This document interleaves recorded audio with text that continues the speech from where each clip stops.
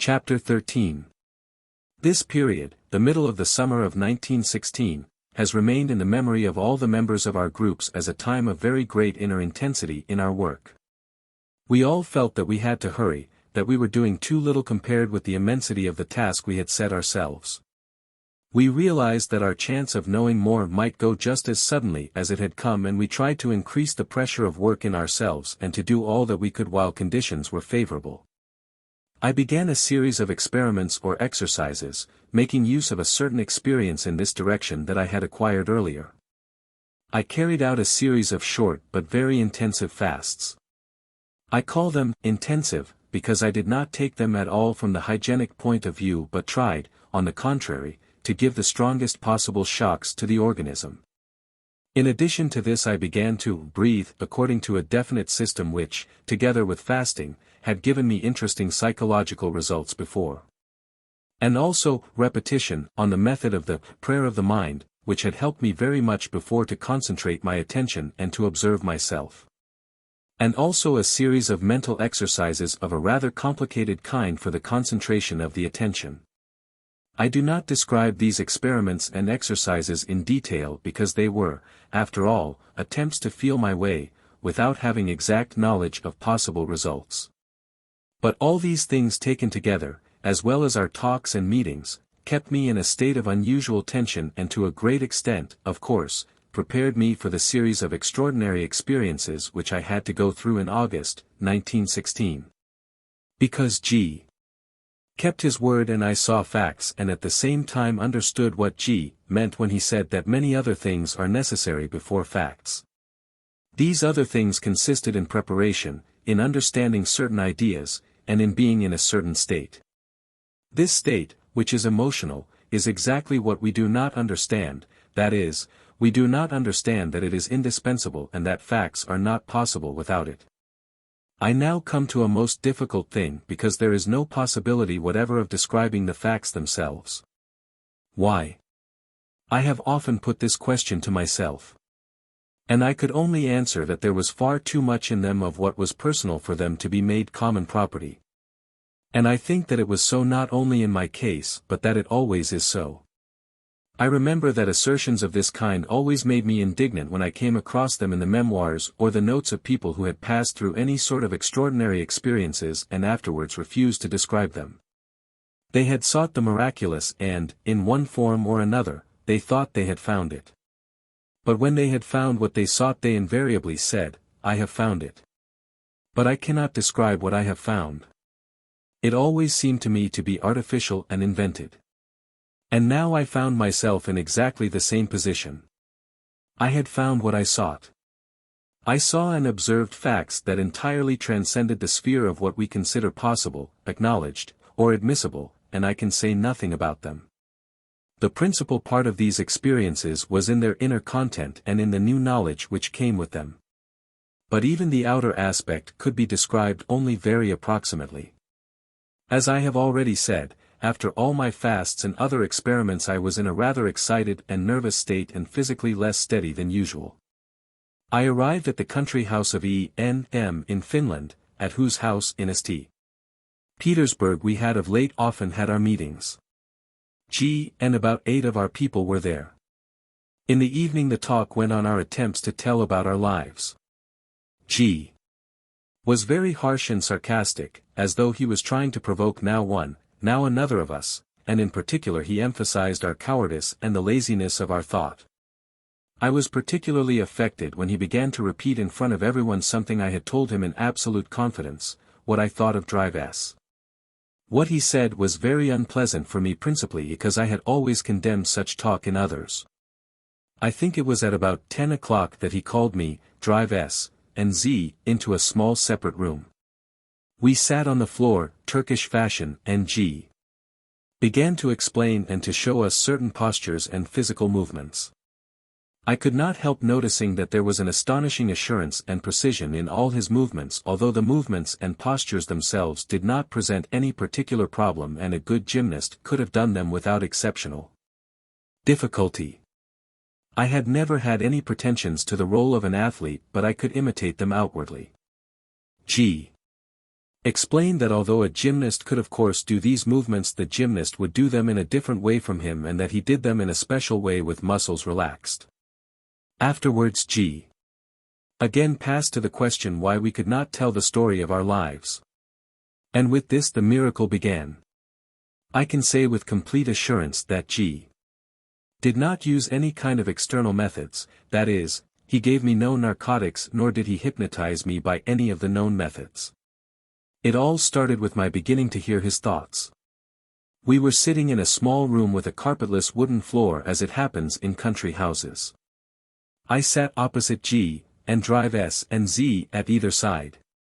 G spoke of our features, of our inability to see or to speak the truth. His words perturbed me very much. And suddenly I noticed that among the words which he was saying to us all there were thoughts which were intended for me. I caught one of these thoughts and replied to it, speaking aloud in the ordinary way. G. nodded to me and stopped speaking. There was a fairly long pause. He sat still saying nothing. After a while I heard his voice inside me, as it were in the chest near the heart. He put a definite question to me. I looked at him. He was sitting and smiling. His question provoked in me a very strong emotion. But I answered him in the affirmative. Why did he say that? Asked G, looking in turn at Z and drive S. Did I ask him anything? And he at once put another still more difficult question to me in the same way as before. And I again answered it in a natural voice. Z and S were visibly astonished at what was taking place, especially Z. This conversation, if it can be called a conversation, proceeded in this fashion for not less than half an hour. G put questions to me without words and I answered them speaking in the usual way. I was very agitated by the things G said to me and the things he asked me, which I cannot transmit. The matter was concerned with certain conditions which I had either to accept or leave the work. G gave me a month's time. I refused the time and said that no matter how difficult what he demanded was, I would carry it out at once. But G insisted on the month's time. At length he got up and we went out on the veranda. On the other side of the house was another large veranda where the rest of our people were sitting. What transpired after this I can say very little about, although the chief things happened after. G was speaking with Z and S. Then something he said about me affected me very strongly and I sprang up from my chair and went into the garden. From there I went into the forest. I walked about there for a long time in the dark, wholly in the power of the most extraordinary thoughts and feelings. Sometimes it seemed to me that I had found something, at other times I lost it again. This went on for 1 or 2 hours. Finally, at the moment of what felt like the climax of contradictions and of inner turmoil, there flashed through my mind a thought following which I very quickly came to a clear and right understanding of all G had said and of my own position. I saw that G was right, that what I had considered to be firm and reliable in myself in reality did not exist. But I had found something else. I knew that he would not believe me and that he would laugh at me if I showed him this other thing. But for myself it was indubitable, and what happened later showed that I was right. For a long time I sat and smoked in some kind of glade. When I returned to the house it was already dark on the small veranda. Thinking that everyone had gone to bed, I went to my own room and went to bed myself. As a matter of fact, G and the others were at that time having supper on the large veranda. A little while after I had gone to bed a strange excitement again began in me, my pulse began to beat forcibly, and I again heard G's voice in my chest. On this occasion I not only heard but I replied mentally, and G heard me and answered me. There was something very strange in this conversation. I tried to find something that would confirm it as a fact but could find nothing. And after all it could have been imagination or a waking dream, because although I tried to ask G something of a concrete nature that would have left no doubt about the conversation or his participation in it, I could not invent anything weighty enough. And certain questions I asked him and which he answered I could have asked and answered myself. I even had the impression that he avoided concrete answers which later might serve as proofs, and to one or two of my questions he intentionally gave indefinite answers. But the feeling that it was a conversation was very strong and entirely new and unlike anything else. After one long pause G asked me something that at once put me all on the alert, then stopped as if waiting for an answer. What he said suddenly put a stop to all my thoughts and feelings. It was not fear, at least not a conscious fear when one knows that one is afraid, but I was all shivering and something literally paralyzed me completely so that I could not articulate a single word although I made terrible efforts. Wishing to give an affirmative reply. I felt that G was waiting and that he would not wait long. "Well, you are tired now," he said at last, "we will leave it till another time." I began to say something. I think I asked him to wait, to give me a little time to get accustomed to this thought. "Another time," said his voice. "Sleep." And his voice stopped. I could not go to sleep for a long time. In the morning as I came out onto the little terrace where we had sat the evening before, G was sitting in the garden 20 yards away near a round table. There were 3 of our people with him. "Ask him what happened last night," said G. For some reason this made me angry. I turned and walked towards the terrace. As I reached it I again heard G's voice in my chest. "Stop." I stopped and turned towards G. He was smiling. "Where are you going? Sit down here," he said in his ordinary voice. I sat with him but I could say nothing, nor did I want to talk. At the same time I felt a kind of extraordinary clarity of thought and I decided to try to concentrate on certain problems which had seemed to me to be particularly difficult. The thought came to my mind that in this unusual state I might perhaps find answers to questions which I could not find in the ordinary way. I began to think about the first triad of the ray of creation, about the 3 forces which made one force. What could they mean? Can we define them? Can we realize their meaning? Something began to formulate itself in my head, but just as I tried to translate this into words everything disappeared. Will, consciousness, and what was the third? I asked myself. It seemed to me that if I could name the third I would at once understand everything else. "Leave it," said G, aloud. I turned my eyes towards him and he looked at me. "That is a very long way away yet," he said. "You cannot find the answer now. Better think of yourself, of your work." The people sitting with us looked at us in perplexity. G had answered my thoughts. Then something very strange began that lasted the whole day and afterwards. We stayed in Finland 3 days longer.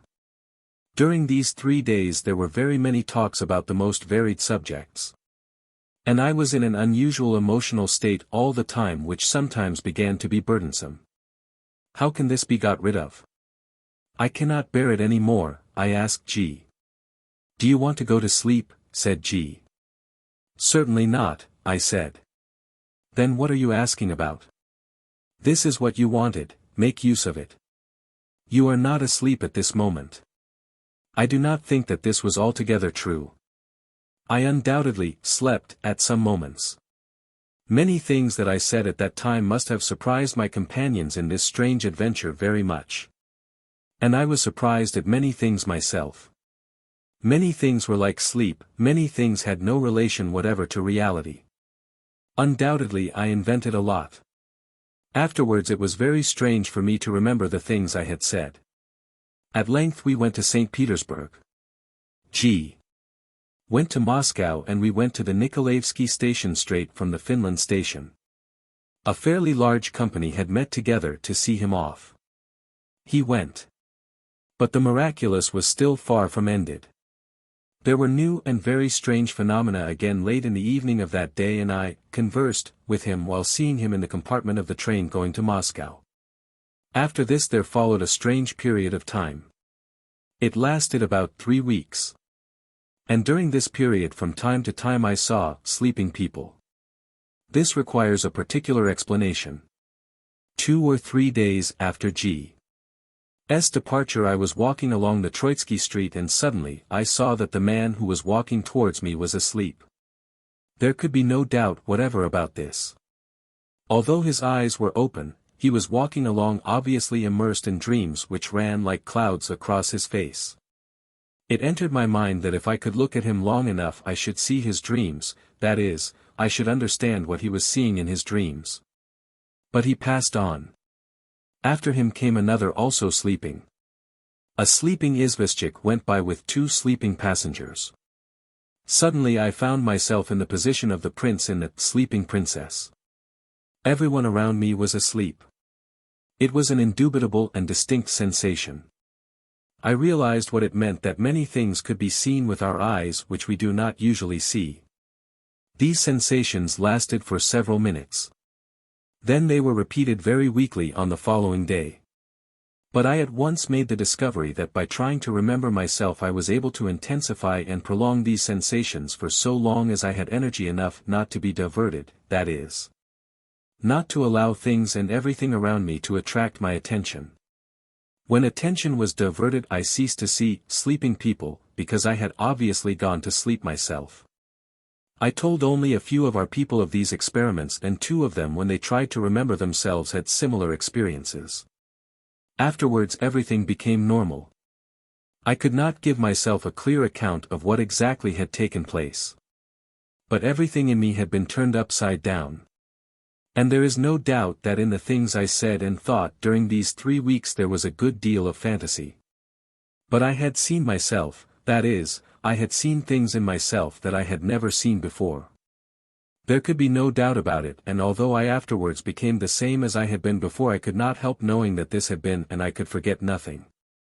One thing I understood even then with undoubted clarity, that no phenomena of a higher order, that is, transcending the category of ordinary things observable every day, or phenomena which are sometimes called metaphysical, can be observed or investigated by ordinary means, in an ordinary state of consciousness, like physical phenomena.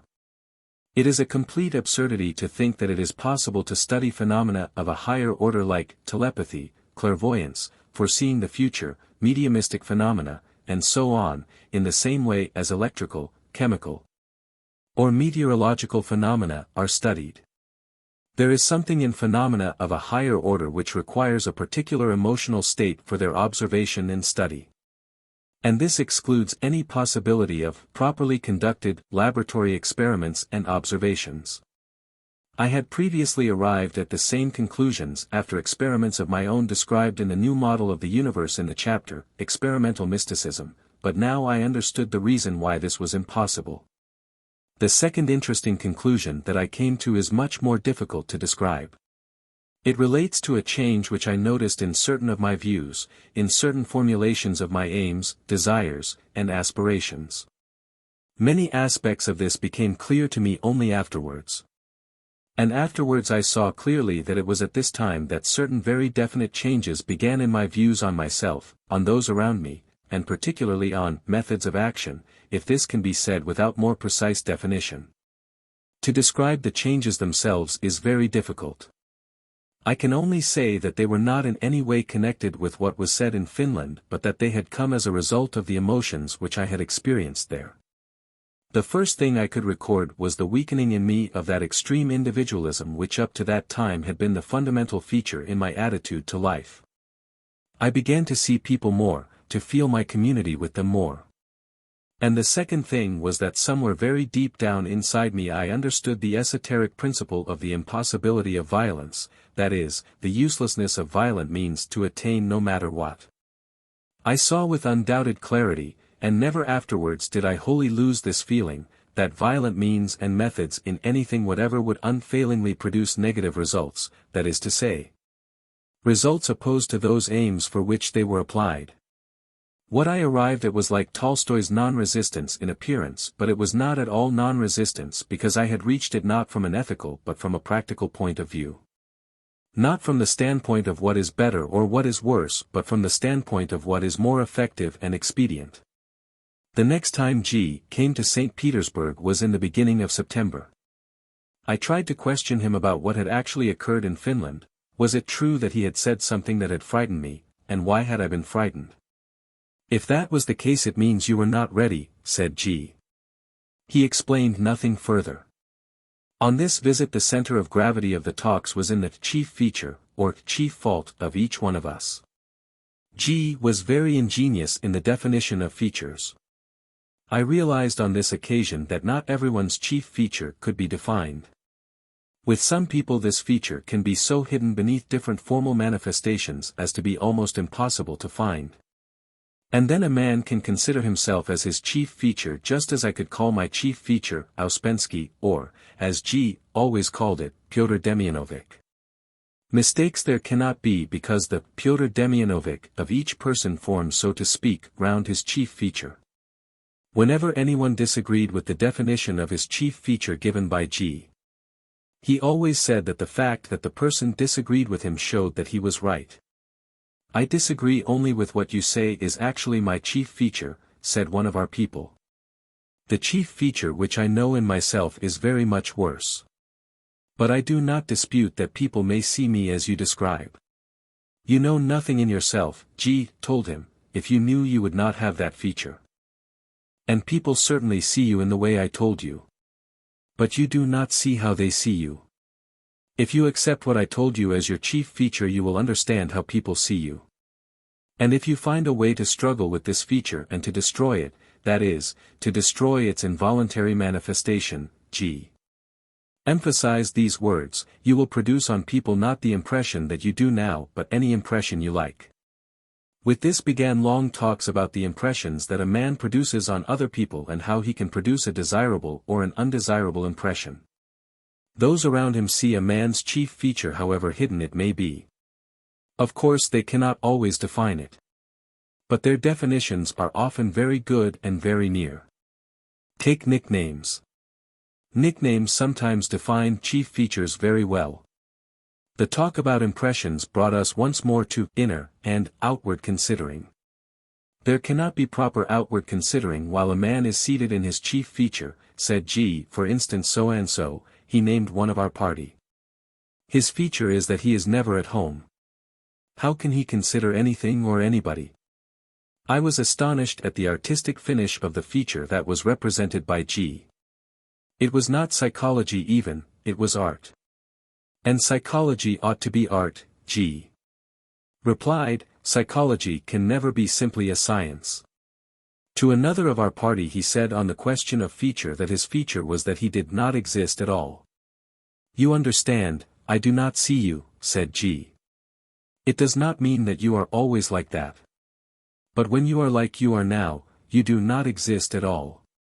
He said to another that his chief feature was a tendency always to argue with everybody about everything. But then I never argue, the man very heatedly at once replied. Nobody could help laughing.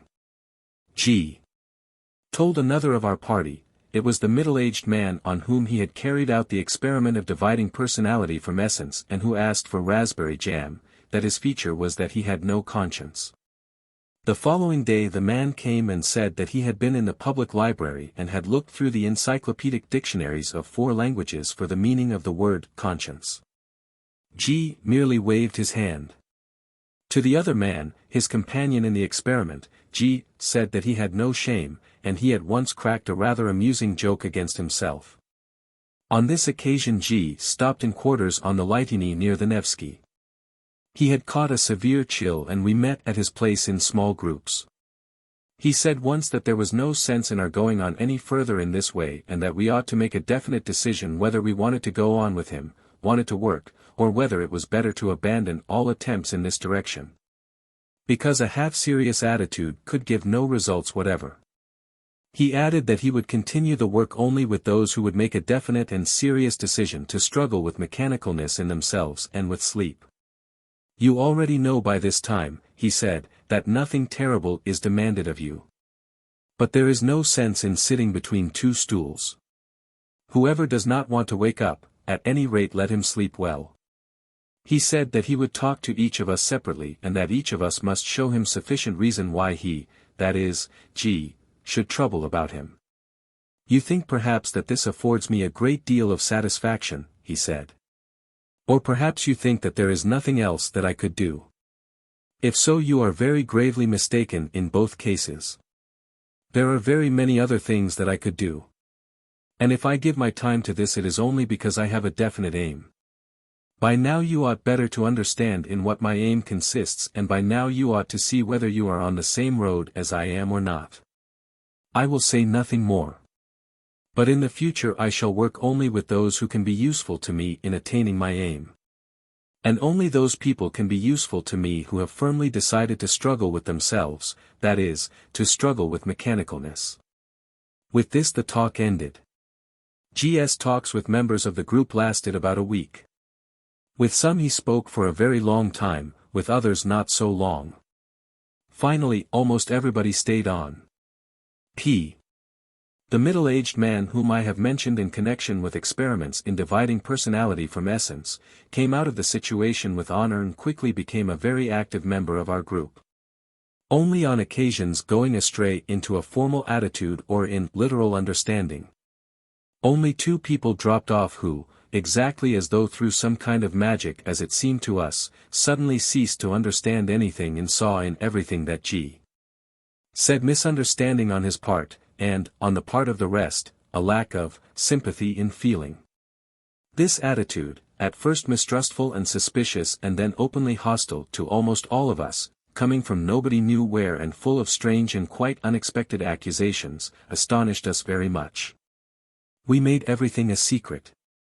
We failed to tell them what G. had spoken of in their absence. We told tales about them to G., trying to make him distrust them. We recounted to him all talks with them, leading him constantly into error by distorting all the facts and striving to present everything in a false light. We had given G. wrong impressions about them, making him see everything far from as it was. At the same time G. himself had completely changed, had become altogether different from what he used to be before, had become harsh, requiring, had lost all feeling and all interest for individual people, had ceased to demand the truth from people. That he preferred to have round him people such as were afraid to tell him the truth, who were hypocrites, who threw flowers at one another and at the same time spied on the others. We were amazed at all these and similar talks. They brought with them immediately a kind of entirely new atmosphere which up to this time we had not had. And it was particularly strange because precisely at this time most of us were in a very emotional state and were particularly well disposed towards these 2 protesting members of our group. We tried many times to talk to G. about them. He laughed very much when we told him that in their opinion we always gave him wrong impressions of them. How they value the work, he said, and what a miserable idiot I am from their point of view, how easily I am deceived. You see that they have ceased to understand the most important thing. In the work the teacher of the work cannot be deceived. This is a law which proceeds from what has been said about knowledge and being. I may deceive you if I want to. But you cannot deceive me. If it were otherwise you would not learn from me and I would have to learn from you. How must we speak to them and how can we help them to come back to the group? Some of us asked G. Not only can you do nothing, G. said to them, but you ought not to try because by such attempts you will destroy the last chance they have of understanding and seeing themselves. It is always very difficult to come back. And it must be an absolutely voluntary decision without any sort of persuasion or constraint. You should understand that everything you have heard about me and yourselves are attempts at self-justification, endeavors to blame others in order to feel that they are in the right. It means more and more lying. It must be destroyed and it can only be destroyed through suffering. If it was difficult for them to see themselves before, it will be 10 times more difficult now. How could this have happened? Others asked him. Why did their attitude towards all of us and towards you change so abruptly and unexpectedly? It is the first case for you, said G. And therefore it appears strange to you, but later on you will see that it happens very often and you will see that it always takes place in the same way. The principal reason for it is that it is impossible to sit between 2 stools. And people usually think that they can sit between 2 stools, that is, that they can acquire the new and preserve the old. They do not think this consciously of course, but it comes to the same thing. And what is it that they most of all desire to preserve? First the right to have their own valuation of ideas and of people, that is, that which is more harmful for them than anything else. They are fools and they already know it, that is to say, they realized it at one time. For this reason they came to learn. But they forget all about this the next moment. They are already bringing into the work their own paltry and subjective attitude. They begin to pass judgment on me and on everyone else as though they were able to pass judgment on anything. And this is immediately reflected in their attitude towards the ideas and towards what I say. Already, they accept one thing and they do not accept another thing, with one thing they agree, with another they disagree. They trust me in one thing, in another thing they do not trust me. And the most amusing part is that they imagine they are able to work under such conditions, that is, without trusting me in everything and without accepting everything. In actual fact this is absolutely impossible. By not accepting something or mistrusting something they immediately invent something of their own in its place. Gagging begins, new theories and new explanations which have nothing in common either with the work or with what I have said. Then they begin to find faults and inaccuracies in everything that I say or do and in everything that others say or do. From this moment I now begin to speak of things about which I have no knowledge and even of things of which I have no conception, but which they know and understand much better than I do. All the other members of the group are fools, idiots. And so on, like a barrel organ. When a man says something on these lines I already know all he will say later on. And you also will know by the consequences. And it is amusing that people can see this in relation to others. But when they themselves do crazy things they at once cease to see it in relation to themselves. This is a law. It is difficult to climb the hill but very easy to slide down it. They even feel no embarrassment in talking in such a manner either with me or with other people. And chiefly they think that this can be combined with some kind of work. They do not even want to understand that when a man reaches this notch his little song has been sung. And note one thing more. They are a pair. If they were separate, each one by himself, it would be easier for them to see their situation and come back.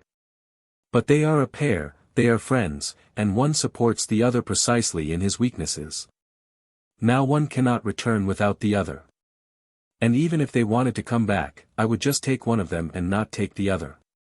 Why? Asked one of those present. That is another question entirely, said G.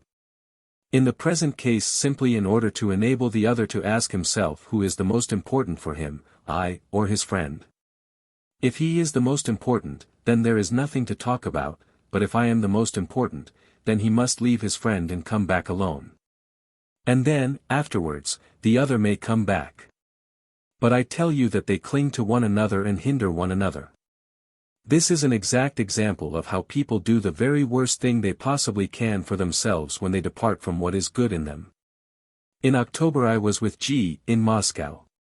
His small apartment on the Bolshoi Metrovka, all the floors and walls of which were covered in the Eastern style with carpets and the ceilings hung with silk shawls, astonished me by its special atmosphere. First of all the people who came there, who were all G.S. pupils, were not afraid to keep silent. This alone was something unusual. They came, sat down, smoked, they often did not speak a single word for hours. And there was nothing oppressive or unpleasant in this silence, on the contrary, there was a feeling of assurance and of freedom from the necessity of playing a forced and invented role. But on chance and curious visitors this silence produced an extraordinarily strange impression. They began to talk and they talked without stopping as if they were afraid of stopping and feeling something. On the other hand others were offended, they thought that the silence was directed against them in order to show them how much superior G.S. pupils were and to make them understand that it was not worth while even talking to them. Others found it stupid, amusing, unnatural, and that it showed our worst features, particularly our weakness and our complete subordination to G, who was oppressing us. P. Even decided to make notes of the reactions of various types of people to the silence. I realized in this place that people feared silence more than anything else, that our tendency to talk arises from self-defense and is always based upon a reluctance to see something, or reluctance to confess something to oneself. I quickly noticed a still stranger property of G.S. apartment. It was not possible to tell lies there. A lie at once became apparent, obvious, tangible, indubitable. Once there came an acquaintance of G.'s whom I had met before and who sometimes came to G.'s groups. Besides myself there were 2 or 3 people in the apartment. G. himself was not there. And having sat a while in silence, our guest began to tell how he had just met a man who had told him some extraordinarily interesting things about the war, about possibilities of peace and so on. And suddenly, quite unexpectedly for me, I felt that he was lying. He had not met anybody and nobody had told him anything. He was making it all up on the spot simply because he could not endure the silence. I felt awkward looking at him. It seemed to me that if I looked at him he would realize that I saw that he was lying. I glanced at the others and saw that they felt as I did and were barely able to repress their smiles. I then looked at the one who was talking and I saw that he alone noticed nothing and he continued to talk very rapidly. Becoming more and more carried away by his subject and not at all noticing the glances that we unintentionally exchanged with one another. This was not the only case. I suddenly remembered the attempts we made in the summer to describe our lives and the intonations with which we spoke when we tried to hide facts. I realized that here also the whole thing was in the intonations. When a man is chattering or simply waiting for an opportunity to begin, he does not notice the intonations of others and is unable to distinguish lies from the truth. But directly he is quiet himself, that is, awakes a little, he hears the different intonations and begins to distinguish other people's lies. We spoke several times with G.'s pupils on this subject. I told them what had happened in Finland and about the sleeping people I had seen on the streets of St. Petersburg. The feeling of mechanical lying people here in G.'s apartment reminded me very much of the feeling of sleeping people. I wanted very much to introduce some of my Moscow friends to G., but from among all those whom I met during these days only one, my old newspaper friend V.A. produced the impression of being sufficiently alive, although he was as usual overloaded with work and rushing from one place to another. But he was very interested when I told him about G, and with G.'s permission I invited him to have lunch at G.'s place. G. summoned about 15 of his people and arranged a lunch which, at that time, was luxurious, with zakouski, pies, shashlik, kagetia wine, and so on. In a word, it was one of those Caucasian lunches that begin at midday and last until the evening. He seated A near him, was very kind to him, entertained him all the time, and poured out wine for him. My heart suddenly fell when I realized to what a test I had brought my old friend. The fact was that everyone kept silence. A held out for 5 minutes. Then he began to talk. He spoke of the war, of all our allies and enemies together and separately. He communicated the opinions of all the public men of Moscow and St. Petersburg upon all possible subjects. Then he talked about the desiccation of vegetables for the army, with which he was then occupied in addition to his journalistic work, particularly the desiccation of onions, then about artificial manures, agricultural chemistry, and chemistry in general. About melioration, about spiritism, the materialization of hands, and about what else I do not remember now. Neither G nor anyone else spoke a single word. I was on the point of speaking, fearing that A would be offended, but G looked at me so fiercely that I stopped short. Besides, my fears were in vain. Poor A noticed nothing. He was so carried away by his own talk and his own eloquence that he sat unhappily at the table and talked without stopping for a moment until 4 o'clock.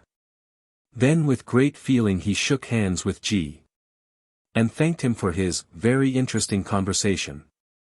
G, looking at me, laughed slyly. I felt very ashamed. They had made a fool of poor A. He certainly could not have expected anything of the kind, so he was caught. I realized that G had given a demonstration to his people. There, you see, he said, when A had gone. He is called a clever man. But he would not have noticed it even if I had taken his trousers off him. Only let him talk. He wants nothing else. And everybody is like that. This one was much better than many others. He told no lies. And he really knew what he talked about, in his own way of course. But think, what use is he? He is no longer young. And perhaps this was the one time in his life when there was an opportunity of hearing the truth. And he talked himself all the time. Of the Moscow talks with G. I remember one which is connected with another talk in St. Petersburg I have already given. This time G. himself began to speak. What do you find is the most important thing of all you have learned up to now? He asked me. The experiences, of course, which I had in August, I said. If I were able to evoke them at will and use them, it would be all that I could wish for, because I think that then I should be able to find all the rest. But at the same time I know that these experiences, I choose this word only because there is no other, but you understand of what I speak, he nodded, depended on the emotional state I was in then. And I know that they will always depend on this. If I could create such an emotional state in myself I should very quickly come to these experiences. But I feel infinitely far from this emotional state, as though I were asleep. This is sleep that was being awake. How can this emotional state be created? Tell me. There are three ways, said G. First, this state can come by itself, accidentally. Second, someone else can create it in you. And third, you can create it yourself. Which do you prefer? I confess that for a second I had a very strong desire to say that I preferred someone else, that is, him, to create in me the emotional state of which I was speaking. But I at once realized that he would say that he had already done it once and that now I ought either to wait until this came itself or that I ought to do something myself to get it. I want of course to create it myself, I said. But how can it be done? I have already said before that sacrifice is necessary, said G. Without sacrifice nothing can be attained. But if there is anything in the world that people do not understand, it is the idea of sacrifice. They think they have to sacrifice something that they have. For example, I once said that they must sacrifice faith, tranquility, health. They understand this literally. But then the point is that they have not got either faith, or tranquility, or health. All these words must be taken in quotation marks. In actual fact they have to sacrifice only what they imagine they have and which in reality they do not have. They must sacrifice their fantasies. But this is difficult for them, very difficult. It is much easier to sacrifice real things. Another thing that people must sacrifice is their suffering. It is very difficult also to sacrifice one's suffering. A man will renounce any pleasures you like, but he will not give up his suffering. Man is made in such a way that he is never so much attached to anything as he is to his suffering. And it is necessary to be free from suffering. No one who is not free from suffering, who has not sacrificed his suffering, can work. Later on a great deal must be said about suffering. Nothing can be attained without suffering, but at the same time one must begin by sacrificing suffering. Now, decipher what this means.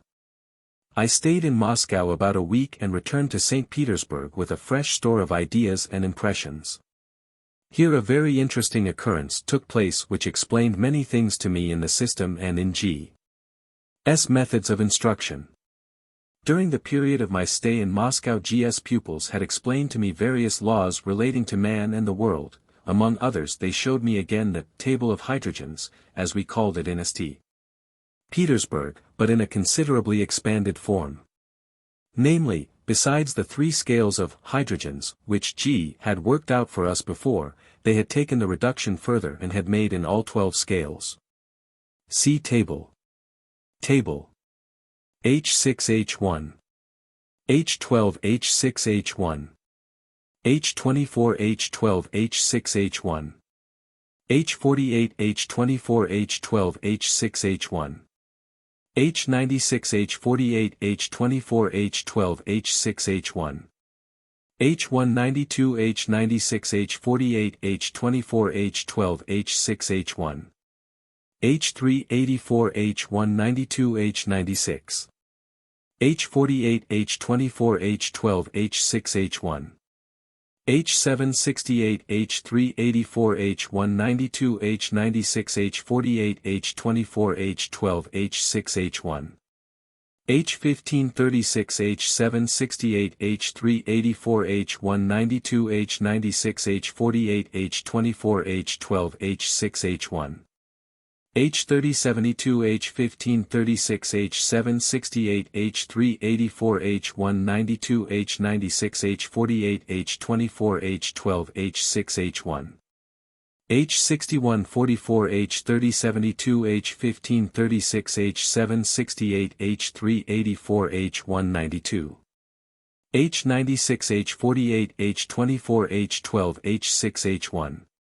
H12288, H6144, H3072, H1536, H768, H384, H192, H96, H48, H24, H12, H6. In such a form the table was scarcely comprehensible. I was not able to convince myself of the necessity of reduced scales. Let us take for instance the seventh scale, said P. The absolute here is hydrogen 96. Fire can serve as an example of hydrogen 96. Fire then is the absolute for a piece of wood. Let us take the ninth scale. Here the absolute is hydrogen 384 or water.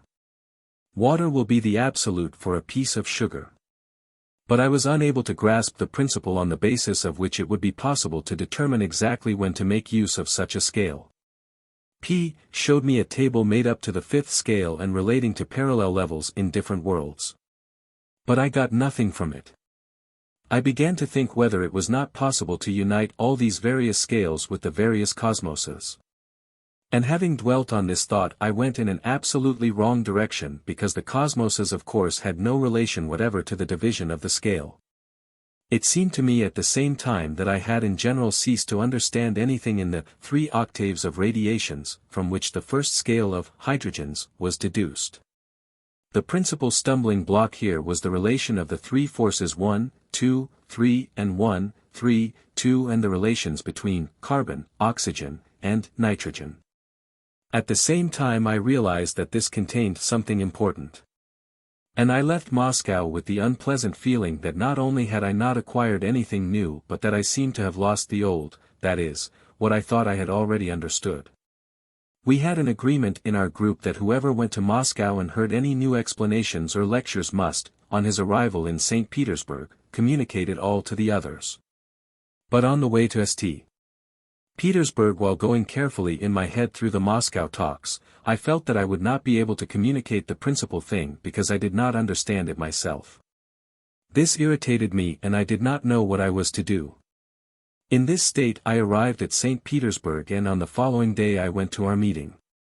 Trying to draw out as much as possible the beginning of the diagrams, as we called a part of G.'s system, dealing with general questions and laws, I began to convey the general impressions of my journey.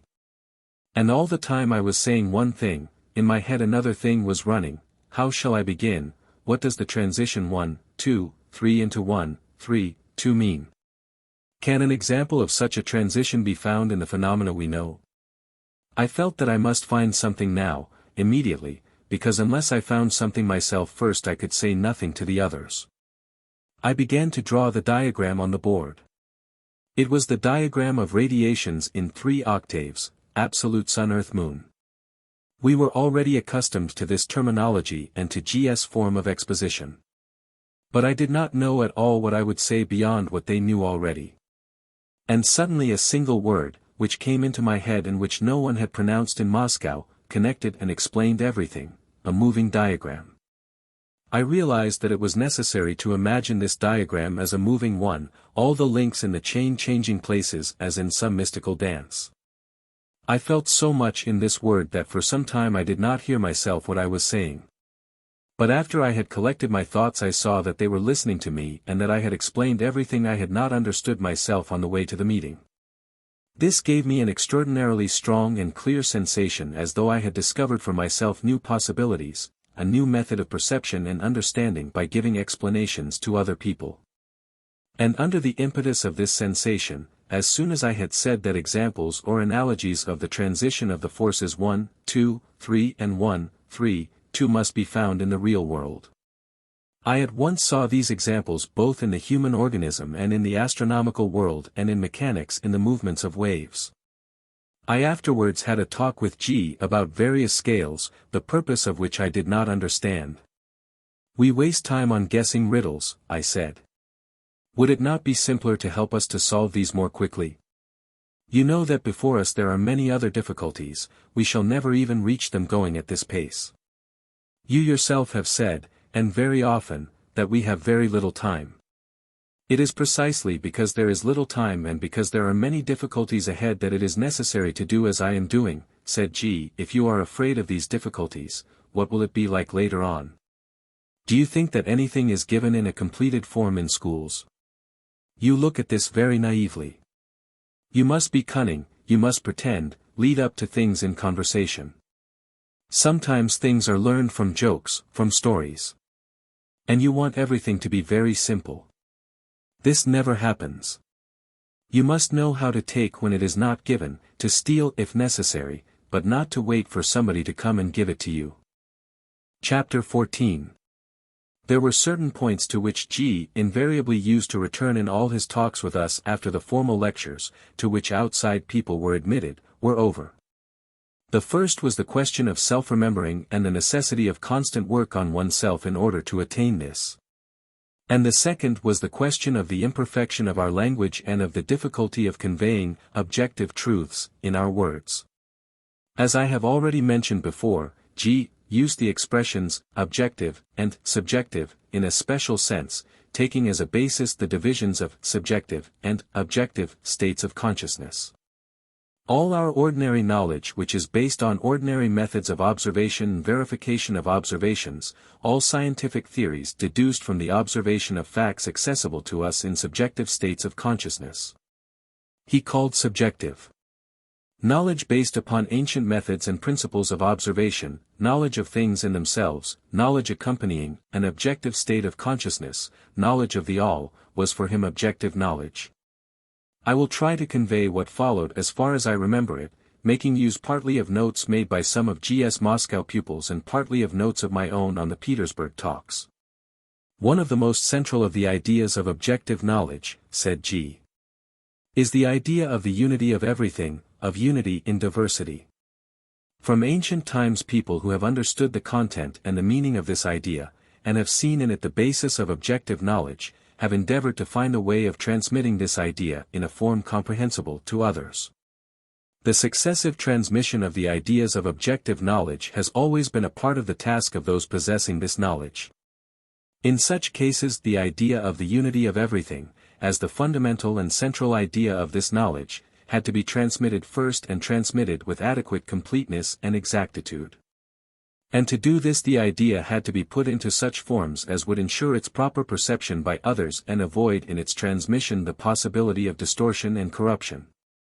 For this purpose the people to whom the idea was being transmitted were required to undergo a proper preparation, and the idea itself was put either into a logical form, as for instance in philosophical systems which endeavored to give a definition of the fundamental principle from which everything else was derived, or into religious teachings which endeavored to create an element of faith and to evoke a wave of emotion carrying people up to the level of objective consciousness. The attempts of both the one and the other, sometimes more sometimes less successful, run through the whole history of mankind from the most ancient times up to our own time, and they have taken the form of religious and philosophical creeds which have remained like monuments on the paths of these attempts to unite the thought of mankind and esoteric thought. But objective knowledge, the idea of unity included, belongs to objective consciousness. The forms which express this knowledge when perceived by subjective consciousness are inevitably distorted and, instead of truth, they create more and more delusions. With objective consciousness it is possible to see and feel the unity of everything. But for subjective consciousness the world is split up into millions of separate and unconnected phenomena. Attempts to connect these phenomena into some sort of system in a scientific or a philosophical way lead to nothing because man cannot reconstruct the idea of the whole starting from separate facts and they cannot divine the principles of the Division of the whole without knowing the laws upon which this division is based. None the less the idea of the unity of everything exists also in intellectual thought, but in its exact relation to diversity it can never be clearly expressed in words or in logical forms. There remains always the insurmountable difficulty of language. A language which has been constructed through expressing impressions of plurality and diversity in subjective states of consciousness can never transmit with sufficient completeness and clarity the idea of unity which is intelligible and obvious for the objective state of consciousness. Realizing the imperfection and weakness of ordinary language, the people who have possessed objective knowledge have tried to express the idea of unity in myths, in symbols, and in particular verbal formulas which, having been transmitted without alteration, have carried on the idea from one school to another, often from one epoch to another. It has already been said that the higher psychic centers work in man's higher states of consciousness, the higher emotional, and the higher mental. The aim of myths and symbols was to reach man's higher centers, to transmit to him ideas inaccessible to the intellect and to transmit them in such forms as would exclude the possibility of false interpretations. Myths were destined for the higher emotional center, symbols for the higher thinking center. By virtue of this, all attempts to understand or explain myths and symbols with the mind, or the formulas and the expressions which give a summary of their content, are doomed beforehand to failure. It is always possible to understand anything but only with the appropriate center. But the preparation for receiving ideas belonging to objective knowledge has to proceed by way of the mind, for only a mind properly prepared can transmit these ideas to the higher centers without introducing elements foreign to them. The symbols that were used to transmit ideas belonging to objective knowledge included diagrams of the fundamental laws of the universe, and they not only transmitted the knowledge itself but showed also the way to it.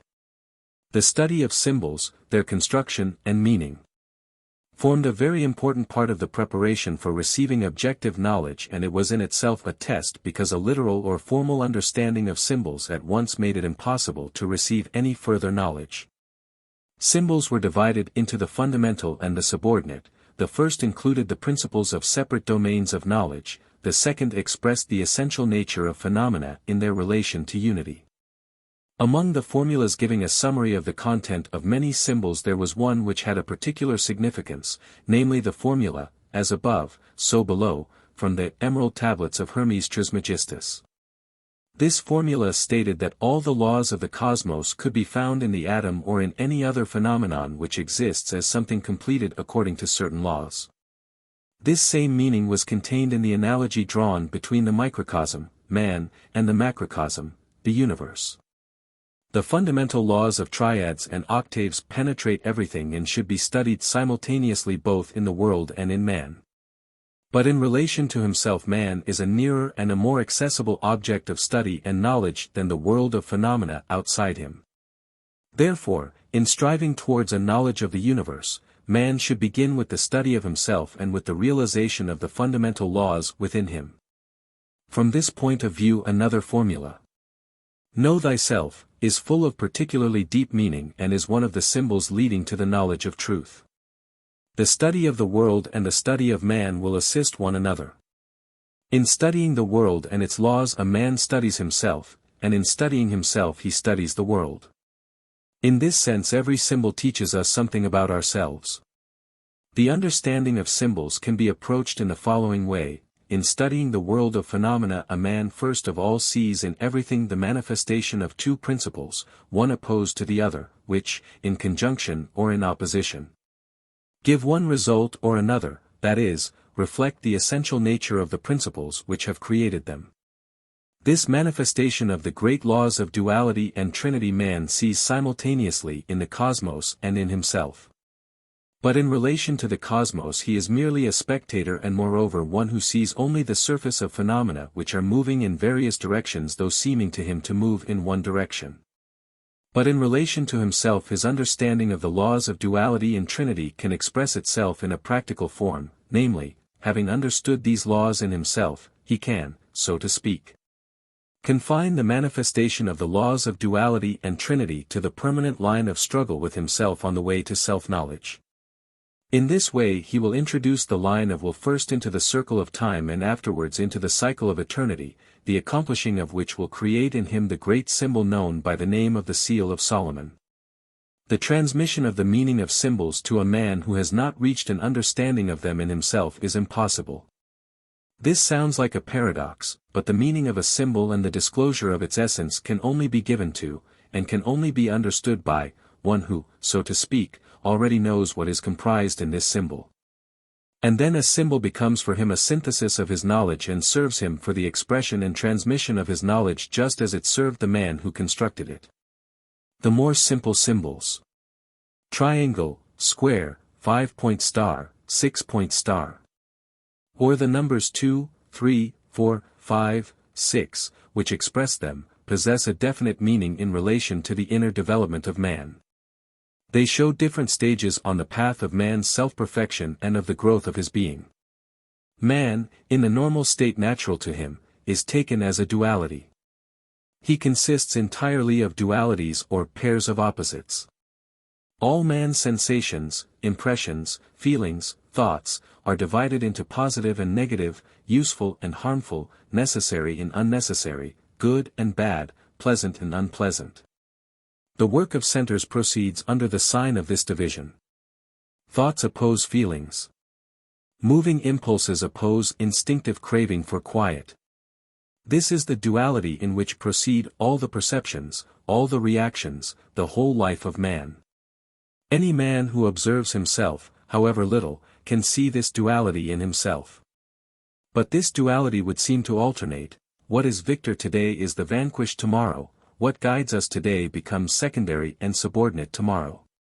And everything is equally mechanical, equally independent of will, and leads equally to no aim of any kind. The understanding of duality in oneself begins with the realization of mechanicalness and the realization of the difference between what is mechanical and what is conscious. This understanding must be preceded by the destruction of the self-deceit in which a man lives who considers even his most mechanical actions to be volitional and conscious and himself to be single and whole. When self-deceit is destroyed and a man begins to see the difference between the mechanical and the conscious in himself, there begins a struggle for the realization of consciousness in life and for the subordination of the mechanical to the conscious. For this purpose a man begins with endeavors to set a definite decision, coming from conscious motives, against mechanical processes proceeding according to the laws of duality. The creation of a permanent third principle is for man the transformation of the duality into the Trinity. Strengthening this decision and bringing it constantly and infallibly into all those events where formerly accidental neutralizing shocks used to act and give accidental results, gives a permanent line of results in time and is the transformation of Trinity into Quaternity. The next stage, the transformation of Quaternity into Quinternity and the construction of the pentagram has not one but many different meanings even in relation to man. And of these is learned, first of all, one, which is the most beyond doubt, relating to the work of centers. The development of the human machine and the enrichment of being begins with a new and unaccustomed functioning of this machine. We know that a man has 5 centers, the thinking, the emotional, the moving, the instinctive, and the sex. The predominant development of any one center at the expense of the others produces an extremely one-sided type of man, incapable of further development. But if a man brings the work of the 5 centers within him into harmonious accord, he then locks the pentagram within him and becomes a finished type of the physically perfect man. The full and proper functioning of 5 centers brings them into union with the higher centers which introduce the missing principle and put man into direct and permanent connection with objective consciousness and objective knowledge.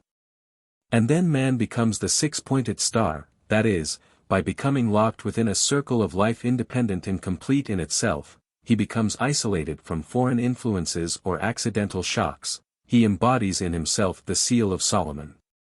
In the present instance the series of symbols given, 2, 3, 4, 5, and 6, is interpreted as applicable to one process. But even this interpretation is incomplete, because a symbol can never be fully interpreted.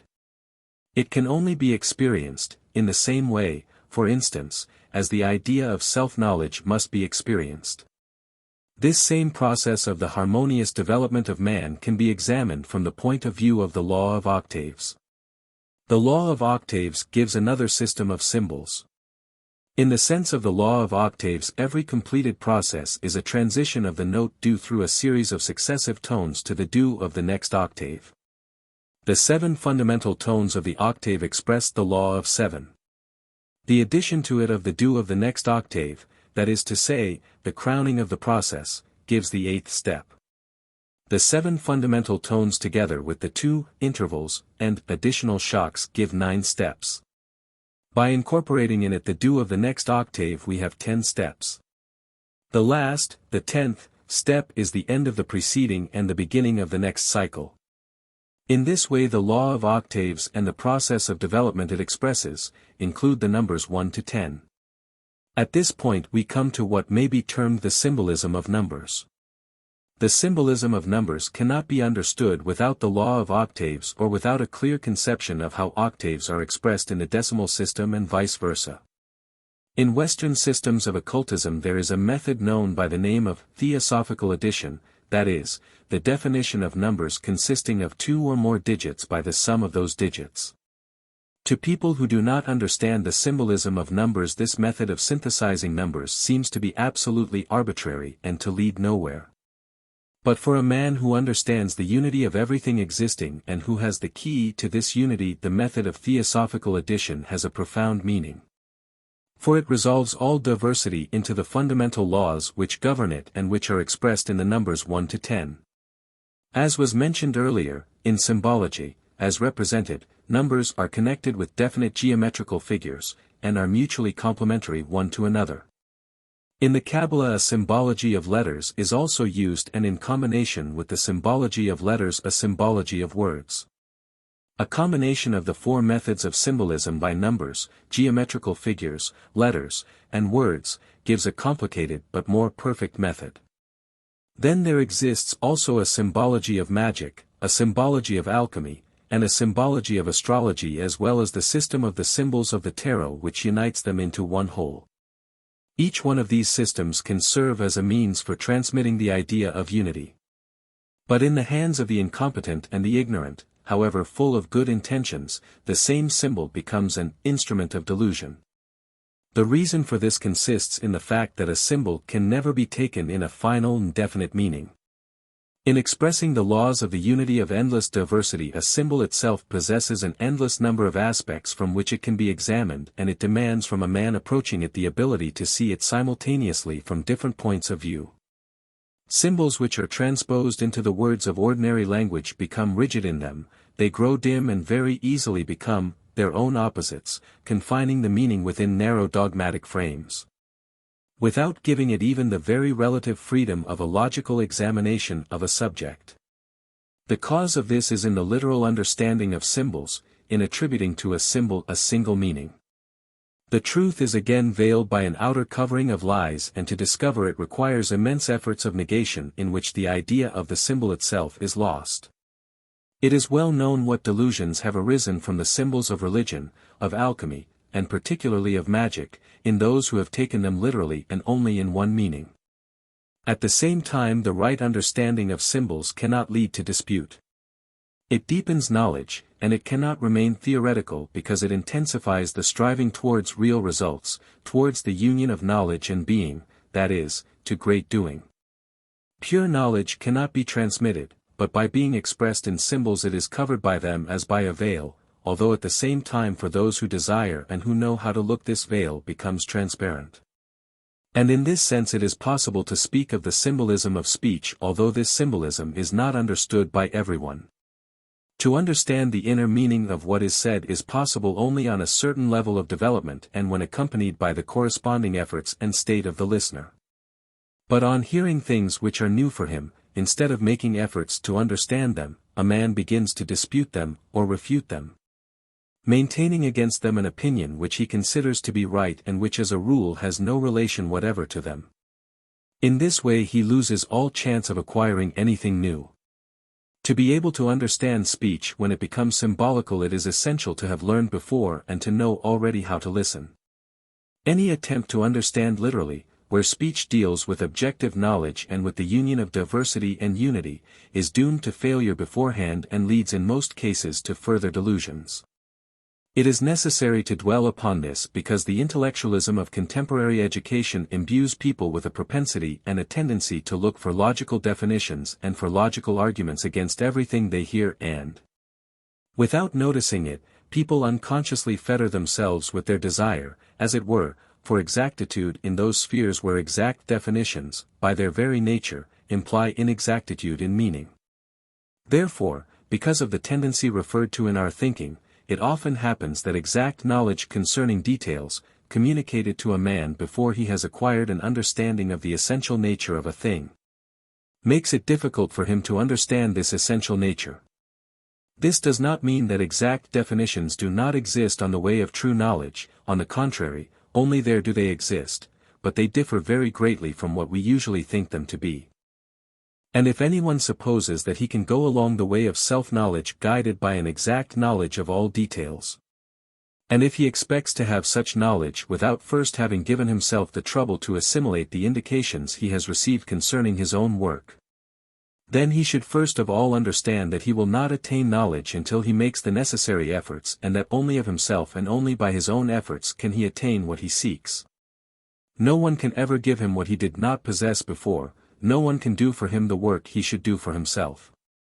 All that another can do for him is to give him the impetus to work, and from this point of view symbolism, properly perceived, plays the part of an impetus of this kind for our knowledge. We have spoken earlier of the law of octaves, of the fact that every process, no matter upon what scale it takes place, is completely determined in its gradual development by the law of the structure of the seven-tone scale. In connection with this it has been pointed out that every note, every tone, if taken on another scale is again a whole octave. The intervals between Mi and Fa and between Si and Do, which cannot be filled by the intensity of the energy of the process in operation, and which require an outside shock, outside help so to speak, connect by this very fact one process with other processes. From this it follows that the law of octaves connects all processes of the universe and, to one who knows the scales of the passage and the laws of the structure of the octave, it presents the possibility of an exact cognition of everything and every phenomenon in its essential nature and of all its interrelations with phenomena and things connected with it. For uniting into one whole all knowledge connected with the law of the structure of the octave there is a certain symbol which takes the form of a circle divided into 9 parts with lines connecting the 9 points on the circumference in a certain order.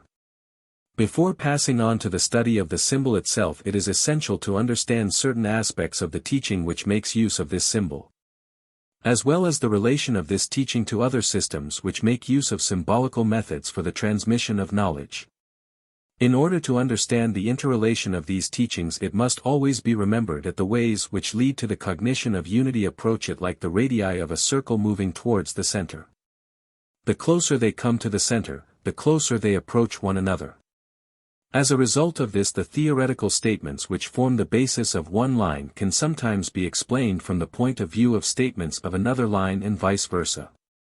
For this reason it is sometimes possible to form a certain intermediate line between two adjacent lines. But in the absence of a complete knowledge and understanding of the fundamental lines, such intermediate ways may easily lead to a mixing of lines, to confusion and error. Of the principal lines, more or less known, 4 can be named. 1. The Hebraic. 2. The Egyptian. 3. The Persian. 4. The Hindu. Moreover, of the last we know only its philosophy, and of the first 3, parts of their theory. In addition to these there are 2 lines known in Europe, namely Theosophy and so-called Western occultism, which have resulted from a mixture of the fundamental lines. Both lines bear in themselves grains of truth, but neither of them possesses full knowledge, and therefore attempts to bring them to practical realization give only negative results. The teaching whose theory is here being set out is completely self-supporting and independent of other lines, and it has been completely unknown up to the present time. Like other lines it makes use of the symbolical method, and one of its principal symbols is the figure which has been mentioned, that is, the circle divided into 9 parts. This symbol takes the following form. A circle is divided into 9 equal parts. 6 points are connected by a figure which is symmetrical in relation to a diameter passing through the uppermost point of the divisions of the circumference. Further, the uppermost point of the divisions is the apex of an equilateral triangle linking together the points of the divisions which do not enter into the construction of the original complicated figure. This symbol cannot be met with anywhere in the study of occultism, either in books or in oral transmission. It was given such significance by those who knew, that they considered it necessary to keep the knowledge of its secret. The symbol, which takes the form of a circle divided into 9 parts with lines connecting them together, expresses the law of 7 in its union with the law of 3. The complete construction of this symbol, which connects it with a complete expression of the law of octaves, is more complicated than the construction shown. But even this construction shows the inner laws of one octave, and it points out a method of cognizing the essential nature of a thing examined in itself. The isolated existence of a thing or phenomenon under examination is the closed circle of an eternally returning and uninterruptedly flowing process. The circle symbolizes this process. The separate points in the division of the circumference symbolize the steps of the process. The symbol as a whole is due, that is, something with an orderly and complete existence. It is a circle, a completed cycle. It is the zero of our decimal system. In its inscription it represents a closed cycle. It contains within itself everything necessary for its own existence. It is isolated from its surroundings. The succession of stages in the process must be connected with the succession of the remaining numbers from 1 to 9. The presence of the 9th step filling up the interval XIII completes the cycle, that is, it closes the circle, which begins anew at this point. The apex of the triangle closes the duality of its base, making possible the manifold forms of its manifestation in the most diverse triangles. In the same way as the point of the apex of the triangle multiplies itself infinitely in the line of its base. Therefore every beginning and completion of the cycle is situated in the apex of the triangle, in the point where the beginning and the end merge, where the circle is closed. And which sounds in the endlessly flowing cycle as the 2 do's in the octave. But it is the 9th step that closes and again begins a cycle. Therefore in the upper point of the triangle corresponding to do stands the number 9, and among the remaining points are disposed the numbers 1 to 8. Passing on to the examination of the complicated figure inside the circle, we should understand the laws of its construction. The laws of unity are reflected in all phenomena. The decimal system is constructed on the basis of the same laws. Taking a unit as one note containing within itself a whole octave, we must divide this unit into 7 unequal parts in order to arrive at the 7 notes of this octave. But in the graphic representation the inequality of the parts is not taken into account, and for the construction of the diagram there is taken first a 7th part, then 2 sevenths, then 3 sevenths, 4 sevenths, 5 sevenths, 6 sevenths, and 7 sevenths. Calculating these parts in decimals we get 1 divided by 7 is equal to 0.142857. 2 divided by 7 is equal to 0.285714. 3 divided by 7 is equal to 0.428571. 4 divided by 7 is equal to 0.571428. 5 divided by 7 is equal to 0.714285. 6 divided by 7 is equal to 0.857142. 7 divided by 7 is equal to 0. 999,999.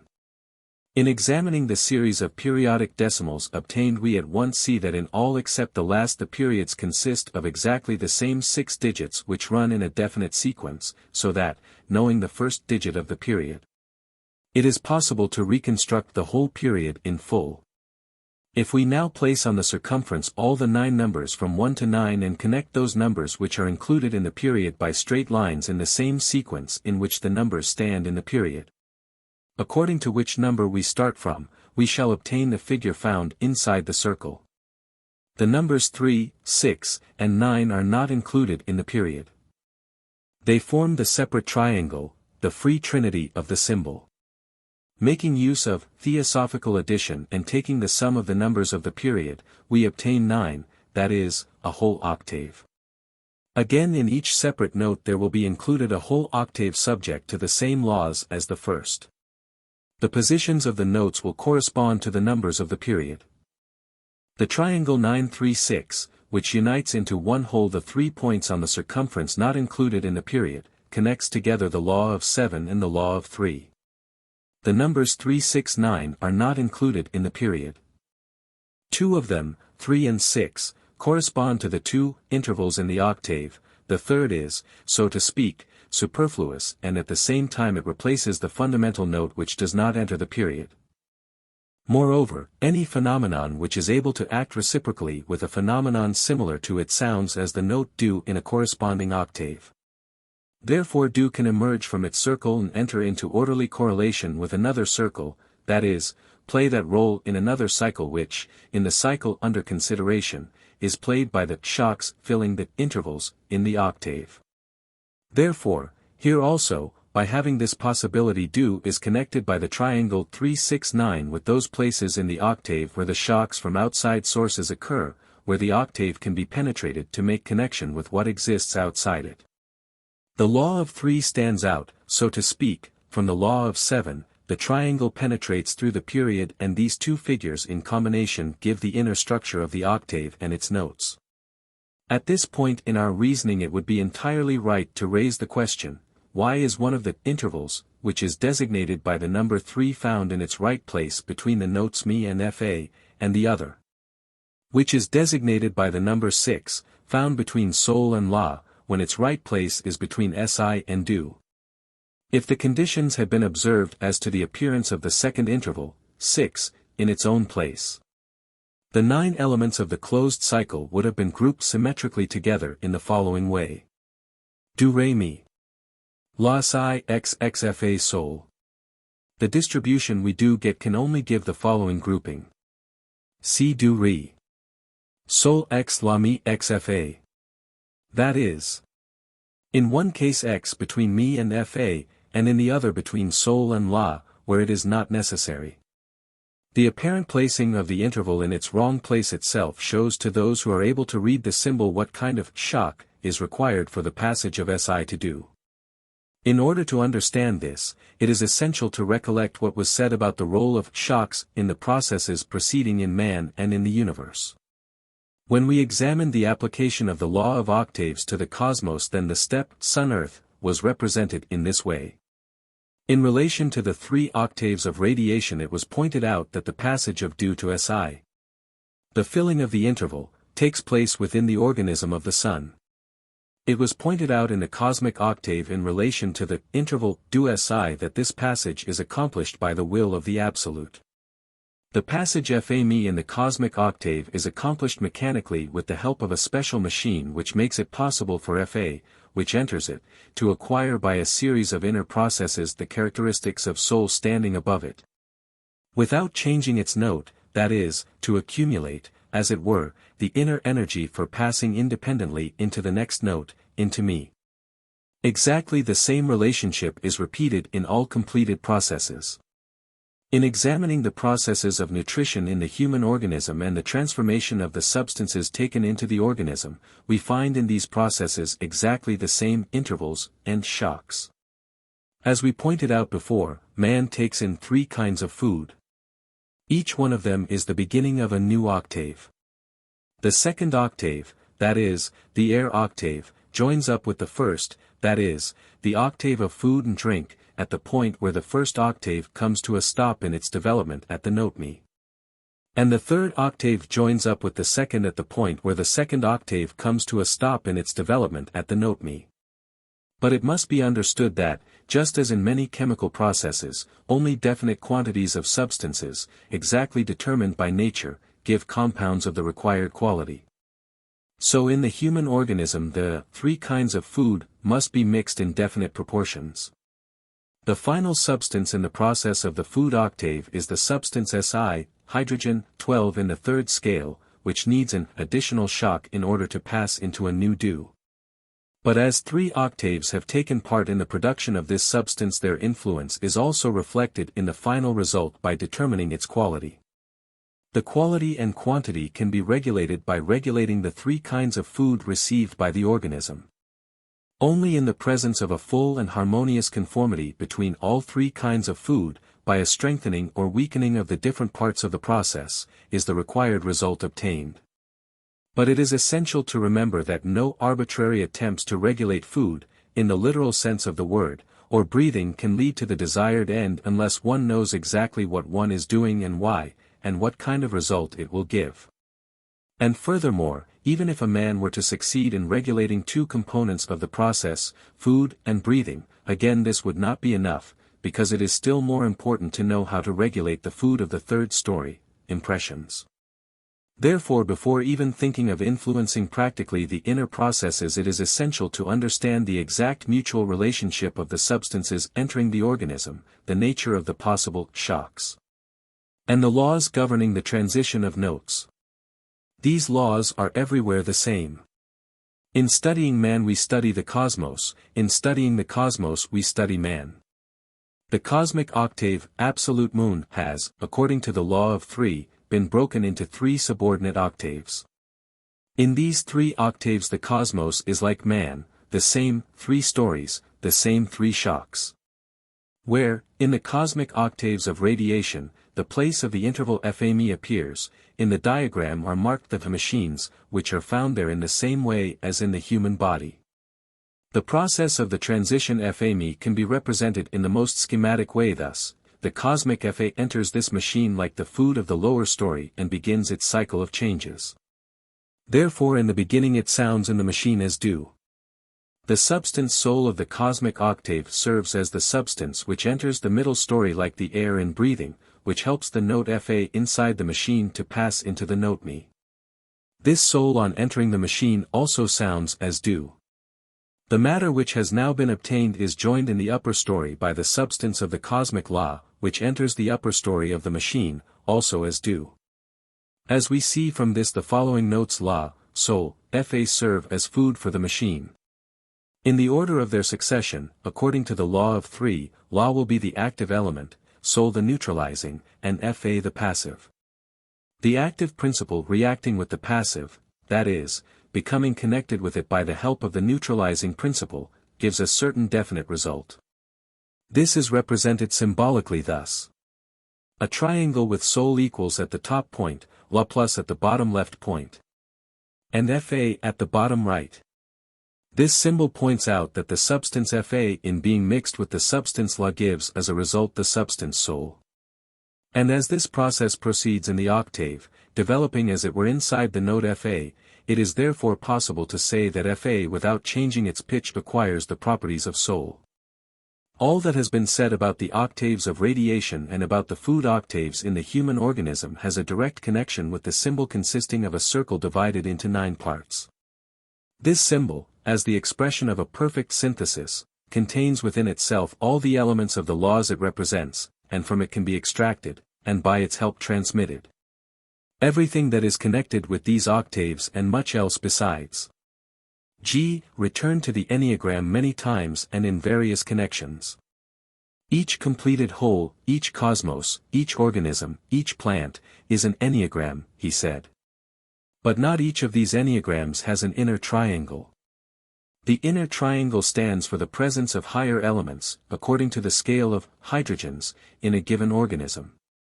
This inner triangle is possessed by such plants, for example, as hemp, poppy, hops, tea, coffee, tobacco, and many other plants which play a definite role in the life of man. The study of these plants can reveal much for us in regard to the enneagram. Speaking in general, it must be understood that the enneagram is a universal symbol. All knowledge can be included in the enneagram, and with the help of the enneagram it can be interpreted. And in this connection only what a man is able to put into the enneagram does he actually know, that is, understand. What he cannot put into the enneagram he does not understand. For the man who is able to make use of it, the enneagram makes books and libraries entirely unnecessary. Everything can be included and read in the enneagram. A man may be quite alone in the desert and he can trace the enneagram in the sand and in it read the eternal laws of the universe. And every time he can learn something new, something he did not know before. If two men who have been in different schools meet, they will draw the enneagram and with its help they will be able at once to establish which of them knows more and which, consequently, stands upon which step, that is to say, which is the elder. Which is the teacher and which the pupil. The enneagram is the fundamental hieroglyph of a universal language which has as many different meanings as there are levels of men. The enneagram is perpetual motion, the same perpetual motion that men have sought since the remotest antiquity and could never find. And it is clear why they could not find perpetual motion. They sought outside themselves that which was within them, and they attempted to construct perpetual motion as a machine is constructed, whereas real perpetual motion is a part of another perpetual motion and cannot be created apart from it. The enneagram is a schematic diagram of perpetual motion, that is, of a machine of eternal movement. But of course it is necessary to know how to read this diagram. The understanding of this symbol and the ability to make use of it give man very great power. It is perpetual motion and it is also the philosopher's stone of the alchemists. The knowledge of the enneagram has for a very long time been preserved in secret, and if it now is, so to speak, made available to all, it is only in an incomplete and theoretical form of which nobody could make any practical use without instruction from a man who knows. In order to understand the enneagram it must be thought of as in motion, as moving. A motionless enneagram is a dead symbol, the living symbol is in motion. Much later, it was in the year 1922, when G. organized his institute in France and when his pupils were studying dances and dervish exercises, G. showed them exercises connected with the movement of the enneagram. On the floor of the hall where the exercises took place a large enneagram was drawn and the pupils who took part in the exercises stood on the spots marked by the numbers 1 to 9. Then they began to move in the direction of the numbers of the period in a very interesting movement, turning round one another at the points of meeting, that is, at the points where the lines intersect in the enneagram. G. said at that time that exercises of moving according to the enneagram would occupy an important place in his ballet, The Struggle of the Magicians. And he said also that, without taking part in these exercises, without occupying some kind of place in them, it was almost impossible to understand the enneagram. It is possible to experience the enneagram by movement, he said. The rhythm itself of these movements would suggest the necessary ideas and maintain the necessary tension, without them it is not possible to feel what is most important. There was yet another drawing of the enneagram which was made under his direction in Constantinople in the year 1920. In this drawing inside the enneagram were shown the 4 beasts of the apocalypse, the bull, the lion, the man, and the eagle, and with them a dove. These additional symbols were connected with centers. In connection with talks about the meaning of the enneagram as a universal symbol, G. again spoke of the existence of a universal, philosophical, language. Men have tried for a long time to invent a universal language, he said. And in this instance, as in many others, they seek something which has long since been found and try to think of and invent something which has been known and in existence a long time. I said before that there exist not 1 but 3 universal languages, to speak more exactly, 3 degrees. The first degree of this language already makes it possible for people to express their own thoughts and to understand the thoughts of others in relation to things concerning which ordinary language is powerless. In what relation do these languages stand to art? Someone asked. And does not art itself represent that philosophical language which others seek intellectually? I do not know of which art you speak, said G. There is art and art. You have doubtless noticed that during our lectures and talks I have often been asked various questions by those present relating to art, but I have always avoided talks on this subject. This was because I consider all ordinary talks about art as absolutely meaningless. People speak of one thing while they imply something quite different and they have no idea whatever what they are implying. At the same time it is quite useless to try to explain the real relationship of things to a man who does not know the ABC about himself, that is to say, about man. We have talked together now for some time, and by now you ought to know this ABC, so that I can perhaps talk to you now even about art. You must first of all remember that there are two kinds of art, one quite different from the other, objective art and subjective art. All that you know, all that you call art, is subjective art, that is, something that I do not call art at all, because it is only objective art that I call art. To define what I call objective art is difficult, first of all because you ascribe to subjective art the characteristics of objective art. And secondly because when you happen upon objective works of art you take them as being on the same level as subjective works of art. I will try to make my idea clear. You say, an artist creates.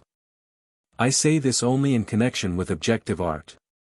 In relation to subjective art I say that with him, it is created. You do not differentiate between these, but this is where the whole difference lies. Further, you ascribe to subjective art an invariable action, that is, you expect works of subjective art to have the same reaction on everybody.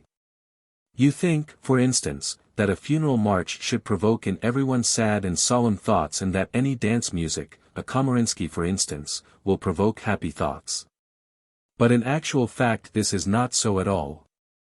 Everything depends upon association. If on a day that a great misfortune happens to me I hear some lively tune for the first time, this tune will evoke in me sad and oppressive thoughts for my whole life afterwards. And if on a day when I am particularly happy I hear a sad tune, this tune will always evoke happy thoughts. And so with everything else. The difference between objective art and subjective art is that in objective art the artist really does create, that is, he makes what he intended, he puts into his work whatever ideas and feelings he wants to put into it. And the action of this work upon men is absolutely definite. They will, of course each according to his own level, receive the same ideas and the same feelings that the artist wanted to transmit to them. There can be nothing accidental either in the creation or in the impressions of objective art. In subjective art everything is accidental. The artist, as I have already said, does not create, with him, it creates itself. This means that he is in the power of ideas, thoughts, and moods which he himself does not understand and over which he has no control whatever. They rule him and they express themselves in one form or another. And when they have accidentally taken this or that form, this form just as accidentally produces on man this or that action according to his mood, tastes, habits, the nature of the hypnosis under which he lives, and so on. There is nothing invariable, nothing is definite here. In objective art there is nothing indefinite. Would not art disappear in being definite in this way, asked one of us. And is not a certain indefiniteness, elusiveness, exactly what distinguishes art from, let us say, science? If this indefiniteness is taken away, if you take away the fact that the artist himself does not know what he will obtain or what impression his work will produce on people, it will then be a book, and not art. I do not know what you are talking about, said G. We have different standards. I measure the merit of art by its consciousness and you measure it by its unconsciousness. We cannot understand one another. A work of objective art ought to be a book as you call it. The only difference is that the artist transmits his ideas not directly through words or signs or hieroglyphs, but through certain feelings which he excites consciously and in an orderly way, knowing what he is doing and why he does it. Legends, said one of those present, have been preserved of statues of gods in ancient Greek temples, for example the statue of Zeus at Olympia, which produced upon everybody a definite and always identical impression. Quite true, said G. And even the fact that such stories exist shows that people understood that the difference between real and unreal art lay precisely in this, an invariable or else an accidental action. Can you not indicate other works of objective art? Is there anything that it is possible to call objective in contemporary art? When was the last objective work of art created? Nearly everyone present began to put these and similar questions to G. Before speaking of this, said G. Principles must be understood. If you grasp the principles you will be able to answer these questions yourselves. But if you do not grasp them nothing that I may say will explain anything to you. It was exactly about this that it was said, they will see with their eyes and will not perceive, they will hear with their ears and will not understand. I will cite you one example only: music. Objective music is all based on inner octaves. And it can obtain not only definite psychological results but definite physical results. There can be such music as would freeze water. There can be such music as would kill a man instantaneously. The biblical legend of the destruction of the walls of Jericho by music is precisely a legend of objective music. Plain music, no matter of what kind, will not destroy walls, but objective music indeed can do so. And not only can it destroy but it can also build up. In the legend of Orpheus there are hints of objective music, for Orpheus used to impart knowledge by music. Snake charmer's music in the East is an approach to objective music, of course very primitive. Very often it is simply one note which is long drawn out, rising and falling only very little. But in this single note, inner octaves are going on all the time, and melodies of inner octaves which are inaudible to the ears but felt by the emotional center. And the snake hears this music, or, more strictly speaking, he feels it, and he obeys it. The same music, only a little more complicated, and men would obey it. So you see that art is not merely a language but something much bigger. And if you connect what I have just said with what I said earlier about the different levels of man's being, you will understand what is said about art. Mechanical humanity consists of men number 1, number 2, and number 3, and they, of course, can have subjective art only. Objective art requires at least flashes of objective consciousness. In order to understand these flashes properly and to make proper use of them, a great inner unity is necessary and a great control of oneself. Chapter 15. Among the talks of the period I am describing, that is, the end of 1916, G. several times touched upon questions of religion. And when anyone asked him anything connected with religion, G. invariably began by emphasizing the fact that there is something very wrong at the basis of our usual attitude towards problems of religion. In the first place, he always said, religion is a relative concept. It corresponds to the level of a man's being, and one man's religion might not be at all suitable for another man, that is to say, the religion of a man of one level of being is not suitable for a man of another level of being. It must be understood that the religion of man number 1 is of one kind, the religion of man number 2 is of another kind, and the religion of man number 3 is of a third kind. The religion of man number 4, number 5, and further is something of a kind totally different from the religion of man number 1, number 2, and number 3. In the second place, religion is doing. A man does not merely think his religion or feel it, he lives his religion as much as he is able, otherwise it is not religion but fantasy or philosophy. Whether he likes it or not, he shows his attitude towards religion by his actions, and he can show his attitude only by his actions. Therefore, if his actions are opposed to those which are demanded by a given religion, he cannot assert that he belongs to that religion. The vast majority of people who call themselves Christians have no right whatever to do so, because they not only fail to carry out the demands of their religion but they do not even think that these demands ought to be carried out. Christianity forbids murder. Yet all that the whole of our progress comes to is progress in the technique of murder and progress in warfare. How can we call ourselves Christians? No one has a right to call himself a Christian who does not carry out Christ's precepts. A man can say that he desires to be a Christian if he tries to carry out these precepts. If he does not think of them at all, or laughs at them, or substitutes for them some inventions of his own, or simply forgets about them, he has no right whatever to call himself a Christian. I took the example of war as it is the most striking example. But even without war the whole of life is exactly the same. People call themselves Christians but they do not realize that not only do they not want, but they are unable, to be Christians, because in order to be a Christian it is necessary not only to desire, but to be able, to be one. Man in himself is not one, he is not I, he is we, or to speak more correctly, he is they. Everything arises from this. Let us suppose that a man decides according to the Gospels to turn the left cheek if somebody strikes him on the right cheek. But one I decides this either in the mind or in the emotional center. One eye knows of it, one eye remembers it, the others do not. Let us imagine that it actually happens, that somebody strikes this man. Do you think he will turn the left cheek? Never. He will not even have time to think about it.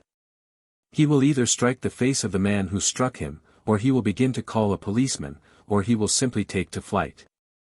His moving center will react in its customary way, or as it has been taught to react, before the man realizes what he is doing. Prolonged instruction, prolonged training, is necessary to be able to turn the cheek.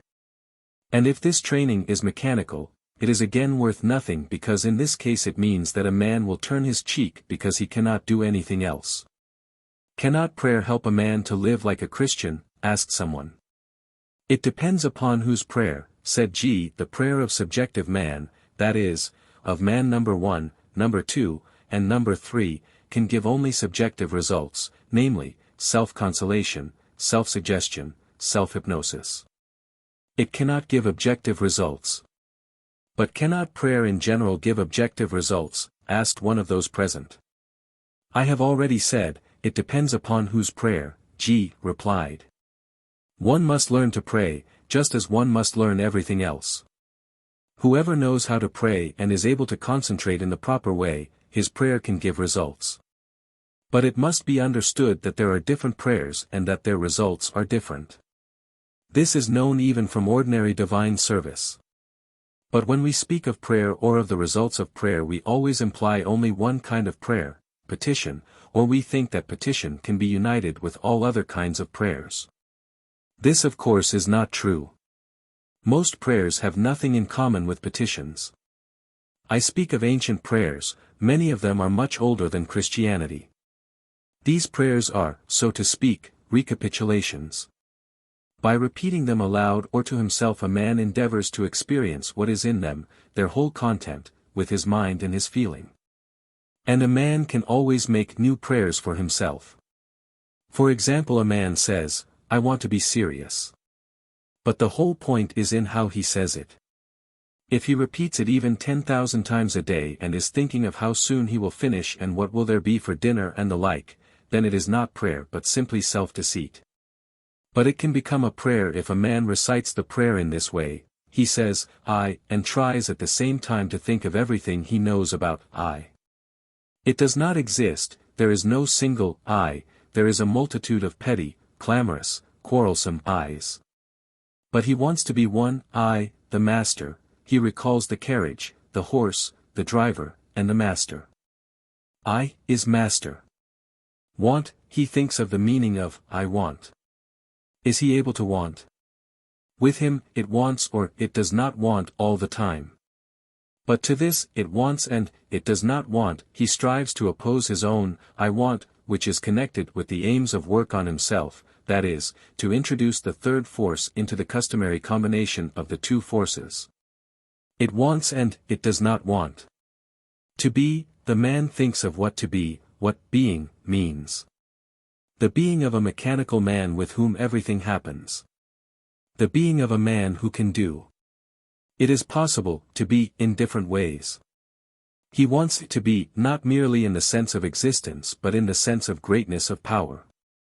The words to be acquire weight, a new meaning for him. Serious, the man thinks what it means to be serious.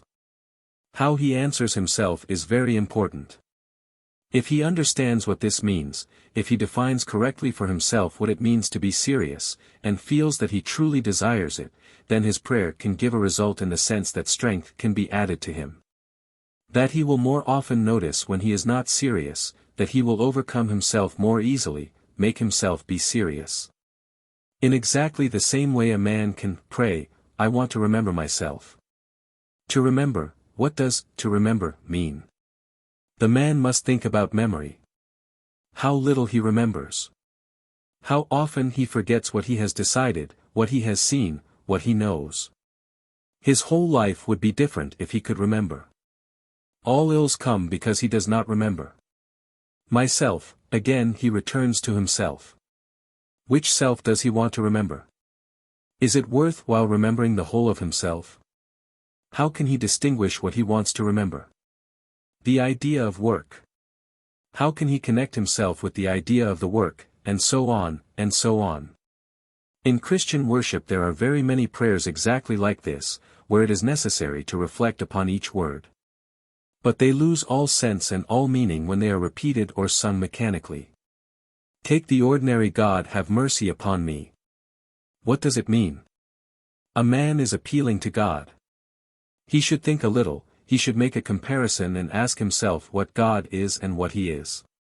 Then he is asking God to have mercy upon him. But for this God must first of all think of him, take notice of him. But is it worth while taking notice of him? What is there in him that is worth thinking about? And who is to think about him? God himself. You see, all these thoughts and yet many others should pass through his mind when he utters this simple prayer. And then it is precisely these thoughts which could do for him what he asks God to do. But what can he be thinking of, and what result can a prayer give if he merely repeats like a parrot, "God have mercy. God have mercy. God have mercy"? You know yourselves that this can give no result whatever. Generally speaking, we know very little about Christianity and the form of Christian worship. We know nothing at all of the history and origin of a number of things. For instance, the church, the temple in which gather the faithful and in which services are carried out according to special rites, where was this taken from?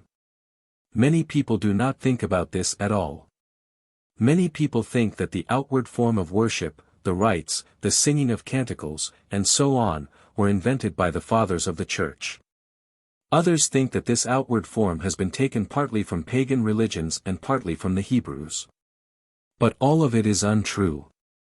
The question of the origin of the Christian church, that is, of the Christian temple, is much more interesting than we think. To begin with, the church and worship in the form which they took in the first centuries of Christianity could not have been borrowed from paganism, because there was nothing like it either in the Greek or Roman cults or in Judaism.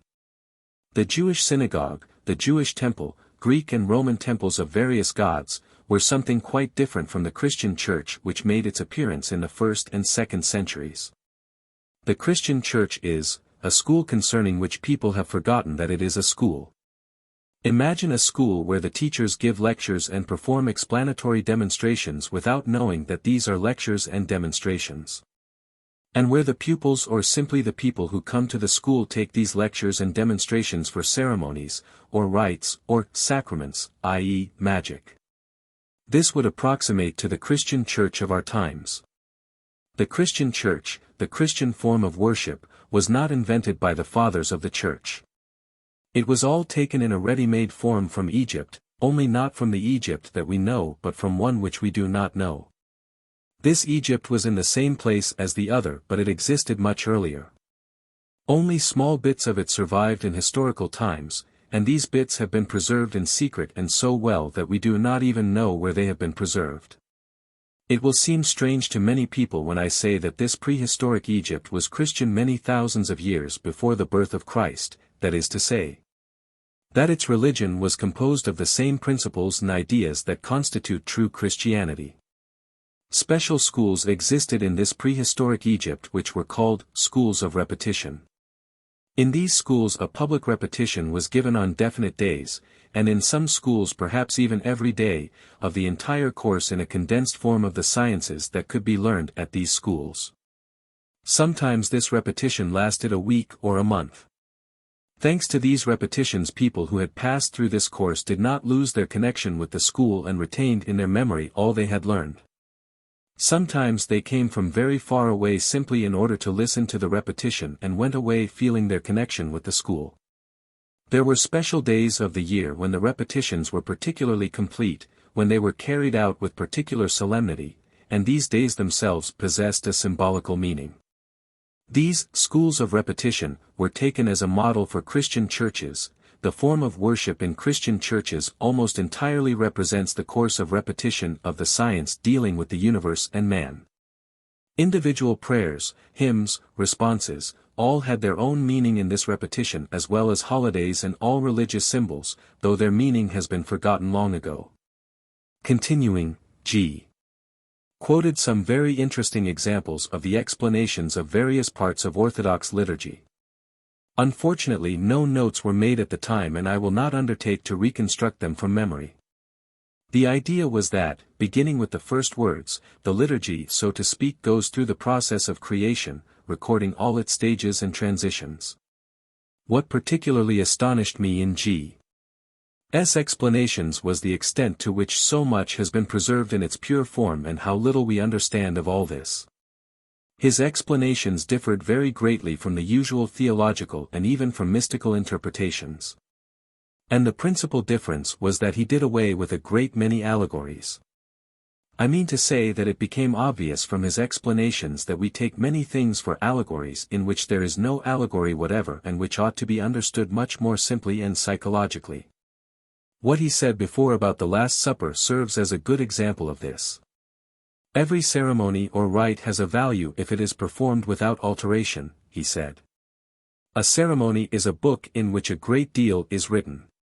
Anyone who understands can read it. One rite often contains more than 100 books. Indicating what had been preserved up to our time, G. at the same time pointed out what had been lost and forgotten. He spoke of sacred dances which accompanied the services in the temples of repetition, and which were not included in the Christian form of worship. He also spoke of various exercises, and of special postures for different prayers, that is, for different kinds of meditation. About acquiring control over the breathing and of the necessity of being able to tense or relax any group of muscles, or the muscles of the whole body at will, and about many other things having relation, so to speak, to the technique of religion.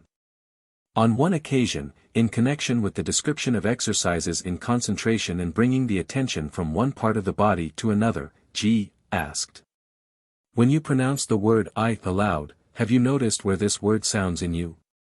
We did not at once understand what he meant. But we very soon began to notice that when pronouncing the word I, some of us definitely felt as if this word sounded in the head, others felt it in the chest, and others over the head, outside the body. I must mention here that personally I was entirely unable to evoke this sensation in myself and that I have to rely on others. G. listened to all these remarks and said that there was an exercise connected with this which, according to him, had been preserved up to our time in the monasteries of Mount Athos. A monk kneels or stands in a certain position and, lifting his arms, which are bent at the elbows, he says, ego aloud and drawn out while listening at the same time where the word ego sounds. The purpose of this exercise is to feel I every moment a man thinks of himself and to bring I from one center to another. G. many times pointed out the necessity of studying this forgotten technique as well as the impossibility of attaining results of any kind on the way of religion without it, accepting purely subjective results. You must understand, he said, that every real religion, that is, one that has been created by learned people for a definite aim, consists of two parts. One part teaches what is to be done. This part becomes common knowledge and in the course of time is distorted and departs from the original. The other part teaches how to do what the first part teaches.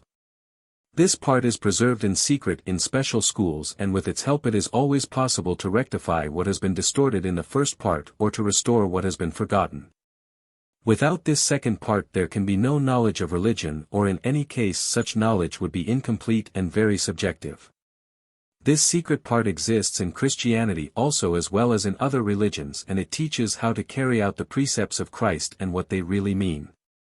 I must quote here still one more talk with G, once again in connection with cosmoses.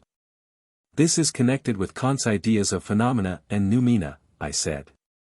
But after all this is the whole point that, the earth as a three-dimensional body is the phenomenon, as a six-dimensional body, the noumenon. Perfectly true, said G. Only add here also the idea of scale. If Kant had introduced the idea of scale into his arguments many things he wrote would be very valuable. This was the only thing he lacked. I thought while listening to G. that Kant would have been very surprised at this pronouncement. But the idea of scale was very near to me. And I realized that with this as a starting point it was possible to find very much that is new and unexpected in things which we think we know. About a year afterwards, while developing the ideas of the cosmoses in connection with problems of time, I obtained a table of time in different cosmoses, of which I will speak later on. On one occasion, when speaking of the orderly connectedness of everything in the universe, G. dwelt on organic life on Earth.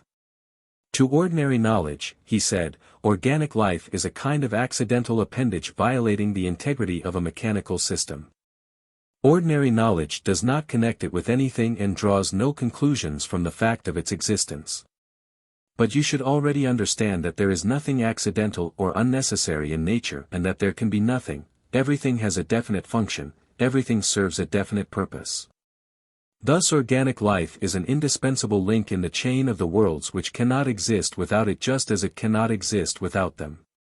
It has been said before that organic life transmits planetary influences of various kinds to the Earth, and that it serves to feed the moon and to enable it to grow and strengthen. But the Earth also is growing. Not in the sense of size, but in the sense of greater consciousness, greater receptivity. The planetary influences which were sufficient for her at one period of her existence become insufficient. She needs the reception of finer influences. To receive finer influences, a finer, more sensitive receptive apparatus is necessary. Organic life, therefore, has to evolve, to adapt itself to the needs of the planets and the Earth. Likewise also the moon can be satisfied at one period with the food which is given her by organic life of a certain quality, but afterwards the time comes when she ceases to be satisfied with this food, cannot grow on it, and begins to get hungry. Organic life must be able to satisfy this hunger, otherwise it does not fulfill its function, does not answer its purpose. This means that in order to answer its purpose, organic life must evolve and stand on the level of the needs of the planets, the Earth, and the moon. We must remember that the ray of creation, as we have taken it, from the absolute to the moon, is like a branch of a tree, a growing branch. The end of this branch, the end out of which come new shoots, is the moon. If the moon does not grow, if it neither gives nor promises to give new shoots, it means that either the growth of the whole ray of creation will stop, or that it must find another path for its growth, give out some kind of lateral branch. At the same time, from what has been said before, we see that the growth of the moon depends on organic life on Earth. It follows that the growth of the ray of creation depends on organic life on Earth. If this organic life disappears or dies, the whole branch will immediately wither, in any case all that part of the branch which lies beyond organic life. The same thing must happen, only more slowly, if organic life is arrested in its development, in its evolution, and fails to respond to the demands made upon it. The branch may wither. This must be remembered. To the ray of creation, or let us say to its part Earth-Moon, exactly the same possibility of development and growth has been given as is given to each separate branch of a big tree. But the accomplishment of this growth is not at all guaranteed, it depends upon the harmonious and right action of its own tissues. The development of one tissue stops and all the others stop. Everything that can be said of the ray of creation or of its part Earth-Moon equally refers to organic life on Earth. Organic life on Earth is a complex phenomenon in which the separate parts depend upon one another. General growth is possible only on the condition that the end of the branch grows. Or, speaking more precisely, there are in organic life tissues which are evolving, and there are tissues which serve as food and medium for those which are evolving. Then there are evolving cells within the evolving tissues, and cells which serve as food and medium for those which are evolving. In each separate evolving cell there are evolving parts, and there are parts which serve as food for those which are evolving. But always and in everything it must be remembered that evolution is never guaranteed, it is possible only, and it can stop at any moment and in any place. The evolving part of organic life is humanity. Humanity also has its evolving part, but we will speak of this later. In the meantime we will take humanity as a whole. If humanity does not evolve, it means that the evolution of organic life will stop, and this in its turn will cause the growth of the ray of creation to stop. At the same time, if humanity ceases to evolve, it becomes useless from the point of view of the aims for which it was created, and as such it may be destroyed. In this way the cessation of evolution may mean the destruction of humanity.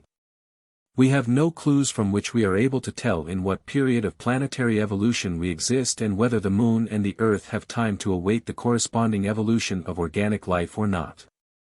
But people who know may, of course, have exact information about it, that is, they may know at what stage in their possible evolution are the Earth, the Moon, and humanity. We cannot know this, but we should bear in mind that the number of possibilities is never infinite. At the same time, in examining the life of humanity as we know it historically, we are bound to acknowledge that humanity is moving in a circle.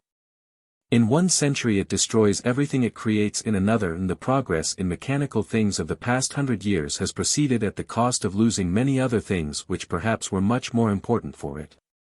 Speaking in general, there is every reason to think and to assert that humanity is at a standstill, and from a standstill there is a straight path to downfall and degeneration. A standstill means that a process has become balanced. The appearance of any one quality immediately evokes the appearance of another quality opposed to it. The growth of knowledge in one domain evokes the growth of ignorance in another, refinement on the one hand evokes vulgarity on the other.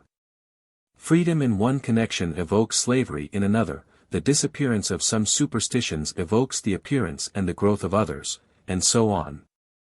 Now if we recall the law of octaves, we shall see that a balanced process proceeding in a certain way cannot be changed at any moment it is desired. It can be changed and set on a new path only at certain crossroads. In between the crossroads nothing can be done. At the same time, if a process passes by a crossroad and nothing happens, nothing is done, then nothing can be done afterwards, and the process will continue and develop according to mechanical laws.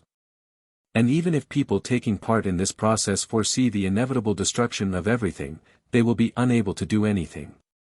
I repeat that something can be done only at certain moments, which I have just called crossroads, and which in octaves we have called the intervals mi-fa and si-do. Of course, there are very many people who consider that the life of humanity is not proceeding in the way in which according to their views it ought to go. And they invent various theories which in their opinion ought to change the whole life of humanity. One invents one theory. Another immediately invents a contradictory theory. And both expect everyone to believe them. And many people indeed do believe either one or the other. Life naturally takes its own course, but people do not stop believing in their own or other people's theories, and they believe that it is possible to do something. All these theories are certainly quite fantastic, chiefly because they do not take into account the most important thing, namely, the subordinate part which humanity and organic life play in the world process. Intellectual theories put man in the center of everything, everything exists for him, the sun, the stars, the moon, the earth. They even forget man's relative size, his nothingness, his transient existence, and other tilings. They assert that a man, if he wishes, is able to change his whole life, that is, to organize his life on rational principles. And all the time new theories appear evoking in their turn opposing theories. And all these theories and the struggle between them undoubtedly constitute one of the forces which keep humanity in the state in which it is at present. Besides, all these theories for general welfare and general equality are not only unrealizable, but they would be fatal if they were realized. Everything in nature has its aim and its purpose, both the inequality of man and his suffering. To destroy inequality would mean destroying the possibility of evolution.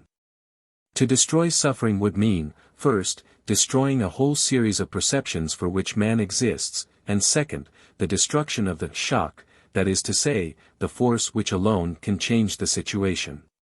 And thus it is with all intellectual theories. The process of evolution, of that evolution which is possible for humanity as a whole, is completely analogous to the process of evolution possible for the individual man. And it begins with the same thing, namely, a certain group of cells gradually becomes conscious, then it attracts to itself other cells, subordinates others, and gradually makes the whole organism serve its aims and not merely eat, drink, and sleep.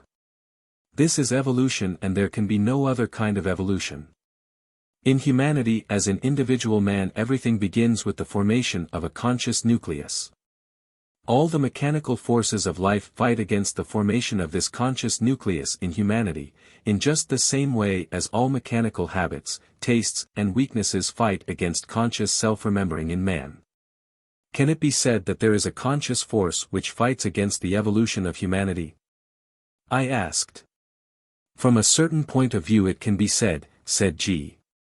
I am putting this on record because it would seem to contradict what he said before, namely, that there are only two forces struggling in the world, consciousness and mechanicalness. Where can this force come from? I asked. It would take a long time to explain, said G, and it cannot have a practical significance for us at the present moment. There are two processes which are sometimes called involutionary and evolutionary. The difference between them is the following. An involutionary process begins consciously in the absolute, but at the next step it already becomes mechanical, and it becomes more and more mechanical as it develops. An evolutionary process begins half-consciously, but it becomes more and more conscious as it develops. But consciousness and conscious opposition to the evolutionary process can also appear at certain moments in the involutionary process. From where does this consciousness come? From the evolutionary process, of course. The evolutionary process must proceed without interruption. Any stop causes a separation from the fundamental process. Such separate fragments of consciousnesses which have been stopped in their development can also unite and at any rate for a certain time can live by struggling against the evolutionary process. After all, it merely makes the evolutionary process more interesting.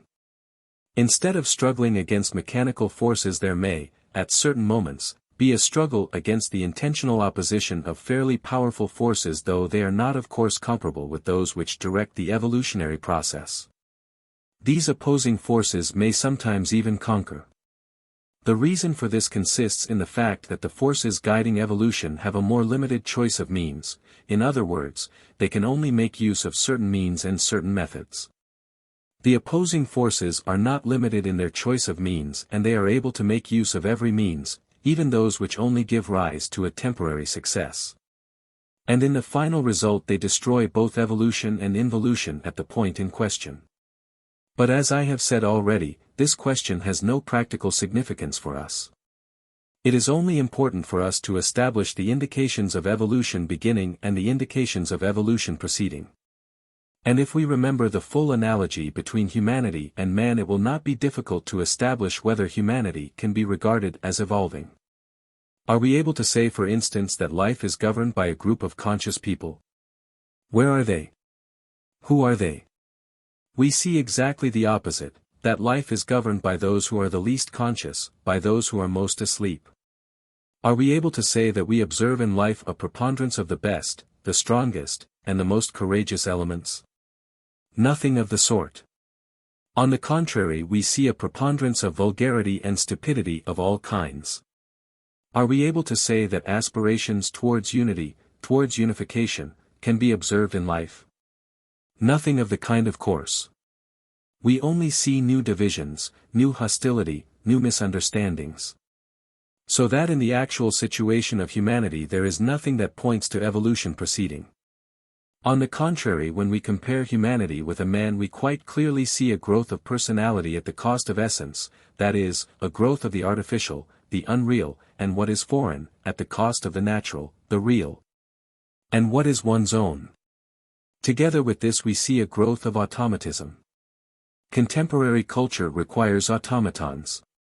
And people are undoubtedly losing their acquired habits of independence and turning into automatons, into parts of machines. It is impossible to say where is the end of all this and where the way out, or whether there is an end and a way out. One thing alone is certain, that man's slavery grows and increases. Man is becoming a willing slave. He no longer needs chains. He begins to grow fond of his slavery, to be proud of it. And this is the most terrible thing that can happen to a man. Everything I have said till now I have said about the whole of humanity. But as I pointed out before, the evolution of humanity can proceed only through the evolution of a certain group, which, in its turn, will influence and lead the rest of humanity. Are we able to say that such a group exists? Perhaps we can on the basis of certain signs, but in any event we have to acknowledge that it is a very small group, quite insufficient, at any rate, to subjugate the rest of humanity. Or, looking at it from another point of view, we can say that humanity is in such a state that it is unable to accept the guidance of a conscious group. How many people could there be in this conscious group? Someone asked.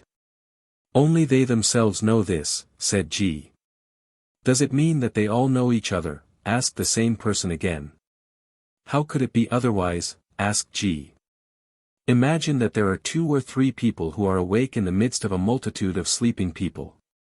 They will certainly know each other. But those who are asleep cannot know them. How many are they? We do not know, and we cannot know until we become like them. It has been clearly said before that each man can only see on the level of his own being. But 200 conscious people, if they existed and if they found it necessary and legitimate, could change the whole of life on the earth. But either there are not enough of them, or they do not want to, or perhaps the time has not yet come, or perhaps other people are sleeping too soundly. We have approached the problems of esotericism. It was pointed out before when we spoke about the history of humanity that the life of humanity to which we belong is governed by forces proceeding from 2 different sources. First, planetary influences which act entirely mechanically and are received by the human masses as well as by individual people quite involuntarily and unconsciously. And then, influences proceeding from inner circles of humanity whose existence and significance the vast majority of people do not suspect any more than they suspect planetary influences. The humanity to which we belong, namely, the whole of historic and prehistoric humanity known to science and civilization, in reality constitutes only the outer circle of humanity, within which there are several other circles. So that we can imagine the whole of humanity, known as well as unknown to us, as consisting so to speak of several concentric circles. The inner circle is called the esoteric. This circle consists of people who have attained the highest development possible for man, each one of whom possesses individuality in the fullest degree, that is to say, an indivisible I, all forms of consciousness possible for man. Full control over these states of consciousness, the whole of knowledge possible for man, and a free and independent will. They cannot perform actions opposed to their understanding or have an understanding which is not expressed by actions. At the same time there can be no discords among them, no differences of understanding. Therefore their activity is entirely coordinated and leads to one common aim without any kind of compulsion because it is based upon a common and identical understanding. The next circle is called the mesoteric, that is to say, the middle. People who belong to this circle possess all the qualities possessed by the members of the esoteric circle with the sole difference that their knowledge is of a more theoretical character. This refers, of course, to knowledge of a cosmic character. They know and understand many things which have not yet found expression in their actions. They know more than they do. But their understanding is precisely as exact as, and therefore precisely identical with, the understanding of the people of the esoteric circle. Between them there can be no discord, there can be no misunderstanding. One understands in the way they all understand, and all understand in the way one understands. But as was said before, this understanding compared with the understanding of the esoteric circle is somewhat more theoretical. The third circle is called the exoteric, that is, the outer, because it is the outer circle of the inner part of humanity. The people who belong to this circle possess much of that which belongs to people of the esoteric and mesoteric circles, but their cosmic knowledge is of a more philosophical character, that is to say, it is more abstract than the knowledge of the mesoteric circle. A member of the mesoteric circle calculates, a member of the exoteric circle contemplates. Their understanding may not be expressed in actions. But there cannot be differences in understanding between them. What one understands all the others understand. In literature which acknowledges the existence of esotericism, humanity is usually divided into 2 circles only, and the exoteric circle, as opposed to the esoteric, is called ordinary life. In reality, as we see, the exoteric circle is something very far from us and very high. For ordinary man this is already esotericism. The outer circle is the circle of mechanical humanity to which we belong and which alone we know. The first sign of this circle is that among people who belong to it there is not and there cannot be a common understanding. Everybody understands in his own way and all differently. This circle is sometimes called the circle of the confusion of tongues, that is, the circle in which each one speaks in his own particular language, where no one understands another and takes no trouble to be understood.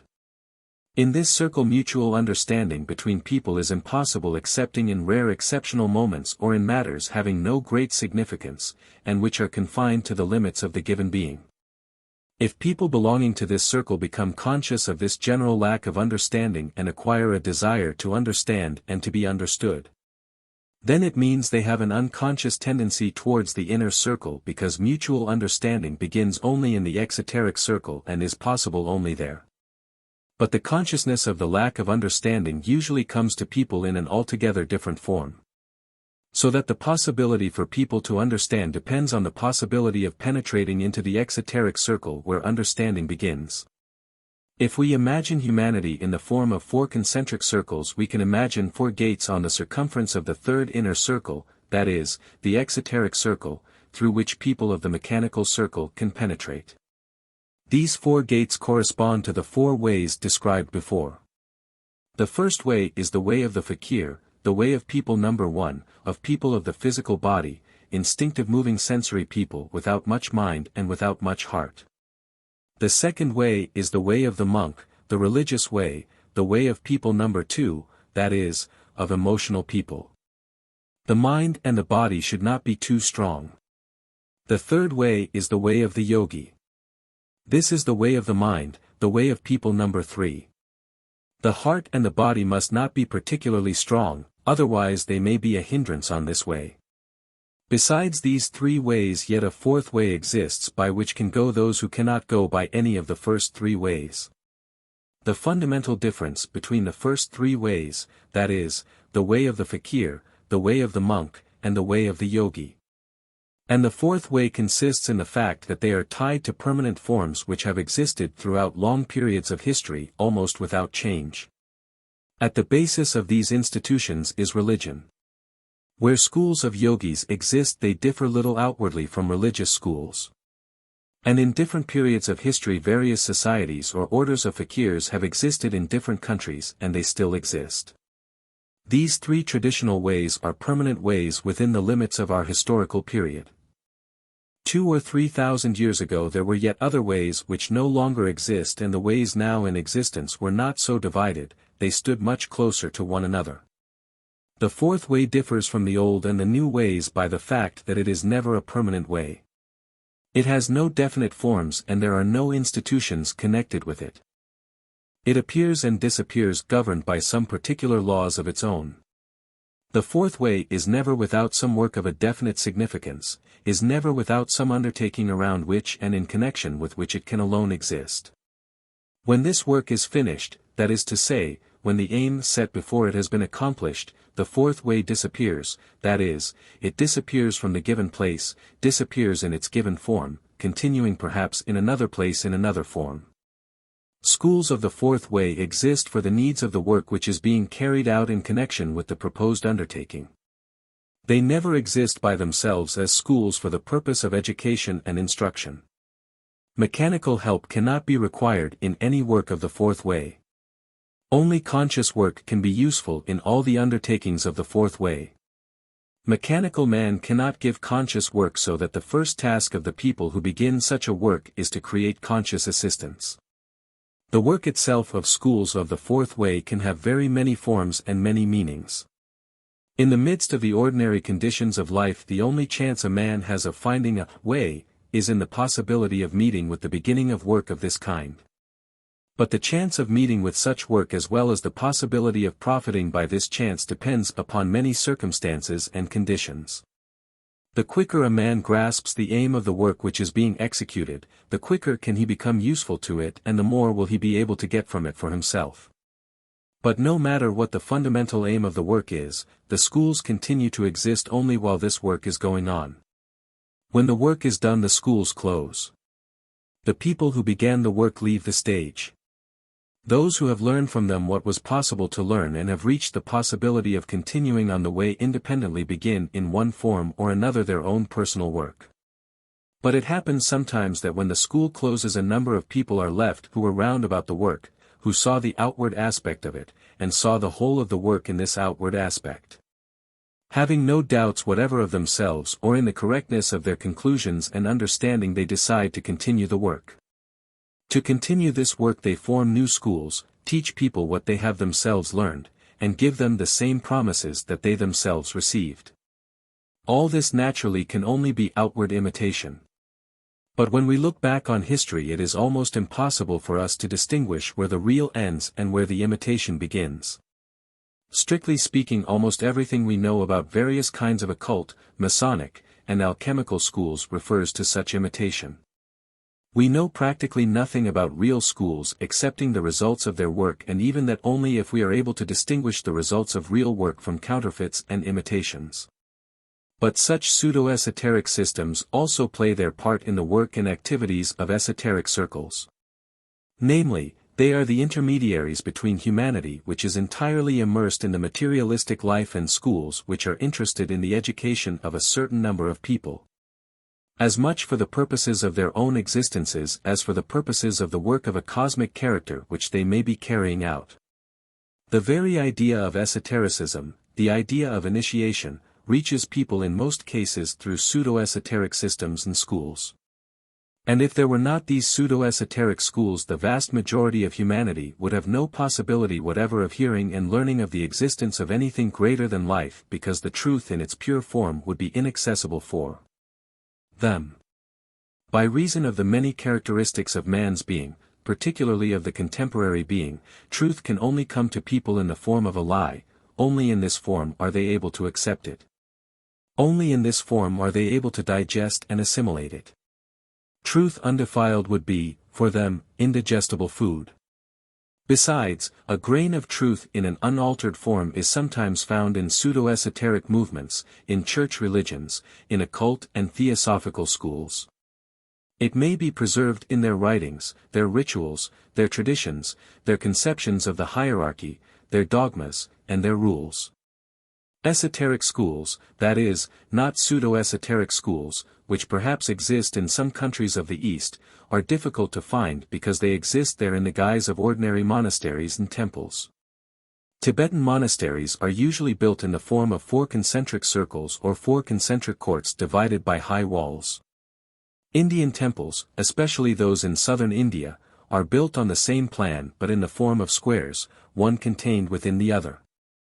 Worshippers usually have access to the first outer court, and sometimes, as an exception, persons of another religion and Europeans. Access to the second court is for people of a certain caste only or for those having special permission. Access to the third court is only for persons belonging to the temple, and access to the fourth is only for Brahmins and priests. Organizations of this kind which, with minor variations, are everywhere in existence, enable esoteric schools to exist without being recognized. Out of dozens of monasteries one is a school. But how is it to be recognized? If you get inside it you will only be inside the first court, to the second court only pupils have access. But this you do not know, you are told they belong to a special caste. As regards the third and fourth courts you cannot even know anything about them. And you can, in fact, observe the same order in all temples, and until you are told you cannot distinguish an esoteric temple or monastery from an ordinary one. The idea of initiation, which reaches us through pseudo-esoteric systems, is also transmitted to us in a completely wrong form. The legends concerning the outward rites of initiation have been created out of the scraps of information we possess in regard to the ancient mysteries. The mysteries represented a special kind of way in which, side by side with a difficult and prolonged period of study, theatrical representations of a special kind were given which depicted in allegorical forms the whole path of the evolution of man and the world. Transitions from one level of being to another were marked by ceremonies of presentation of a special kind, that is, initiation. But a change of being cannot be brought about by any rites. Rites can only mark an accomplished transition. And it is only in pseudo-esoteric systems in which there is nothing else except these rites, that they begin to attribute to the rites an independent meaning. It is supposed that a rite, in being transformed into a sacrament, transmits or communicates certain forces to the initiate. This again relates to the psychology of an imitation way. There is not, nor can there be, any outward initiation. In reality only self-initiation, self-presentation exist. Systems and schools can indicate methods and ways, but no system or school whatever can do for a man the work that he must do himself. Inner growth, a change of being, depend entirely upon the work which a man must do on himself. Chapter 16.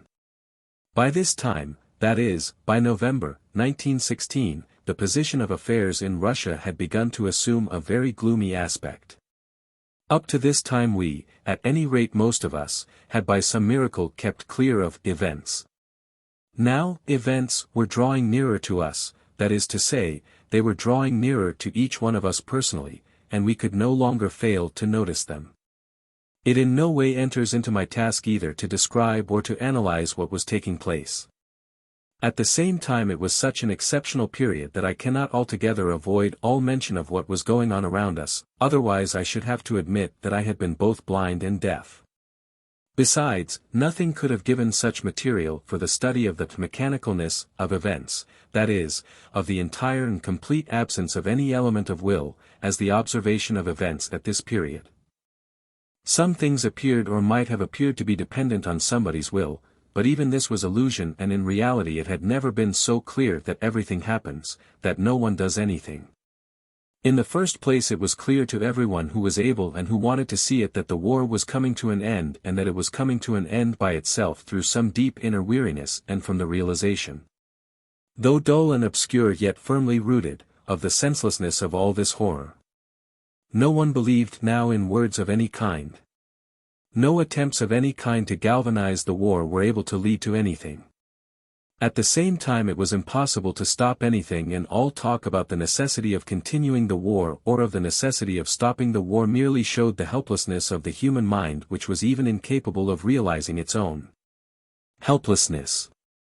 In the second place it was clear that the crash was approaching. And it was clear that nobody could stop anything, nor could they avert events or direct them into some safe channel. Everything was going in the only way it could go, and it could go in no other way. I was particularly struck at this time by the position of professional politicians of the left who, up to this time, had played a passive role but were now preparing to pass into an active one.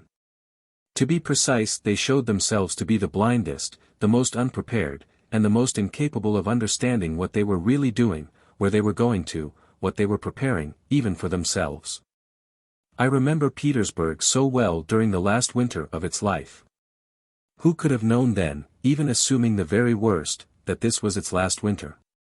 But too many people hated this city and too many feared it, and its last days were numbered. Our meetings continued. During the last months of 1916 G did not come to Petersburg, but some of the members of our group went to Moscow and brought back new diagrams and some notes which had been made by G.S. Moscow pupils under his instruction. Many new people made their appearance in our groups at this time, and although it was clear that everything must come to some unknown end, G.S. system gave us a certain feeling of confidence and security. We often spoke at this time of how we should feel in the midst of all this chaos if we had not got the system which was becoming more and more our own. Now we could not imagine how we could live without it and find our way in the labyrinth of all existing contradictions. This period marks the beginning of talks about Noah's Ark. I had always considered the myth of Noah's Ark to be an esoteric allegory. Many of our company had now begun to see that this myth was not merely an allegory of the general idea of esotericism but was, at the same time, a plan of any esoteric work, our own included. The system itself was an ark in which we could hope to save ourselves at the time of the flood. G arrived only at the beginning of February, 1917. At one of the first talks he showed us an entirely new side to everything he had spoken about up till then. So far, he said, we have looked upon the table of hydrogens as a table of vibrations and of the densities of matter which are in an inverse proportion to them. We must now realize that the density of vibrations and the density of matter express many other properties of matter. For instance, till now we have said nothing about the intelligence or the consciousness of matter. Meanwhile, the speed of vibrations of a matter shows the degree of intelligence of the given matter. You must remember that there is nothing dead or inanimate in nature.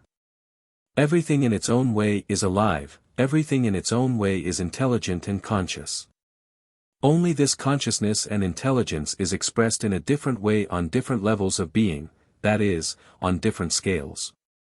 But you must understand once and for all that nothing is dead or inanimate in nature, there are simply different degrees of animation in different scales. The table of hydrogens, while serving to determine the density of matter and the speed of vibrations, serves at the same time to determine the degree of intelligence and consciousness because the degree of consciousness corresponds to the degree of density or the speed or vibrations. This means that the denser the matter, the less conscious it is, the less intelligent. And the denser the vibrations, the more conscious and the more intelligent the matter. Really dead matter begins where vibrations cease. But under ordinary conditions of life on the Earth's surface we have no concern with dead matter. And science cannot procure it. All the matter we know is living matter and in its own way it is intelligent. In determining the degree of density of matter, the table of hydrogens also determines by this the degree of intelligence. This means that in making comparisons between the matters which occupy different places in the table of hydrogens, we determine not only their density but also their intelligence. And not only can we say how many times this or that hydrogen is denser or lighter than another, but we can say how many times one hydrogen is more intelligent than another. The application of the table of hydrogens for the determination of the different properties of things and of living creatures which consist of many hydrogens is based on the principle that in each living creature and in each thing there is one definite hydrogen which is the center of gravity. It is, so to speak, the average hydrogen of all the hydrogens constituting the given creature or thing. To find this average hydrogen we will, to begin with, speak about living creatures. First of all, it is necessary to know the level of being of the creature in question. The level of being is primarily determined by the number of stories in the given machine. So far we have spoken only about man. And we have taken man as a three-story structure. We cannot speak about animals and man at one and the same time because animals differ in a radical way from man. The highest animals we know consist of 2 stories and the lowest of only 1 story. G made a drawing. Man. 3 cells underneath. Sheep. 2 cells underneath. Worm. 1 cell underneath. A man consists of 3 stories. A sheep consists of 2 stories. A worm consists of only 1 story. At the same time the lower and middle stories of a man are, so to speak, equivalent to the sheep and the lower story, to the worm. So that it can be said that a man consists of a man, a sheep, and a worm, and that a sheep consists of a sheep and a worm. Man is a complex creature. The level of his being is determined by the level of being of the creatures of which he is composed. The sheep and the worm may play a bigger or a smaller part in man. Thus the worm plays the chief part in man number 1. In man number 2, the sheep, and in man number 3, man. But these definitions are important only in individual cases. In a general sense, man is determined by the center of gravity of the middle story. The center of gravity of the middle story of man is hydrogen 96. The intelligence of hydrogen 96 determines the average intelligence of man, that is, the physical body of man. The center of gravity of the astral body will be hydrogen 48. The center of gravity of the third body will be hydrogen 24, and the center of gravity of the fourth body will be hydrogen 12. If you remember the diagram of the 4 bodies of man which has been previously given and in which the average hydrogens of the upper story were shown, it will be easier for you to understand what I am now saying. G. Drew this diagram. 48 24 12 6. 96 48 24 12. 192 96 48 24. The center of gravity of the upper story is only 1 hydrogen higher than the center of gravity of the middle story. And the center of gravity of the middle story is 1 hydrogen higher than the center of gravity of the lower story. But, as I have already said, to determine the level of being by the table of hydrogens it is usual to take the middle story. With this as a point of departure it is possible for example to solve such problems. Let us suppose Jesus Christ to be man number 8, how many times is Jesus Christ more intelligent than a table? A table has no stories. It lies wholly between hydrogen 1536 and hydrogen 3072 according to the third scale of the table of hydrogens. Man number 8 is hydrogen 6. This is the center of gravity of the middle story of man number 8. If we are able to calculate how many times hydrogen 6 is more intelligent than hydrogen 1536 we shall know how many times man number 8 is more intelligent than a table. But, in this connection, it must be remembered that intelligence is determined not by the density of matter but by the density of vibrations. The density of vibrations, however, increases not by doubling as in the octaves of hydrogens, but in an entirely different progression which many times outnumbers the first. If you know the exact coefficient of this increase you will be in a position to solve this problem. I only want to show that, however strange it looks, the problem can be solved. Partly in connection with what I have just said it is imperative that you should understand the principles of the classification and the definition of living beings from the cosmic point of view, from the point of view of their cosmic existence. In ordinary science classification is made according to external traits, bones, teeth, functions, mammals, vertebrates, rodents, and so on. In exact knowledge classification is made according to cosmic traits. As a matter of fact there are exact traits, identical for everything living, which allows us to establish the class and the species of a given creature with the utmost exactitude. Both in relation to other creatures as well as to its own place in the universe. These traits are the traits of being. The cosmic level of being of every living creature is determined. First of all by what this creature eats. Secondly by what he breathes, and thirdly by the medium in which it lives. These are the 3 cosmic traits of being. Take for instance man. He feeds on hydrogen 768, breathes hydrogen 192, and lives in hydrogen 192. There is no other being like him on our planet. Although there are beings higher than he is. Animals such as the dog can feed on hydrogen 768 but they can also feed on a lower hydrogen, not 768 but approaching 1536, food of a kind impossible for man. A bee feeds on a hydrogen much higher than 768, even higher than 384, but it lives in a hive in an atmosphere where man could not live. From an outward point of view man is an animal. But he is an animal of a different order from all other animals. Let us take another example, a flower worm. It feeds on flour, a hydrogen far coarser than hydrogen 768 because the worm can also live on rotten flour. Let us say that this also is 1536. It breathes hydrogen 192 and lives in hydrogen 1536.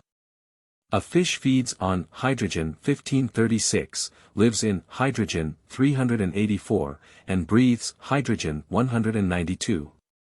A tree feeds on hydrogen 1536, breathes only partly hydrogen 192 and partly hydrogen 96, and lives partly in hydrogen 192 and partly in hydrogen 3072, soil. If you try to continue these definitions you will see that this plan, so simple at the first glance, makes it possible to determine the most subtle distinctions between classes of living beings, especially if you bear in mind that hydrogens, taking them as we have by octaves, are very broad concepts. For example, we took it that a dog, a fish, and a flower worm alike feed on hydrogen 1536, implying by this hydrogen substances of organic origin which are not good for human food. Now, if we realize that these substances in their turn can be divided into definite classes, we shall see the possibility of very exact definitions. It is exactly the same with air and exactly the same with the medium. These cosmic traits of being are immediately connected with the definition of intelligence according to the table of hydrogens. The intelligence of a matter is determined by the creature for whom it can serve as food. For example, which is more intelligent from this point of view, a raw potato or a baked potato? A raw potato can serve as food for pigs and a baked potato as food for man. A baked potato is more intelligent than a raw potato. If these principles of classification and definition are understood in the right way, many things become clear and comprehensible. No living being can change its food at will, or the air it breathes, or the medium in which it lives.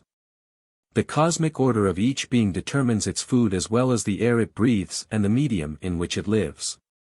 When we talked before about the octaves of food in a three-story factory, we saw that all the finer hydrogens needed for the working, the growth, and the evolution of the organism were prepared from three kinds of food, that is, from food in the strict meaning of the word, eatables and drink, from air which we breathe, and from impressions. Now let us suppose that we could improve the quality of food and air, feed, let us say, on hydrogen 384 instead of 768 and breathe hydrogen 96 instead of 192.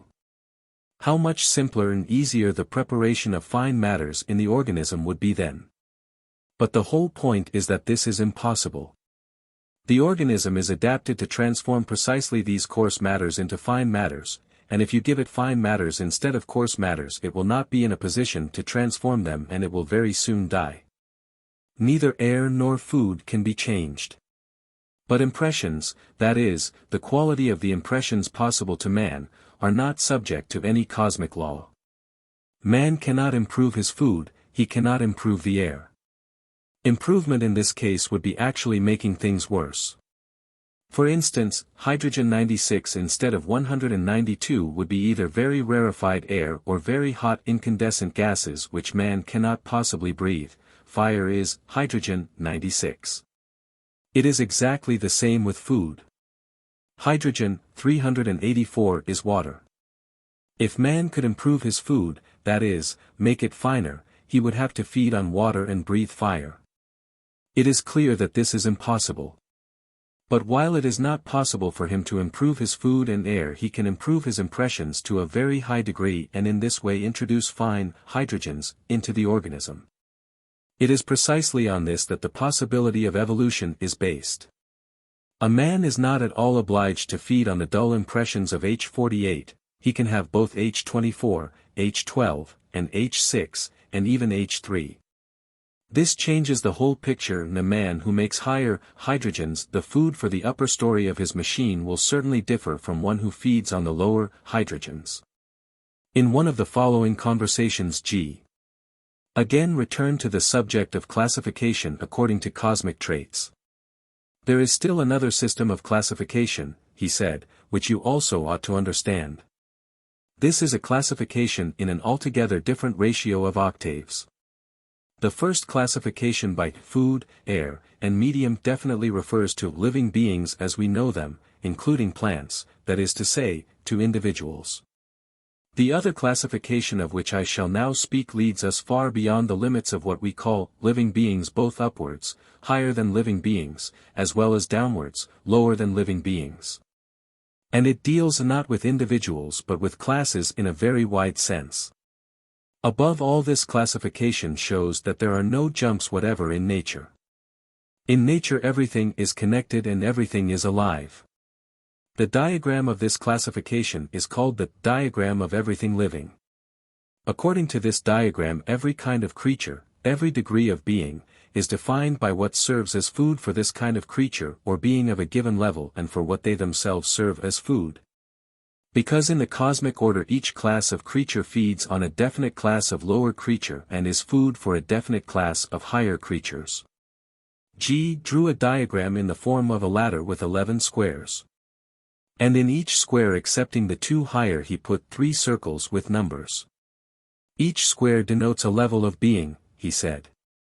The hydrogen in the lower circle shows what the given class of creatures feeds on. The hydrogen in the upper circle shows the class which feeds on these features. And the hydrogen in the middle circle is the average hydrogen of this class showing what these creatures are. The place of man is the 7th square from the bottom or the 5th square from the top. According to this diagram, man is hydrogen 24, he feeds on hydrogen 96, and is himself food for hydrogen 6. The square next below man will be vertebrates, the next invertebrates. Invertebrates are hydrogen 96. Consequently, man feeds on invertebrates. Do not for the moment look for contradictions, but try to understand what this may mean. And equally do not compare this diagram with others. According to the diagram of food, man feeds on hydrogen 768. According to this diagram, on hydrogen 96. Why? What does it mean? Both the one is right and the other is right. Later, when you grasp this, you will piece everything together into one. The square next below is plants. The next, minerals, the next, metals, which constitute a separate cosmic group among minerals, and the following square has no name in our language because we never meet with matter in this state on the Earth's surface. This square comes into contact with the Absolute. You remember we spoke before about Holy the Firm. This is Holy the Firm. At the bottom of the last square he placed a small triangle with its apex below. Now, on the other side of man is square 3, 12, 48. This is a class of creatures which we do not know. Let us call them angels. The next square, 1, 6, 24, let us call these beings archangels. In the following square he put figures 3 and 12 and 2 circles, each with a point at their centers, and called it the eternal unchanging, and in the next square he put the figures 1 and 6. He put a circle in the middle, and in this circle a triangle containing another circle with a point at its center, and called it the Absolute. This diagram will not be very comprehensible to you at first, he said. But gradually you will learn to make it out. Only for a long time you will have to take it separately from all the rest. This was in fact all I heard from G. about this strange diagram, which actually appeared to upset a great deal of what had been said before. In our conversations about this diagram we very soon agreed to take angels as planets and archangels as suns. Many other things gradually became clear to us. But what used to confuse us a great deal was the appearance of hydrogen 6144, which was absent altogether in the previous scale of hydrogens, in the third scale which ended with hydrogen 3072. At the same time, G insisted that the enumeration of hydrogens had been taken according to the third scale. A long time afterwards I asked him what this meant. It is an incomplete hydrogen, he said. A hydrogen without the Holy Ghost. It belongs to the same, that is to the third, scale, but it is unfinished. Each complete hydrogen is composed of carbon, oxygen, and nitrogen. Now take the last hydrogen of the third scale, hydrogen 3072. This hydrogen is composed of carbon 512, oxygen 1536, and nitrogen 1024. Now further, nitrogen becomes carbon for the next triad, but there is no oxygen for it and no nitrogen. Therefore by condensation it becomes itself hydrogen 6144, but it is a dead hydrogen without any possibility of passing into anything further, hydrogen without the Holy Ghost. This was G.'s last visit to Petersburg. I tried to speak to him about impending events. But he said nothing definite on which I could base my own actions. A very interesting event took place in connection with his departure. This happened at the railway station. We were all seeing him off at the Nikolaevsky station. G was standing talking to us on the platform by the carriage. He was the usual G we had always known. After the second bell he went into the carriage, his compartment was next to the door, and came to the window. He was different. In the window we saw another man, not the one who had gone into the train. He had changed during those few seconds. It is very difficult to describe what the difference was, but on the platform he had been an ordinary man like anyone else, and from the carriage a man of quite a different order was looking at us. With a quite exceptional importance and dignity in every look and movement, as though he had suddenly become a ruling prince or a statesman of some unknown kingdom to which he was traveling and to which we were seeing him off. Some of our party could not at the time clearly realize what was happening, but they felt and experienced in an emotional way something that was outside the ordinary run of phenomena. All this lasted only a few seconds. The third bell followed the second bell almost immediately, and the train moved out. I do not remember who was the first to speak of this transfiguration of G. When we were left alone, and then it appeared that we had all seen it, though we had not all equally realized what it was while it was taking place. But all, without exception, had felt something out of the ordinary. G. had explained to us earlier that if one mastered the art of plastics one could completely alter one's appearance. He had said that one could become beautiful or hideous, one could compel people to notice one, or one could become actually invisible. What was this? Perhaps it was a case of plastics. But the story is not yet over. In the carriage with G, there traveled a well-known journalist, who was at that time being sent away from Petersburg. This was just before the revolution. We who were seeing G off were standing at one end of the carriage while at the other end stood a group seeing A off. I did not know A personally, but among the people seeing him off were several acquaintances of mine and even a few friends. 2 or 3 of them had been at our meetings, and these were going from one group to the other. A few days later the paper to which A was contributing contained an article, On the Road, in which A described the thoughts and impressions he had on the way from Petersburg to Moscow. A strange Oriental had traveled in the same carriage with him, who, among the bustling crowd of speculators who filled the carriage, had struck him by his extraordinary dignity and calm. Exactly as though these people were for him like small flies upon whom he was looking from inaccessible heights. A judged him to be an oil king from Baku, and in conversation with him several enigmatic phrases that he received still further strengthened him in his conviction that here was a man whose millions grew while he slept and who looked down from on high at bustling people who were striving to earn a living and to make money. My fellow traveler kept to himself also. He was a Persian or Tartar, a silent man in a valuable astrakhan cap. He had a French novel under his arm. He was drinking tea, carefully placing the glass to cool on the small windowsill table. He occasionally looked with the utmost contempt at the bustle and noise of those extraordinary, gesticulating people.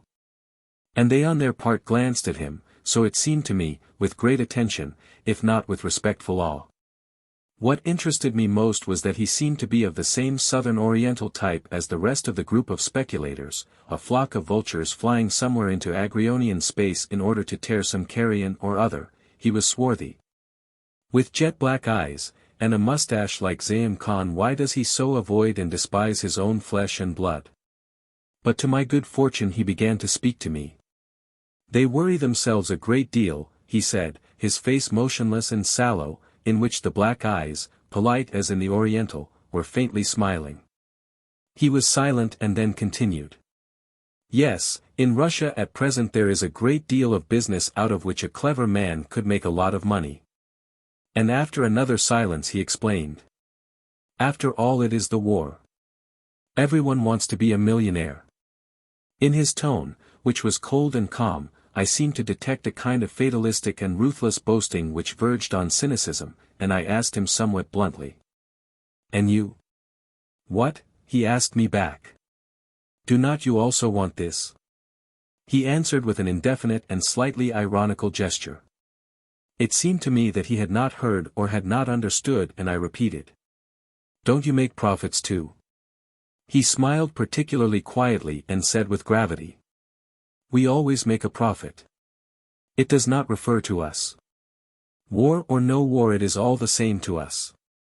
We always make a profit. G. Of course meant esoteric work, the collecting of knowledge and the collecting of people. But A understood that he was speaking about oil.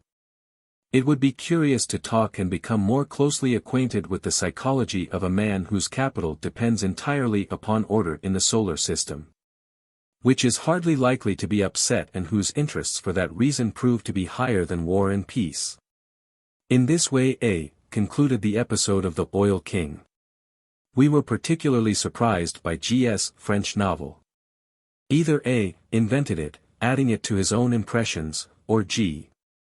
actually made him see, that is, presume, a French novel in some small volume in a yellow, or perhaps not even a yellow cover, because G., of course, did not read French.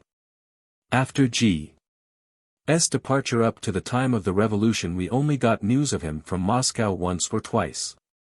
All my plans had long since been upset. I had not succeeded in publishing the books I intended to publish. I had not succeeded in preparing anything for foreign editions, although right from the beginning of the war I saw that my literary work would have to be transferred abroad. During the past 2 years I had given up all my time to G.'s work, to his groups, to talks connected with this work, to journeys from Petersburg, and had completely neglected my own affairs. Meanwhile the atmosphere was growing gloomier. One felt that something was bound to happen, and that very soon. Only those upon whom the course of events still appeared to depend were unable to see and feel this. The marionettes failed to understand the danger that threatened them, and did not understand that the very same wire which pulls the villain with a knife in his hand from behind a bush makes them turn and look at the moon. A marionette theater is worked in the same way. Finally the storm broke.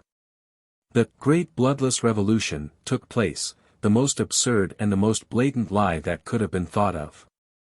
But the most extraordinary thing of all was that people who were there on the spot, in the center of everything that was happening, could believe in this lie, and in the midst of all the murders could speak about a bloodless revolution. I remember that we spoke at the time of the power of theories. People who had been waiting for the revolution, who had put all their hopes in it, and who had seen in it liberation from something, could not and did not want to see what was actually happening, and only saw what in their opinion ought to be happening. When I read in a leaflet printed on one side only the news of the abdication of Nicholas II, I felt that in this lay the center of gravity of everything that took place. Ouspensky may rise from the grave and write at the end of his books, March, 1917, the end of Russian history, I said to myself. I had no feelings whatever for the dynasty, but I simply did not wish to deceive myself as many others were doing at that time. I had always been interested in the person of the Emperor Nicholas II. He seemed to me to be a remarkable man in many ways, but he was completely misunderstood and did not understand his own self. That I was right is proved by the end of his diary, which was published by the Bolsheviks and which referred to the time when, betrayed and left by all, he showed wonderful strength and even greatness of mind.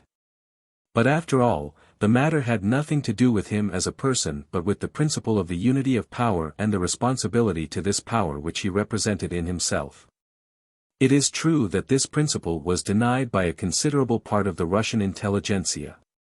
And for the people the word Tsar had long lost all significance.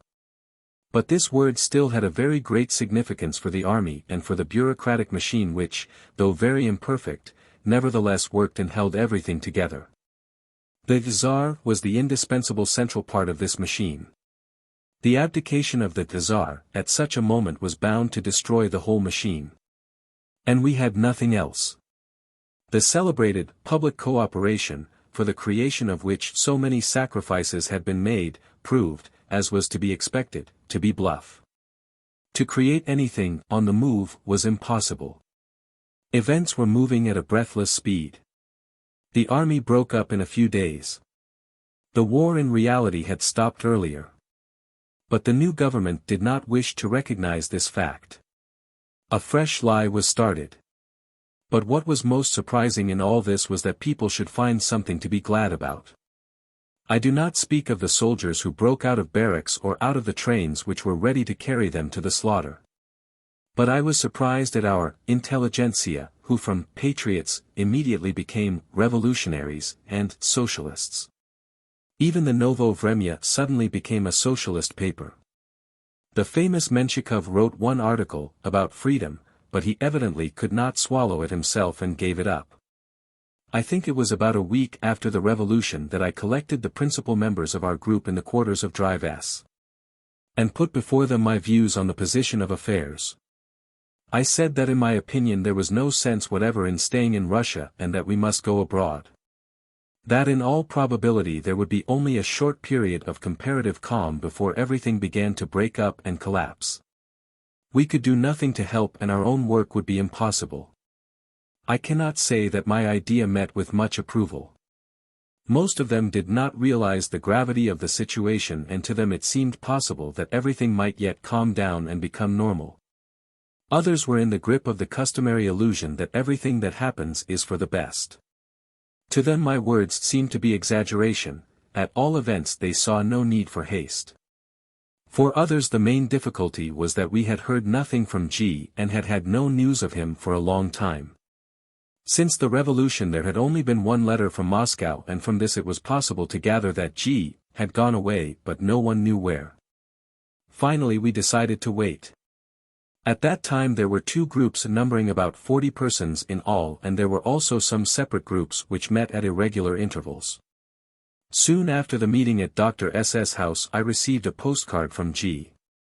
written a month before in the train on the way from Moscow to the Caucasus, which had been lying all that time at the post office owing to the prevailing disorders. It was evident from the postcard that G. had left Moscow before the revolution and as yet knew nothing of events when he wrote it. He wrote that he was going to Alexandropol. He asked me to continue the work of the groups until his arrival, and he promised to return by Easter. This communication faced me with a very difficult problem. I thought it senseless and stupid to stay in Russia. At the same time I did not want to leave without G's consent or, to speak more truthfully, without him. And he had gone to the Caucasus, and his card, written in February, that is, before the revolution, could have no relation to the present situation. At length I again decided to wait, although I saw that what was possible today might become impossible tomorrow. Easter came, there was no news whatever from G. A week after Easter came a telegram in which he said he was arriving in May. The first, provisional government, came to an end. It was already more difficult to get abroad. Our groups continued to meet and awaited G. Our conversations used often to come back to the diagrams, especially when we had to talk to new people in our groups. It seemed to me the whole time that in these diagrams, which we had got from G, there was a good deal left unsaid, and I often thought that perhaps gradually with a deeper study of the diagrams, their inner meaning and significance would be revealed to us. Once when looking through some notes, made the year before, I paused at the cosmoses. I wrote earlier that the cosmoses particularly attracted me because they coincided completely with the period of dimensions of the new model of the universe. I mentioned also the difficulties which arose for us at one time in connection with the different understanding of the microcosmos and the tritocosmos. But by this time we had already decided to understand man as the microcosmos and organic life on Earth as the tritocosmos. And in the last conversation G silently approved of this. G's words about different time in different cosmoses intrigued me very much. And I tried to remember what P had said to me about our sleep and waking and about the breath of organic life. For a long time I could make nothing of it. Then I remembered G's words that time is breath. What is breath? I asked myself. 3 seconds. Man in a normal state takes about 20 full breaths, that is inhalations and exhalations, to the minute. Consequently a full breath takes about 3 seconds. Why are sleep and waking the breath of organic life? What are sleep and waking? For man and for all organisms commensurable with him and living in similar conditions to him, even for plants, this is 24 hours. Besides this, sleep and waking are breath, as for instance plants when asleep, that is, at night, exhale, and when awake, that is, by day, inhale. In exactly the same way for all mammals as well as for man there is a difference in the absorption of oxygen and CO2 by night and day, in sleep and waking. Reasoning in this way, I arranged the periods of breath and of sleep and waking in the following way. Microcosmos. Breath equals 3 seconds. Sleep and waking equals 24 hours. Tritocosmos. Breath equals 24 hours. Sleep and waking equals. I obtained a simple rule of 3. By dividing 24 hours by 3 seconds I got 28,800. By dividing 28,800 days and nights by 365 I got within a small fraction 79 years. This interested me. 79 years, continuing the former reasoning, made up the sleep and waking of organic life. This did not correspond to anything that I could think of in organic life, but it represented the life of man. Could one not continue the parallel further? I asked myself. I arranged the figures I had obtained in the following way. Microcosmos. Man. Breath, 3 seconds. Day and night, 24 hours. Life, 79 years. Tritocosmos. Organic life. Breath, 24 hours. Day and night, 79 years. Mesocosmos. Earth. Breath, 79 years. Again 79 years meant nothing in the life of the earth. I thereupon multiplied 79 years by 28,800 and got a little less than 2.5 million years. By multiplying 2,500,000 years by 30,000 for shortness, I got a number of 11 figures, 75,000,000 years. This figure should signify the duration of life of the earth. So far these figures appear logically possible, 2.5 million years for organic life and 75 milliards of years for the earth.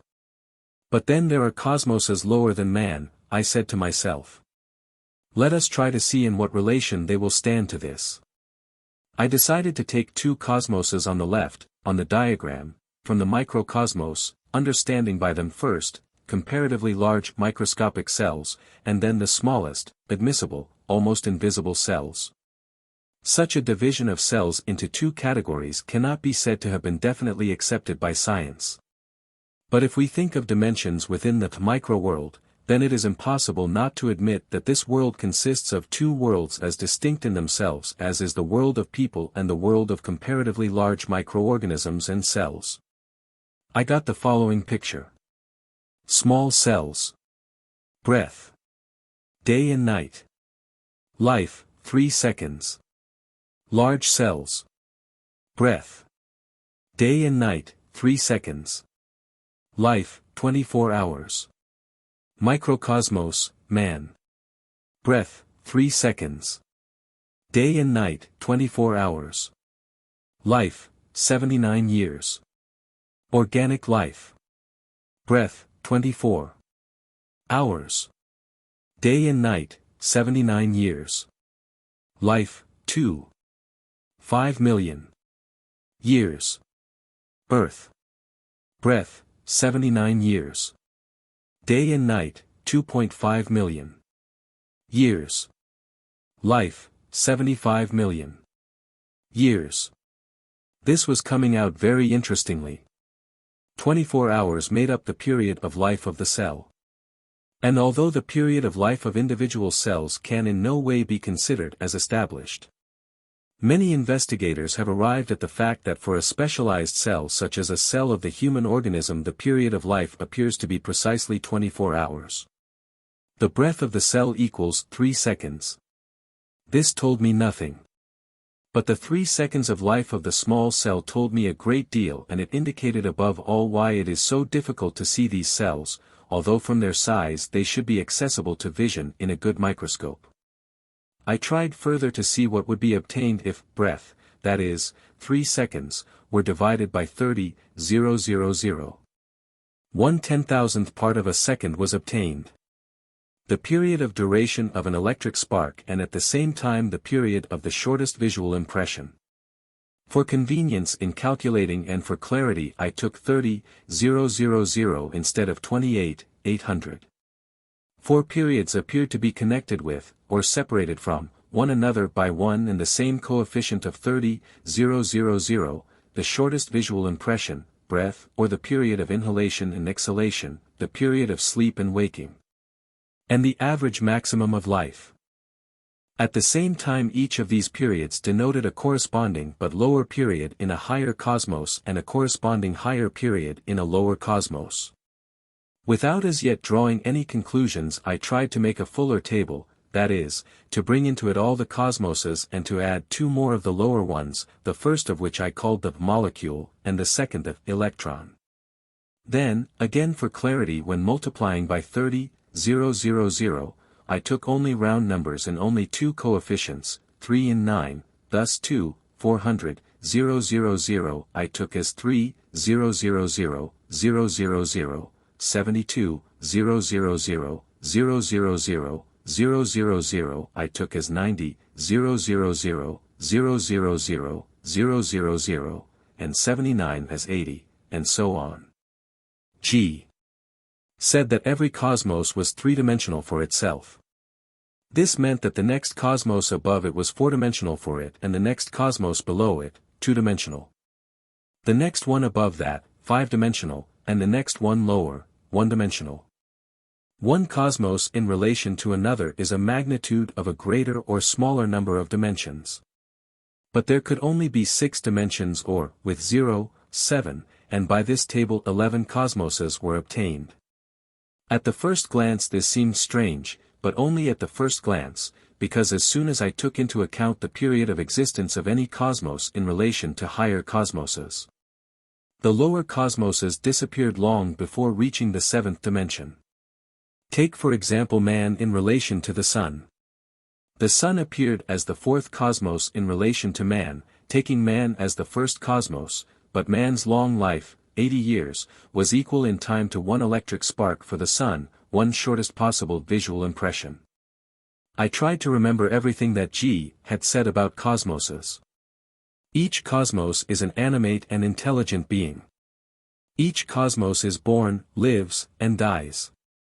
In one cosmos it is impossible to understand all the laws of the universe, but 3 cosmoses taken together include in themselves all the laws of the universe, or 2 cosmoses, the one above and the other below. Determine the cosmos which stands between them. By passing in his consciousness to the level of a higher cosmos, a man by this very fact passes to a level of a lower cosmos. I felt that here in each word was a clue to the understanding of the structure of the world, but there were too many clues, I did not know from which to start. How would movement from one cosmos to another appear, and where and when would the movement disappear? In what relation would the figures found by me stand to the more or less established figures of cosmic movements, as for instance the speed of movement of the heavenly bodies, the speed of movement of the electrons in an atom, the speed of light, and so on? When I began to compare the movements of various cosmoses, I obtained some very startling correlations. For example, for the Earth, the period of its rotation on its axis was equal to 1/10,000th of a second, that is, the speed of an electric spark. It is very doubtful whether at such a speed the Earth could notice its rotation on its axis. If man rotated, rotation round the Sun should occupy about 1/25th of a second, the speed of an instantaneous photograph. And taking into consideration the enormous distance which the Earth has had to traverse in this time, the inevitable inference is that the Earth could not be conscious of itself as we know it, that is, in the form of a sphere, but must be conscious of itself as a ring, or as a long spiral of rings. The latter was the more probable on the basis of the definition of the present as the time of breath. This was by the way the first thought that came into my mind when, a year previously, after the first lecture on cosmoses, G. in adding to what he had said earlier, said that time is breath.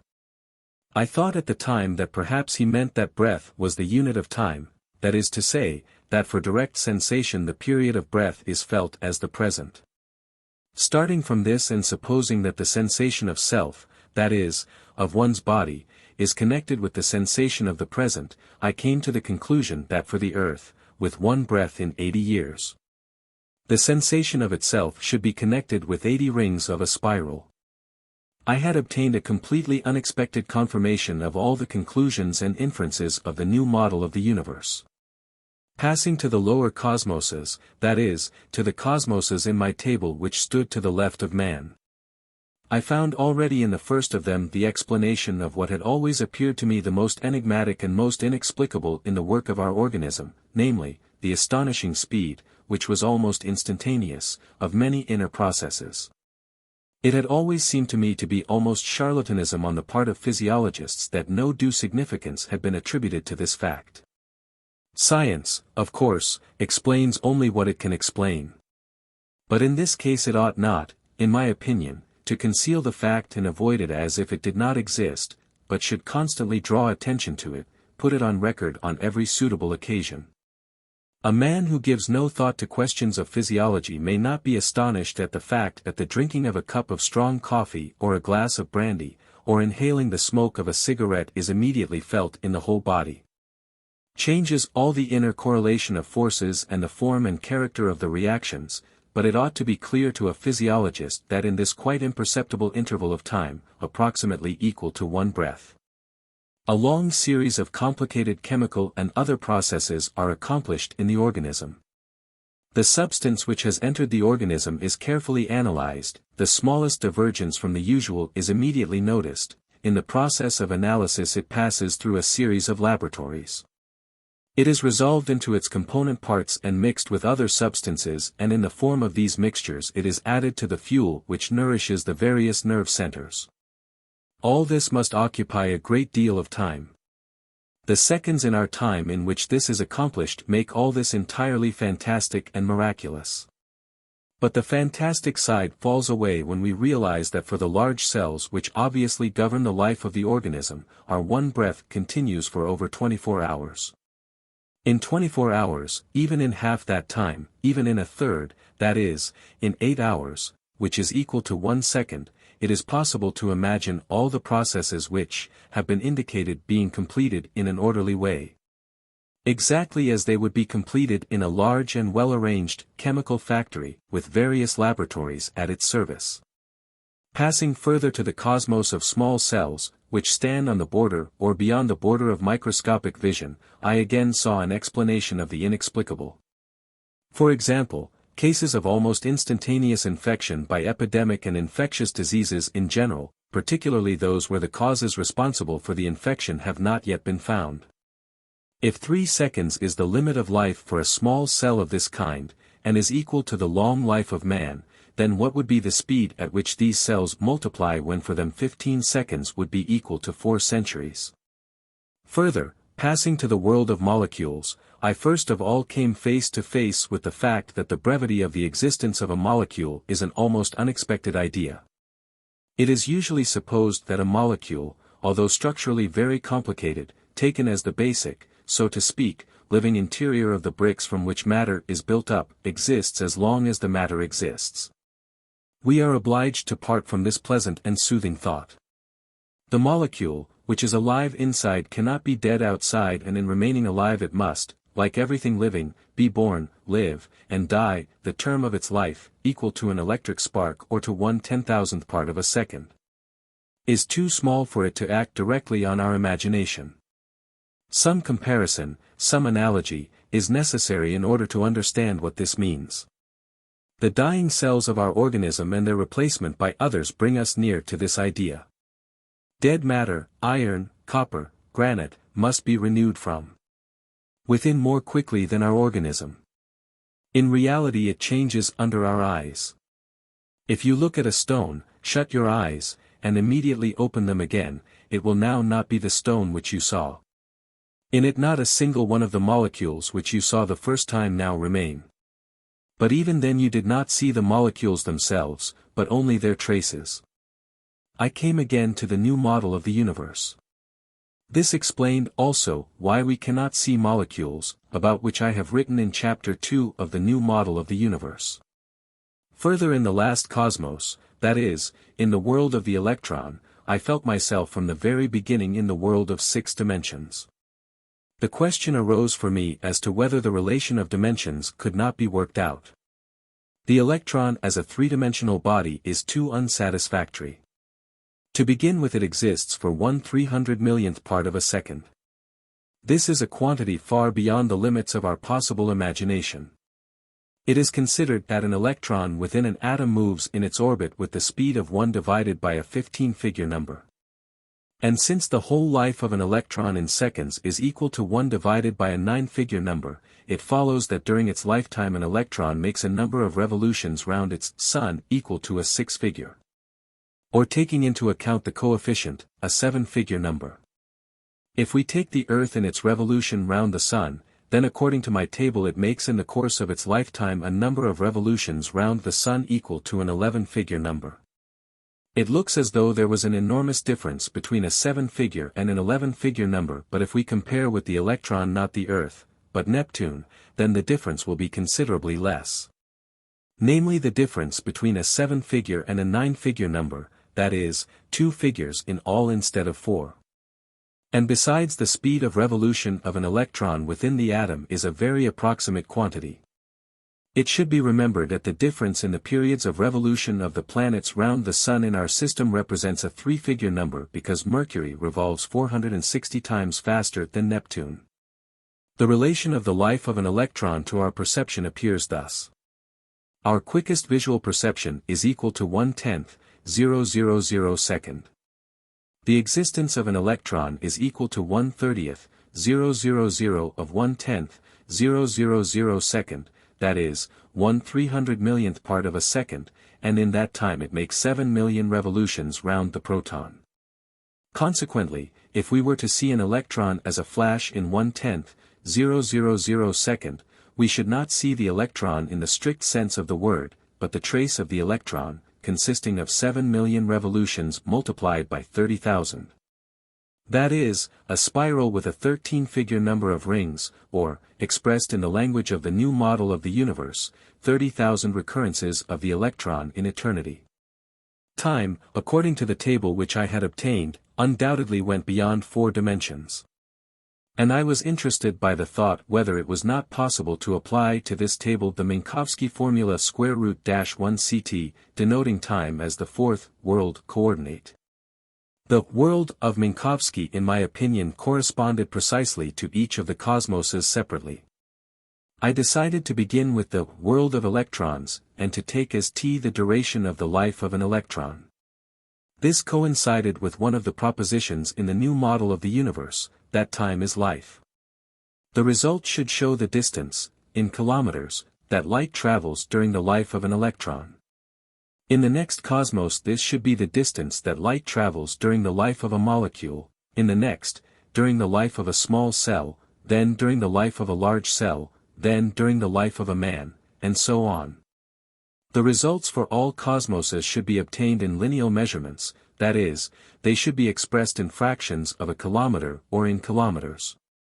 The multiplication of a number of kilometers by √-1, that is, by the square root of -1, ought to show that here we are not dealing with lineal measurements and that the figure obtained is a measure of time.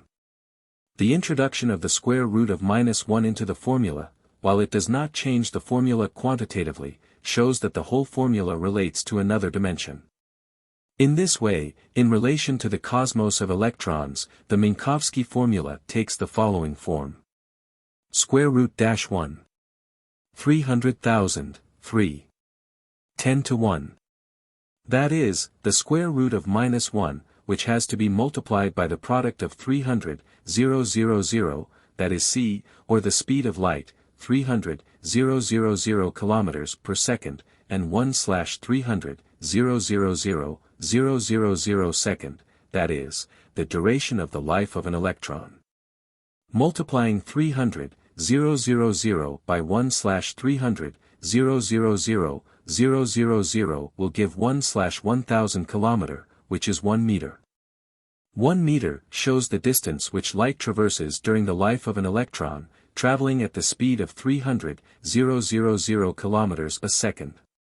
The square root of -1, which makes 1 meter an imaginary quantity, shows that the lineal measurement of a meter in the case in question is a measure of time, that is, of the 4th coordinate.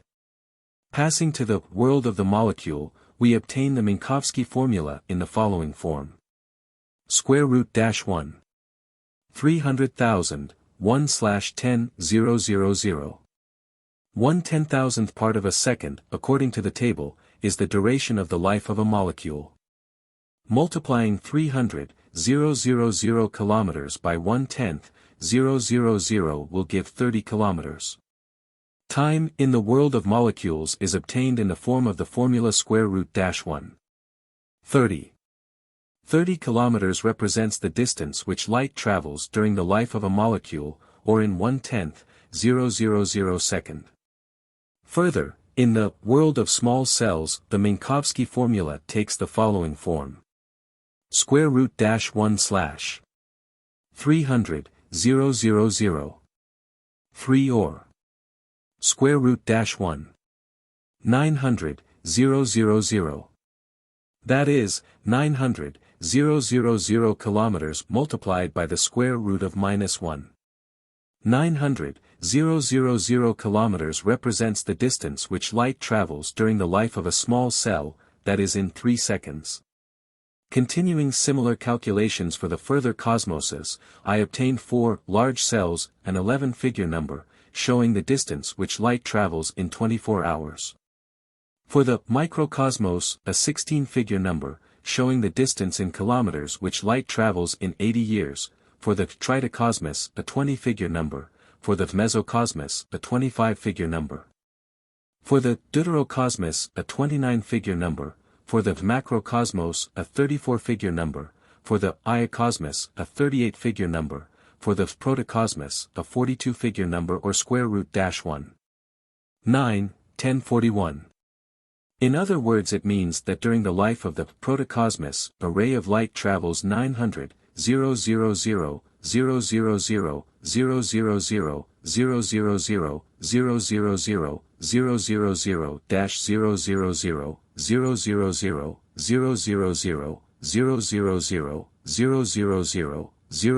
000, 000, 000 kilometers. 5. The application of the Minkowski formula to the table of time, as I had obtained it, in my opinion showed very clearly that the fourth coordinate can be established only for one cosmos at a time, which then appears as the four-dimensional world of Minkowski. 2, 3, or more cosmoses cannot be considered as a four-dimensional world, and they require for their description 5 or 6 coordinates. At the same time, Minkowski's consistent formula shows, for all cosmoses, the relation of the fourth coordinate of one cosmos to the fourth coordinate of another. And this relation is equal to 30,000, that is, the relation between the 4 chief periods of each cosmos and between one period of one cosmos and the corresponding, that is, the similarly named, period of another cosmos. The next thing that interested me in the table of time in different cosmoses, as I called it, was the relation of cosmoses and of the time of different cosmoses to the centers of the human body. G. spoke many times about the enormous difference in the speed of the different centers. The reasoning which I have cited above in regard to the speed of the inner work of the organism led me to the thought that this speed belongs to the instinctive center. With this as a basis, I tried to proceed from the thinking center, taking as the unit of its work, for example, the time necessary for one full apperception, that is, for the reception of an outside impression, the classification and definition of this impression, and for the responding reaction. Then if the centers actually stand to one another in the relation of cosmoses, in exactly the same amount of time through the instinctive center there could pass 30,000 apperceptions, through the higher emotional, and in the sex centers 30,002 apperceptions, and through the higher thinking 30,003 apperceptions. At the same time, according to the law, pointed out by G, of the correlation of cosmoses, the instinctive center in relation to the head or thinking center should embrace 2 cosmoses, that is, the second microcosmos and the tritocosmos.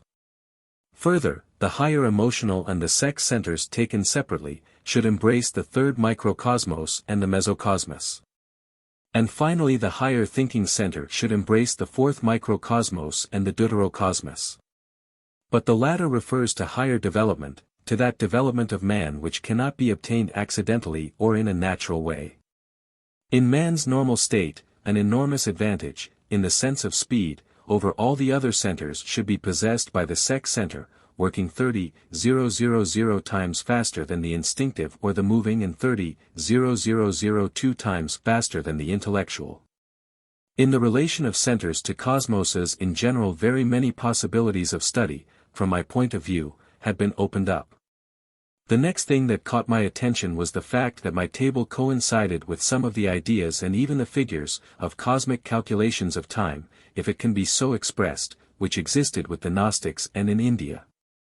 A day of light is 1,000 years of the world, and 36 myriads of years and a half myriad of years of the world, 365,000, are a single year of light.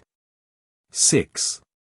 Here the figures do not coincide, but in Indian writings in some cases the correspondence was quite unquestionable. They speak of the breath of Brahma, days and nights of Brahma, an age of Brahma. If we take the figures for the years given in the Indian writings, then the Mahamanvantara, that is, the age of Brahma, or 311, 040, 000, 000, 000 years, 15-figure number, almost coincides with the period of the existence of the sun, 16-figure number, and the day and night of Brahma, 8, 640, 000, 000, 10-figure number, almost coincides with the day and night of the sun, 11-figure number. If we take Indian ideas of cosmic time without relation to figures, other interesting correspondences appear. Thus, if we take Brahma as the protocosmos, then the expression, Brahma breathes in and breathes out the universe, coincides with the table. Because the breath of Brahma, or the protocosmos, a 20-figure number, coincides with the life of the macrocosmos, that is, our visible universe or the starry world. I spoke a great deal with Z about the table of time, and it interested us very much as to what G would say about it when we saw him. Meanwhile time was passing.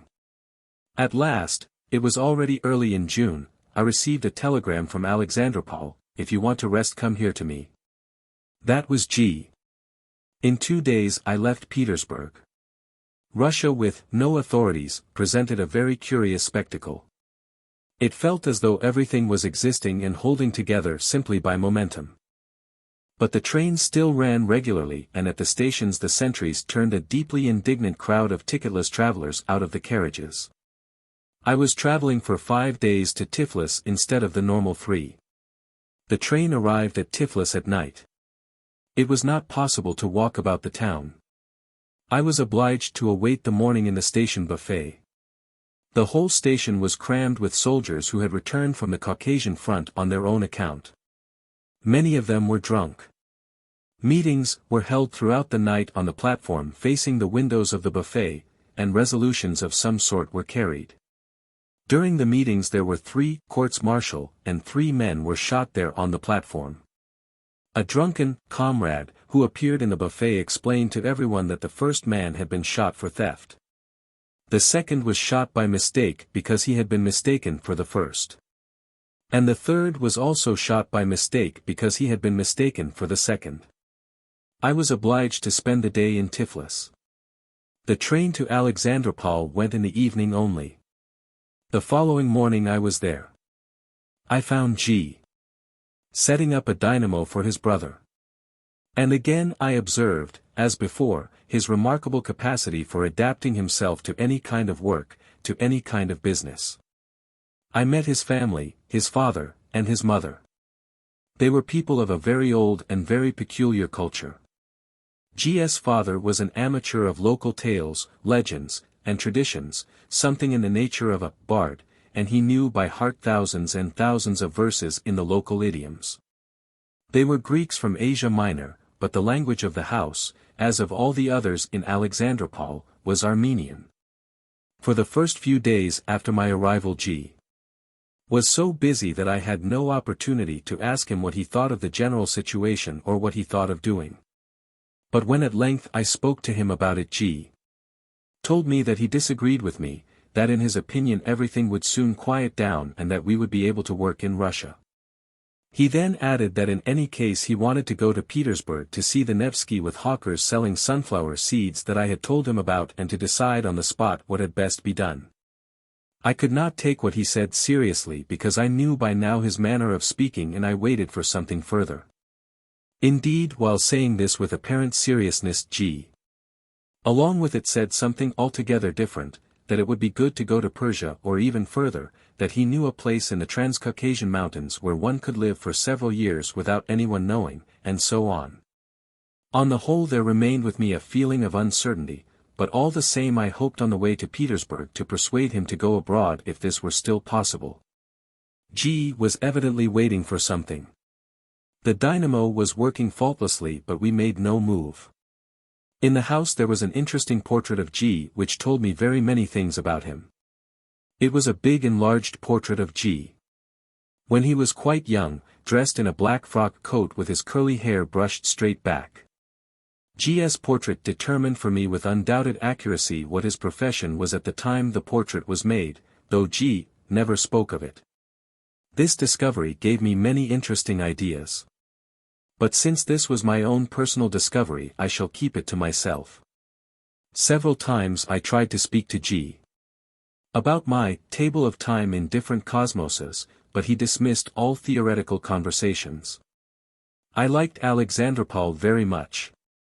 It contained a great deal which was peculiar and original. Outwardly the Armenian part of the town calls to mind a town in Egypt or northern India. The houses with their flat roofs upon which grass grows. There is a very ancient Armenian cemetery on a hill from which the snow-clad summit of Mount Ararat can be seen. There is a wonderful image of the Virgin in one of the Armenian churches. The center of the town calls to mind a Russian country town, but alongside it is the bazaar, which is entirely oriental, especially the coppersmiths' row where they work in open booths. There is also the Greek quarter, the least interesting of all outwardly, where G.'s house was situated, and a Tartar suburb in the ravines, a very picturesque but, according to those in the other parts of the town, a rather dangerous place. I do not know what is left of Alexandropol after all these autonomies, republics, federations, and so on. I think one could only answer for the view of Mount Ararat. I hardly saw G. alone and seldom succeeded in speaking to him. He spent a great deal of time with his father and mother. I very much liked his relationship with his father, which was full of extraordinary consideration. G.'s father was still a robust old man, of medium height, with an inevitable pipe in his mouth and wearing an astrakhan cap. It was difficult to believe that he was over 80. He spoke very little Russian. But with G. he used to speak for hours on end, and I always liked to watch how G. listened to him, occasionally laughing a little, but evidently never for a second losing the line of the conversation, and the whole time sustaining the conversation with questions and comments.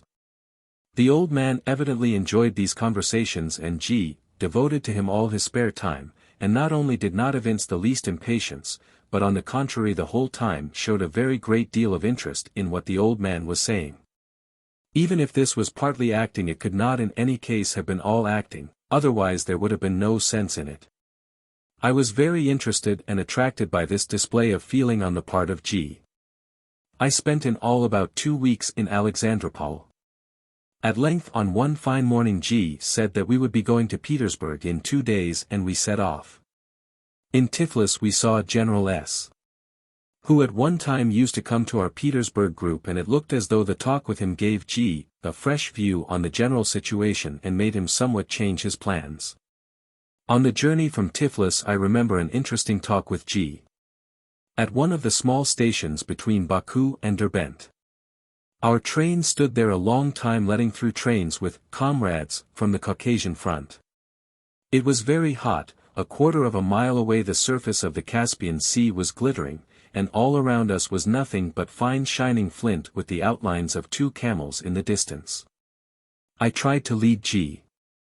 to talk about the immediate future of our work. I wanted to understand what he was going to do and what he wanted from us.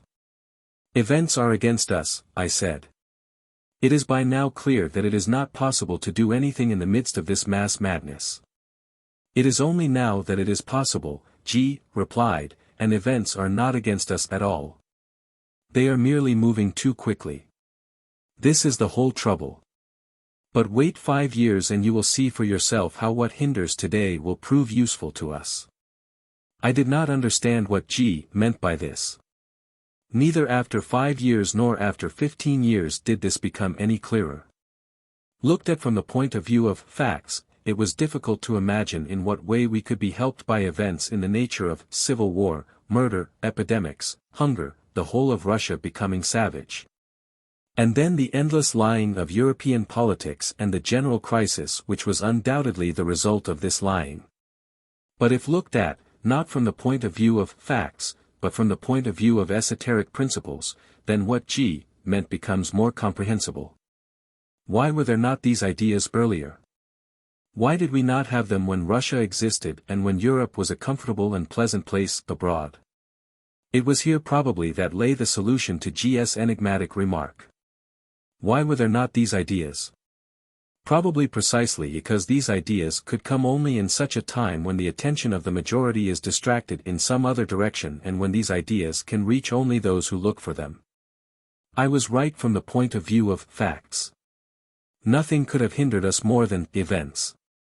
At the same time it is probable that precisely the events made it possible for us to receive what we had. There remains in my memory one other conversation during this journey. Once when the train was standing a long time in some station and our fellow travelers were walking on the platform, I put one question to G, which I could not answer for myself. This was, in the division of oneself into I and Ouspensky, how can one strengthen the feeling of I and strengthen the activity of I? You cannot do anything about it, said G. This should come as a result of all your efforts, he emphasized the word all. Take for example yourself. By now you should have felt your I differently. Try to ask yourself whether you notice the difference or not. I tried to feel myself as G had shown us, but I must say that I did not notice any difference from the way I felt before. That will come, said G, and when it does come you will know. No doubt whatever is possible. It is quite a different feeling. Later I understood about what he was speaking, that is, about which kind of feeling and which kind of change. But I began to notice this only 2 years after this conversation. On the 3rd day of our journey from Tiflis, while the train was waiting at Mozdok, G said to us, there were 4 of us, that I was to go alone to Petersburg while he and the others would stop at Mineralny Vody and go to Kislovodsk.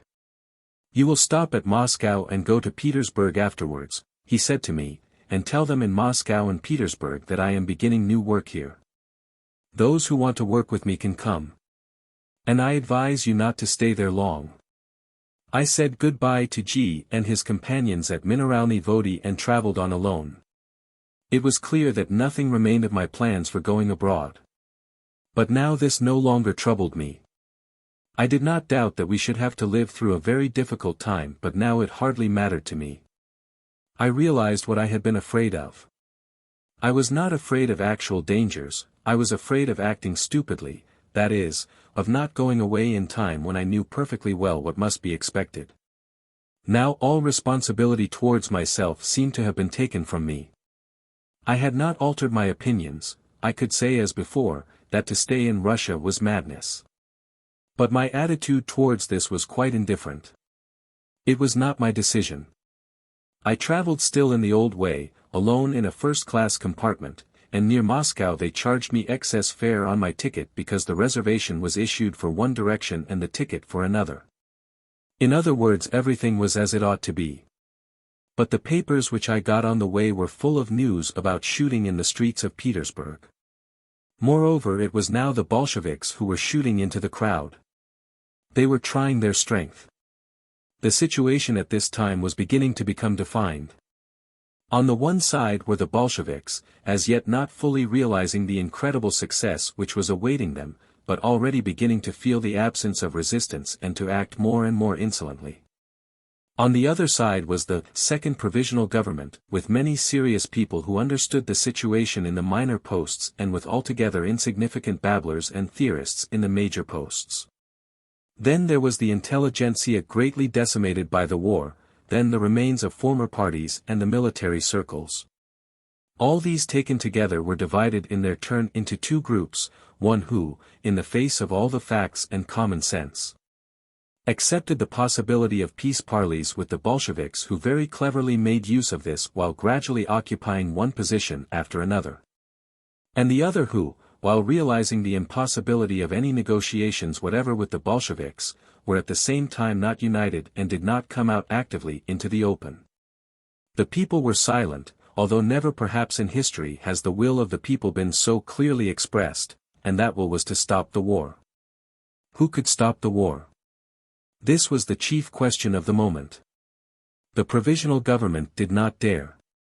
Naturally it could not come from the military circles. And yet power was bound to pass to whoever should be the first to pronounce the word, peace. And as often happens in such cases, the right word came from the wrong side. The Bolsheviks pronounced the word, peace. First of all because it was a matter of complete indifference to them what they said. They had no intention of meeting their promissory notes, therefore they could issue as many of them as they liked. This was their chief advantage and chief strength. There was something else here besides this. Destruction is always far easier than construction. How much easier it is to bum a house than to build one. The Bolsheviks were the agents of destruction. Neither then nor since could they or can they be anything else, notwithstanding all their boasting and notwithstanding all the support of their open and their hidden friends.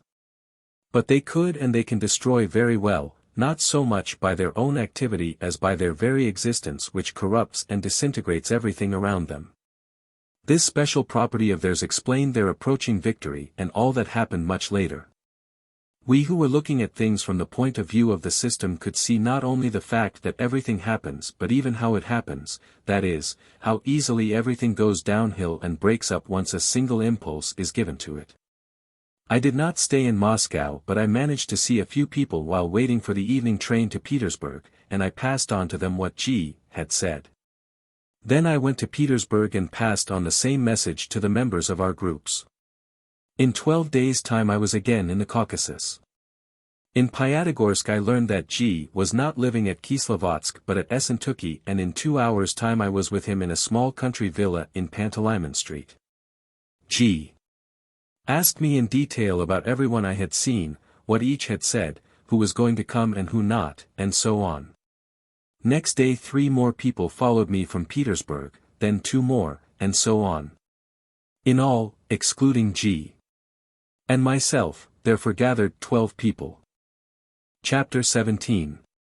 I always have a very strange feeling when I remember this period. On this occasion we spent about 6 weeks in Essentuki.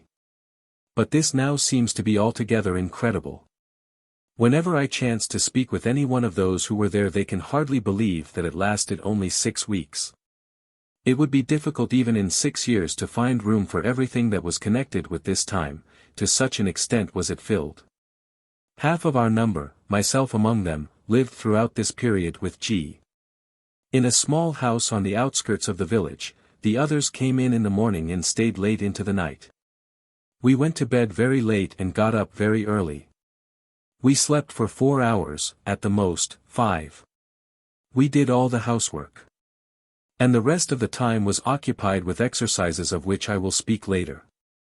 G. several times arranged excursions to Kislovodsk, Jeleznovodsk, Pyatigorsk, Beshta, and so on. G. superintended the kitchen, and often prepared dinner himself. He proved to be a wonderful cook and knew hundreds of remarkable Eastern dishes. Every day we had dinner in the style of some Eastern country. We ate Tibetan, Persian, and other dishes.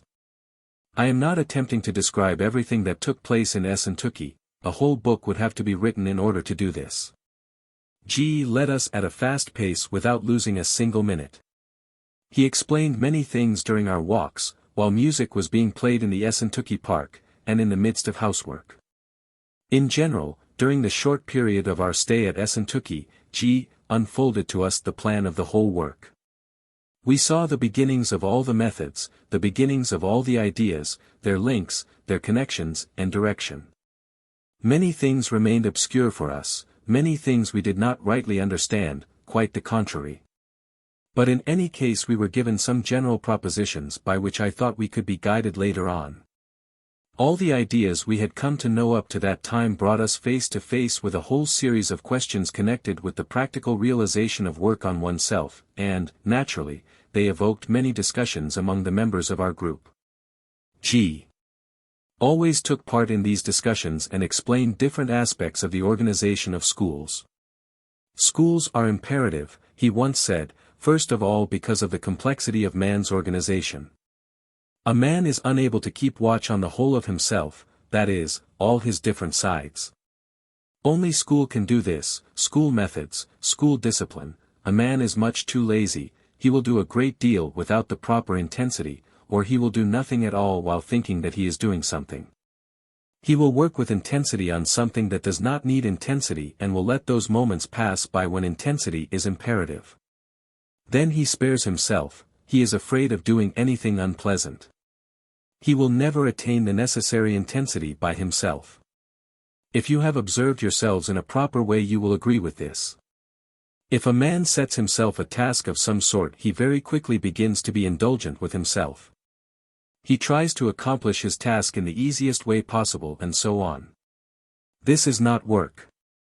In work only super efforts are counted, that is, beyond the normal, beyond the necessary, ordinary efforts are not counted. What is meant by a super effort? Someone asked. It means an effort beyond the effort that is necessary to achieve a given purpose, said G. Imagine that I have been walking all day and am very tired. The weather is bad, it is raining and cold. In the evening I arrive home. I have walked, perhaps, 25 miles. In the house there is supper, it is warm and pleasant. But, instead of sitting down to supper, I go out into the rain again and decide to walk another 2 miles along the road and then return home. This would be a super effort. While I was going home it was simply an effort and this does not count. I was on my way home, the cold, hunger, the rain, all this made me walk. In the other case I walk because I myself decide to do so. This kind of super effort becomes still more difficult when I do not decide upon it myself but obey a teacher who at an unexpected moment requires for me to make fresh efforts when I have decided that efforts for the day are over. Another form of super effort is carrying out any kind of work at a faster rate than is called for by the nature of this work. You are doing something, well, let us say, you are washing up or chopping wood. You have an hour's work. Do it in half an hour, this will be a super effort. But in actual practice a man can never bring himself to make super efforts consecutively or for a long time. To do this another person's will is necessary which would have no pity and which would have method. If a man were able to work on himself everything would be very simple and schools would be unnecessary. But he cannot, and the reasons for this lie very deep in his nature. I will leave for the moment his insincerity with himself, the perpetual lies he tells himself, and so on, and take only the division of the centers. This alone makes independent work on himself impossible for a man. You must understand that the three principal centers, the thinking, the emotional, and the moving, are connected together and, in a normal man, they are always working in unison. This unison is what presents the chief difficulty in work on oneself. What is meant by this unison? It means that a definite work of the thinking center is connected with a definite work of the emotional and moving centers, that is to say, that a certain kind of thought is inevitably connected with a certain kind of emotion, or mental state, and with a certain kind of movement, or posture. And one evokes the other, that is, a certain kind of emotion, or mental state, evokes certain movements or postures and certain thoughts, and a certain kind of movement or posture evokes certain emotions or mental states, and so forth. Everything is connected and one thing cannot exist without another thing. Now imagine that a man decides to think in a new way. But he feels in the old way. Imagine that he dislikes R. He pointed to one of those present. This dislike of R immediately arouses old thoughts and he forgets his decision to think in a new way. Or let us suppose that he is accustomed to smoking cigarettes while he is thinking, this is a moving habit. He decides to think in a new way. He begins to smoke a cigarette and thinks in the old way without noticing it. The habitual movement of lighting a cigarette has turned his thoughts round to the old tune. You must remember that a man can never break this accordance by himself. Another man's will is necessary, and a stick is necessary. All that a man who wants to work on himself can do at a certain stage of his work is to obey. He can do nothing by himself. More than anything else he needs constant supervision and observation. He cannot observe himself constantly. Then he needs definite rules, the fulfillment of which needs, in the first place, a certain kind of self-remembering, in which, in the second place, helps in the struggle with habits. A man cannot do all this by himself. In life everything is always arranged far too comfortably for man to work. In a school a man finds himself among other people who are not of his own choosing and with whom perhaps it is very difficult to live and work, and usually in uncomfortable and unaccustomed conditions. This creates tension between him and the others. And this tension is also indispensable because it gradually chips away his sharp angles. Then work on moving center can only be properly organized in a school. As I have already said, the wrong, independent, or automatic work of the moving center deprives the other centers of support and they involuntarily follow the moving center. Often, therefore, the sole possibility of making the other centers work in a new way is to begin with the moving center, that is with the body. A body which is lazy, automatic, and full of stupid habits stops any kind of work. But theories exist, said one of us, that a man ought to develop the spiritual and moral side of his nature and that if he attains results in this direction there will be no obstacles on the part of the body. Is this possible or not? Both yes and no, said G. The whole point is in the if a man attains perfection of a moral and spiritual nature without hindrance on the part of the body will not interfere with further achievements. But unfortunately this never occurs because the body interferes at the first step, interferes by its automatism, its attachment to habits, and chiefly by its wrong functioning. If the development of the moral and spiritual nature without interference on the part of the body is theoretically possible, it is possible only in the case of an ideal functioning of the body. And who is able to say that his body functions ideally? And besides there is deception in the very words moral and spiritual themselves. I have often enough explained before that in speaking of machines one cannot begin with their morality or their spirituality, but that one must begin with their mechanicalness and the laws governing this mechanicalness. The being of man number 1, number 2, and number 3 is the being of machines which are able to cease being machines but which have not ceased being machines. But is it not possible for man to be at once transposed to another stage of being by a wave of emotion? Someone asked. I do not know, said G. We are again talking in different languages. A wave of emotion is indispensable, but it cannot change moving habits, it cannot of itself make centers work rightly which all their lives have been working wrongly. To change and repair this demands separate, special, and lengthy work. Then you say, transpose a man to another level of being. But from this point of view a man does not exist for me. There is a complex mechanism consisting of a whole series of complex parts. A wave of emotion takes place in one part but the other parts may not be affected by it at all. No miracles are possible in a machine. It is miracle enough that a machine is able to change. But you want all laws to be violated. What of the robber on the cross? Asked one of those present.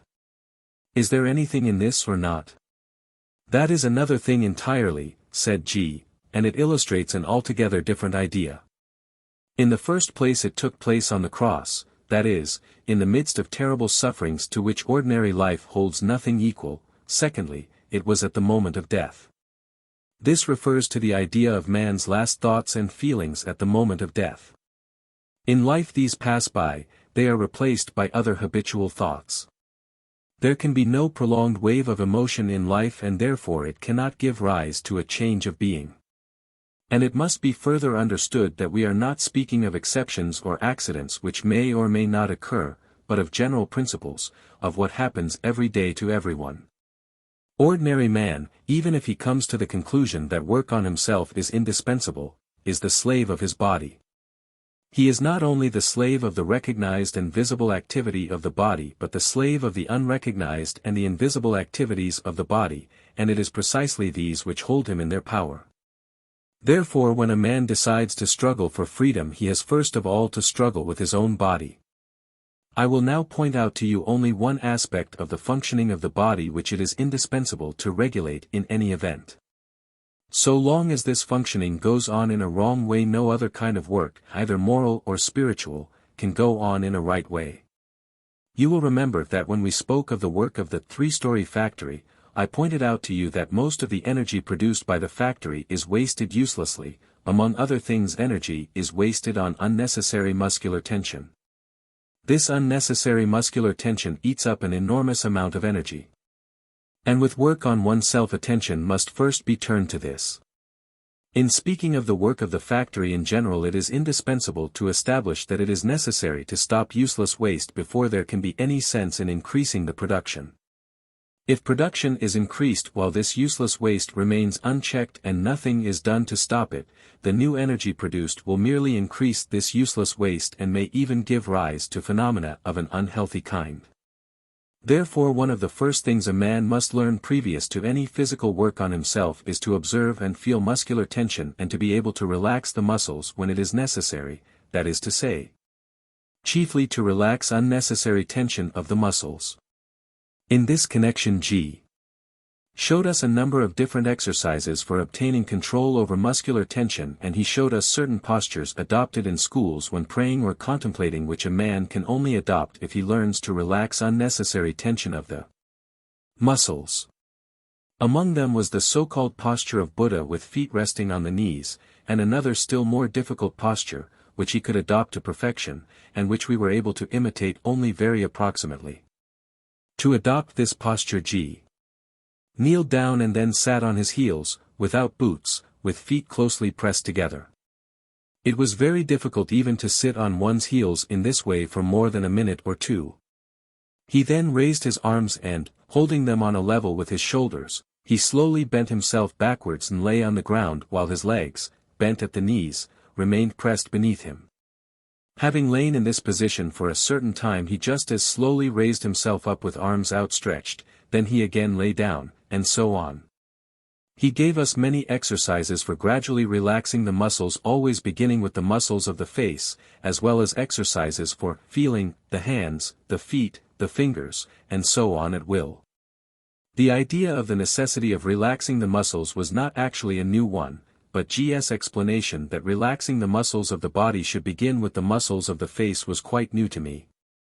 I had never come across this in books on yoga or in literature on physiology. Very interesting was the exercise with a circular sensation, as G called it. A man lies on his back on the floor. Trying to relax all his muscles, he then concentrates his attention on trying to sense his nose. When he begins to sense his nose, the man then transfers his attention and tries to sense his ear. When this is achieved, he transfers his attention to the right foot. From the right foot to the left, then to the left hand, then to the left ear and back again to the nose, and so on. All this interested me particularly because certain experiments I had carried out had led me long ago to conclude that physical states, which are connected with new psychological experiences, begin with feeling the pulse throughout the whole body, which is what we do not feel in ordinary conditions. In this connection, the pulse is felt at once in all parts of the body as one stroke. In my own personal experiments, feeling the pulsation throughout the whole body was brought about, for instance, by certain breathing exercises connected with several days of fasting. I came to no definite results whatever in my own experiments, but there remains with me the deep conviction that control over the body begins with acquiring control over the pulse. Acquiring for a short time the possibility of regulating, quickening, and slowing the pulse, I was able to slow down or quicken the heartbeat, and this in its turn gave me very interesting psychological results. I understood in a general way that control over the heart could not come from the heart muscles, but that it depended upon controlling the pulse, the second stroke or the big heart, and G. had explained a great deal to me in pointing out that control over the second heart depends upon controlling the tension of the muscles. Because we do not possess this control chiefly in consequence of the wrong and irregular tension of various groups of muscles. Exercises in relaxing the muscles which we began to perform gave very interesting results to some of our company. Thus one of us was suddenly able to stop a bad neuralgic pain in his arm by relaxing his muscles.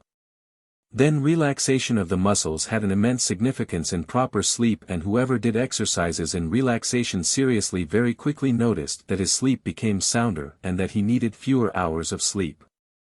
In this connection G showed us an exercise that was quite new for us, without which, according to him, it was impossible to master moving nature. This was, as he called it, the stop exercise. Every race, he said, every nation, every epoch, every country, every class, every profession, has its own definite number of postures and movements. These movements and postures, as things which are the most permanent and unchangeable in man, control his form of thought and his form of feeling. But a man never makes use of even all the postures and movements possible for him. In accordance with his individuality, a man takes only a certain number of the postures and movements possible for him.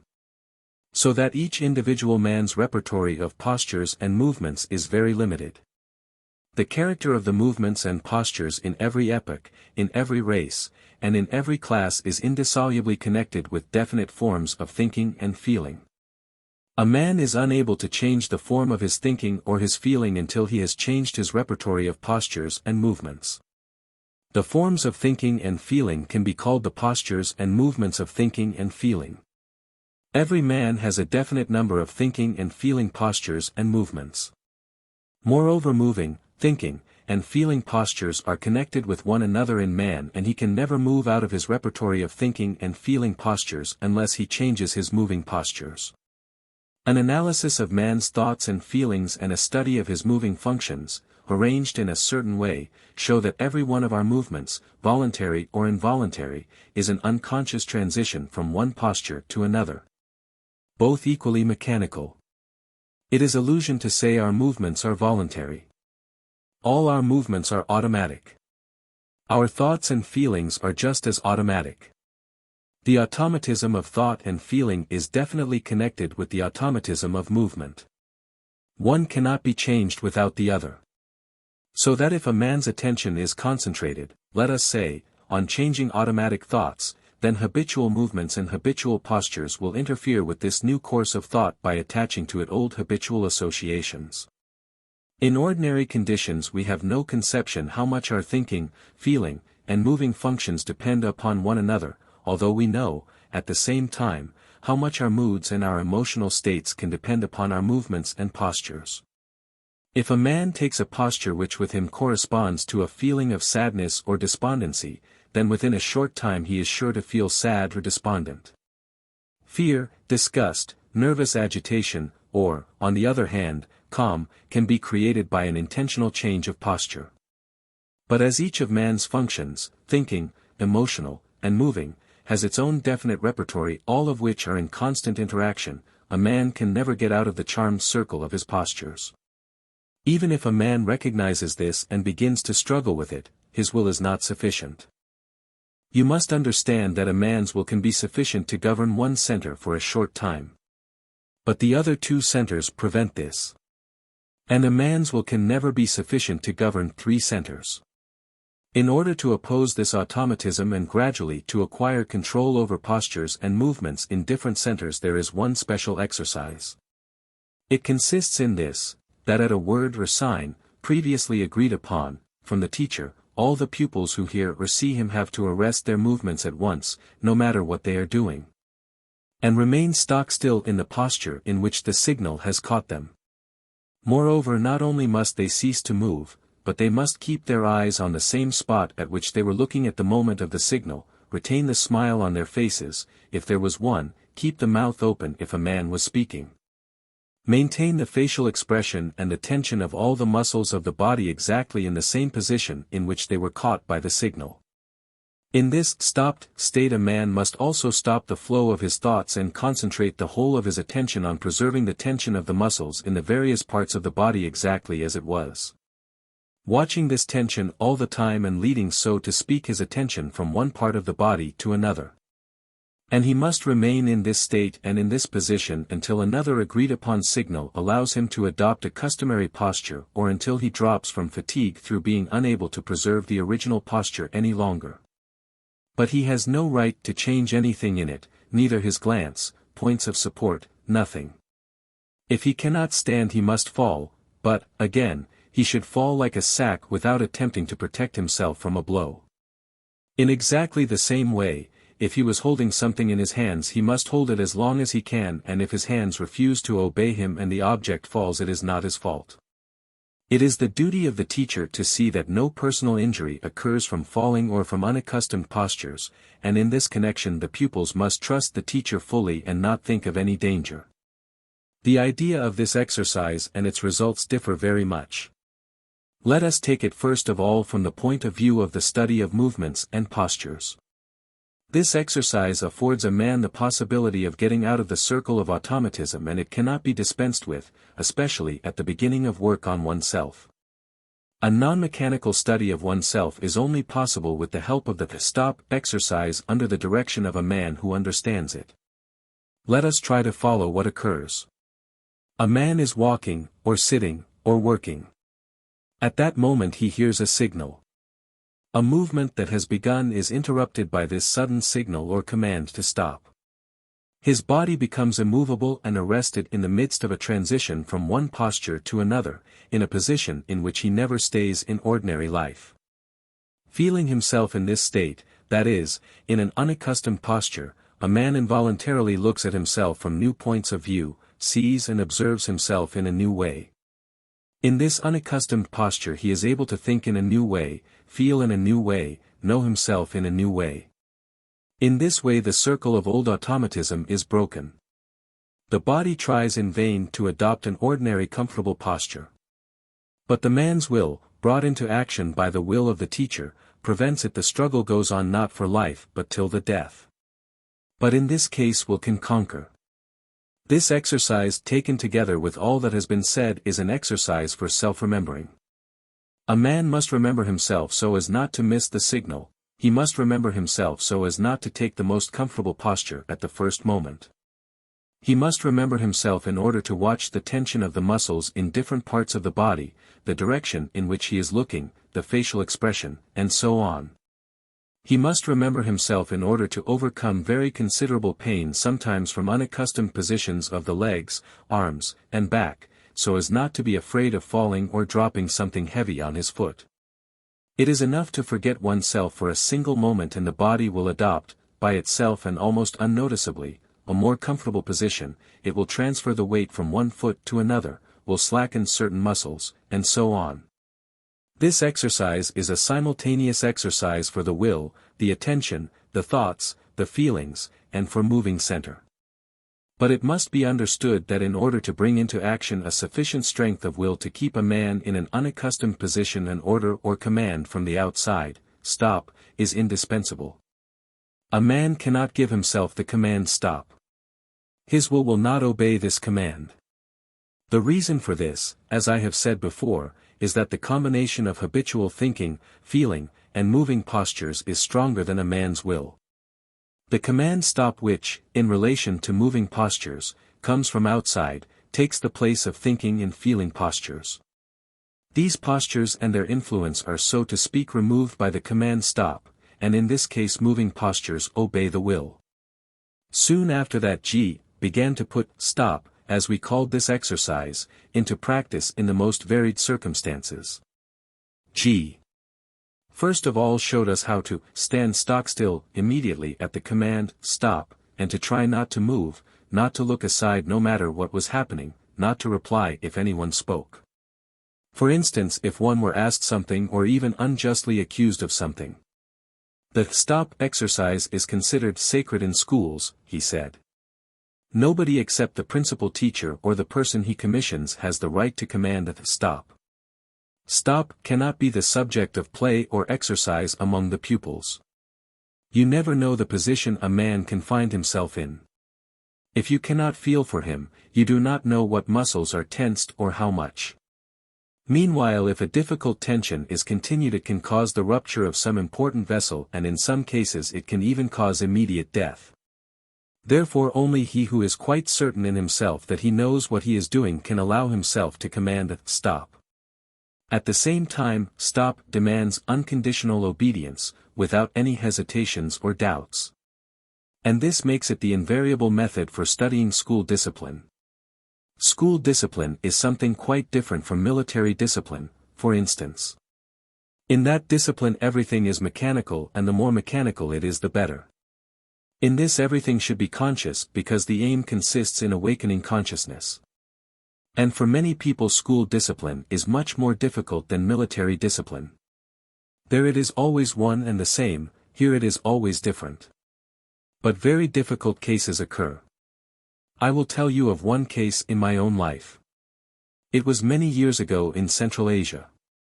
We had put up a tent by the side of an arik, that is, an irrigation canal. And 3 of us were carrying things from one side of the arik to the other where our tent was. The water in the arik came up to our waists. I and another man had just come out on the bank with some things and were preparing to dress. The 3rd man was still in the water. He dropped something in the water, we afterwards found out that it was an axe, and he was feeling about on the bottom with a stick. At this moment we heard from the tent a voice which called, "Stop." We both stood stock-still on the bank as we were. Our comrade in the water was just within our field of vision. He was standing bending down towards the water, and when he heard, "Stop," he remained in that posture. 1 or 2 minutes passed by and suddenly we saw that the water in the arik was rising. Someone perhaps a mile away had opened a sluice to let water into the small arik. The water rose very rapidly and soon reached the chin of the man in the water. We did not know if the man in the tent knew that the water was rising. We could not call out to him, we could not even turn our heads to see where he was, we could not look at each other. I could only hear my friend breathing. The water began to rise very rapidly and soon the head of the man in the water was completely covered. Only one hand was raised supported by a long staff. Only this hand was to be seen. It seemed to me that a very long time passed by. At length we heard, "Enough." We both sprang into the water and dragged our friend out of it. He had been almost suffocated. We also very soon became convinced that the stop exercise was not at all a joke. In the first place it required us to be constantly on the alert, constantly ready to interrupt what we were saying or doing, and secondly it sometimes required endurance and determination of quite a special kind. Stop occurred at any moment of the day. Once during T.P., who was sitting opposite me, had raised to his lips a glass of hot tea, just poured out, and he was blowing on it. At this moment we heard, "Stop," from the next room. P.'s face, and his hand holding the glass, were just in front of my eyes. I saw him grow purple and I saw a little muscle near his eye quiver. But he held on to the glass. He said afterwards that his fingers only pained him during the first minute, the chief difficulty afterwards was with his arm which was bent awkwardly at the elbow, that is, stopped halfway through a movement. But he had large blisters on his fingers and they were painful for a long time. Another time a stop caught Z when he had just inhaled smoke from his cigarette. He said afterwards that never in his life had he experienced anything so unpleasant. He could not exhale the smoke and he sat with eyes full of tears and smoke slowly coming out of his mouth. Stop had an immense influence on the whole of our life, on the understanding of our work and our attitude towards it. First of all, attitude towards stop showed with undoubted accuracy what anyone's attitude was to the work. People who had tried to evade work evaded stop. That is, either they did not hear the command to stop, or they said that it did not directly refer to them. Or, on the other hand, they were always prepared for a stop, they made no careless movements, they took no glasses of hot tea in their hands, they sat down and got up very quickly and so on. To a certain extent it was even possible to cheat with the stop. But of course this would be seen and would at once show who was sparing himself and who was able not to spare himself, able to take the work seriously, and who was trying to apply ordinary methods to it, to avoid difficulties, to adapt themselves. In exactly the same way, stop showed the people who were incapable and undesirous of submitting to school discipline and the people who were not taking it seriously.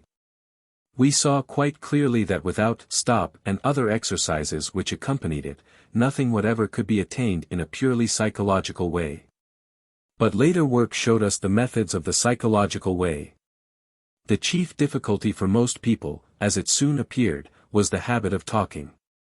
No one saw this habit in himself, no one could struggle with it because it was always connected with some characteristic which the man considered to be positive in himself. Either he wanted to be sincere, or he wanted to know what another man thought, or he wanted to help someone by speaking of himself or of others, and so on, and so on. I very soon saw that the struggle with the habit of talking, of speaking, in general, more than is necessary, could become the center of gravity of work on oneself because this habit touched everything, penetrated everything, and was for many people the least noticed. It was very curious to observe how this habit, I say habit simply for lack of another word, it would be more correct to say, this sin, or this misfortune, at once took possession of everything no matter what a man might begin to do. In XIII at that time G made us, among other things, carry out a small experiment in fasting. I had carried out experiments of this kind before and a good deal was familiar to me. But for many others the feeling of days which were endlessly long, of complete emptiness, of a kind of futility of existence, was new. Well, now I clearly understand, said one of our people, what we live for and the place that food occupies in our lives. But I personally was particularly interested in observing the place that talk occupied in life. In my opinion our first fast consisted in everybody talking without stopping for several days about the fast, that is, everybody spoke about himself. In this respect I remember very early talks with a Moscow friend about the fact that voluntary silence could be the most severe discipline to which a man could subject himself. But at that time we meant absolute silence. Even into this G brought that wonderfully practical element which distinguished his system and his methods from anything I had known previously. Complete silence is easier, he said, when I began once to tell him my ideas. Complete silence is simply a way out of life. A man should be in the desert or in a monastery. We speak of work in life. And a man can keep silence in such a way that no one will even notice it. The whole point is that we say a good deal too much. If we limited ourselves to what is actually necessary, this alone would be keeping silence. And it is the same with everything else, with food, with pleasures, with sleep, with everything there is a limit to what is necessary. After this, sin begins. This is something that must be grasped, sin is something which is not necessary. But if people abstain from everything that is unnecessary now, at once, what will the whole of life become like? I said. And how can they know what is necessary and what is not necessary? Again you speak in your own way, said G. I was not talking of people at all. They are going nowhere and for them there are no sins. Sins are what keep a man on one spot if he has decided to move and if he is able to move. Sins exist only for people who are on the way or approaching the way. And then sin is what stops a man, helps him to deceive himself and to think that he is working when he is simply asleep. Sin is what puts a man to sleep when he has already decided to awaken. And what puts a man to sleep? Again everything that is unnecessary, everything that is not indispensable. The indispensable is always permitted. But beyond this hypnosis begins at once. But you must remember that this refers only to people in the work or to those who consider themselves in the work. And work consists in subjecting oneself voluntarily to temporary suffering in order to be free from eternal suffering. But people are afraid of suffering. They want pleasure now, at once and forever. They do not want to understand that pleasure is an attribute of paradise and that it must be earned.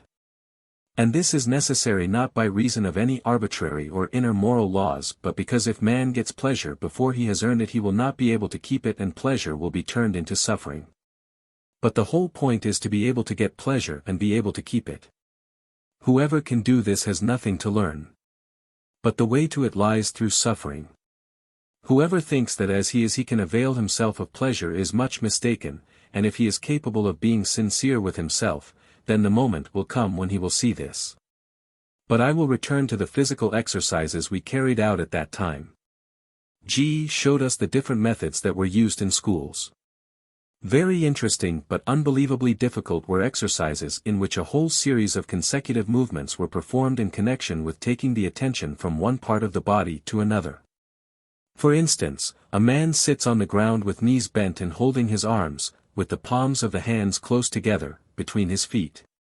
Then he has to lift one leg and during this time count, Om, Om, Om, Om, Om, Om, Om, Om, Om, up to the 10th Om and then 9 times Om, 8 times Om, 7 times Om, and so on, down to 1 and then again twice Om, 3 times Om, and so on. And at the same time, sense his right eye. Then separate the thumb and sense his left ear and so on and so on. It was necessary first to remember the order of the movements and sensing, then not to go wrong in the counting, to remember the count of movements and sensing. This was very difficult but it did not end the affair. When a man had mastered this exercise and could do it, say, for about 10 or 15 minutes, he was given, in addition, a special form of breathing, namely, he must inhale while pronouncing Om several times and exhale pronouncing Om several times. Moreover, the count had to be made aloud. Beyond this there were still greater and greater complications of the exercise up to almost impossible things. And G told us he had seen people who for days did exercises of this kind. The short fast of which I spoke was also accompanied by special exercises. In the first place G explained at the beginning of the fast that the difficulty in fasting consisted in not leaving in use the substances which are prepared in the organism for the digestion of food. These substances consist of very strong solutions, he said. And if they are left without attention they will poison the organism. They must be used up. But how can they be used up if the organism gets no food?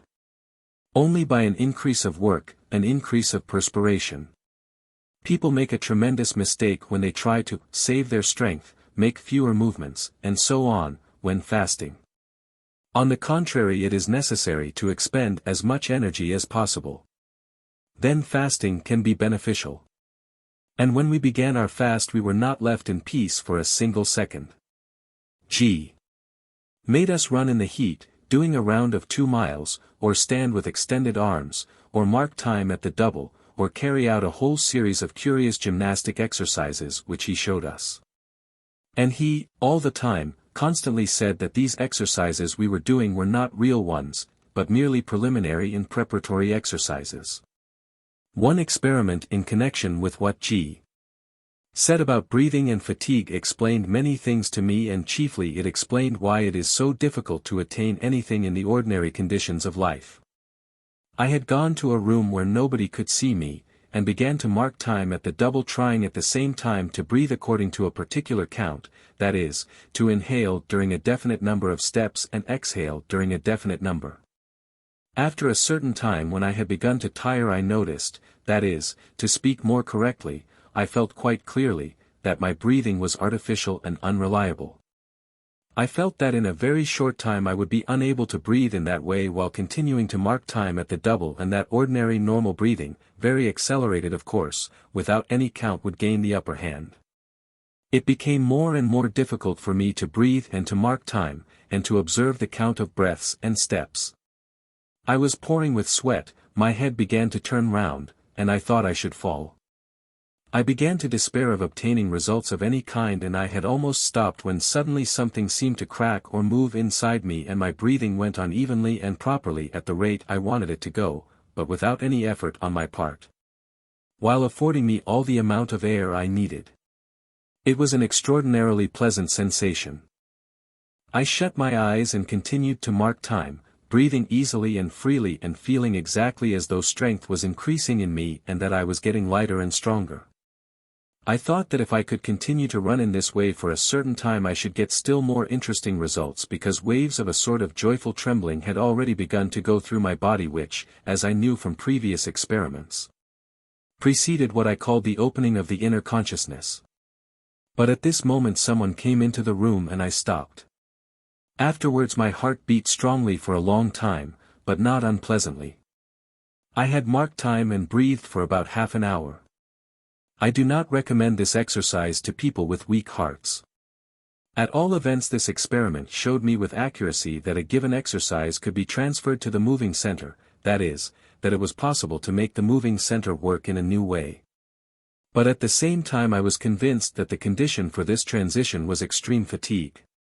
A man begins any exercise with his mind, only when the last stage of fatigue is reached can the control pass to the moving center.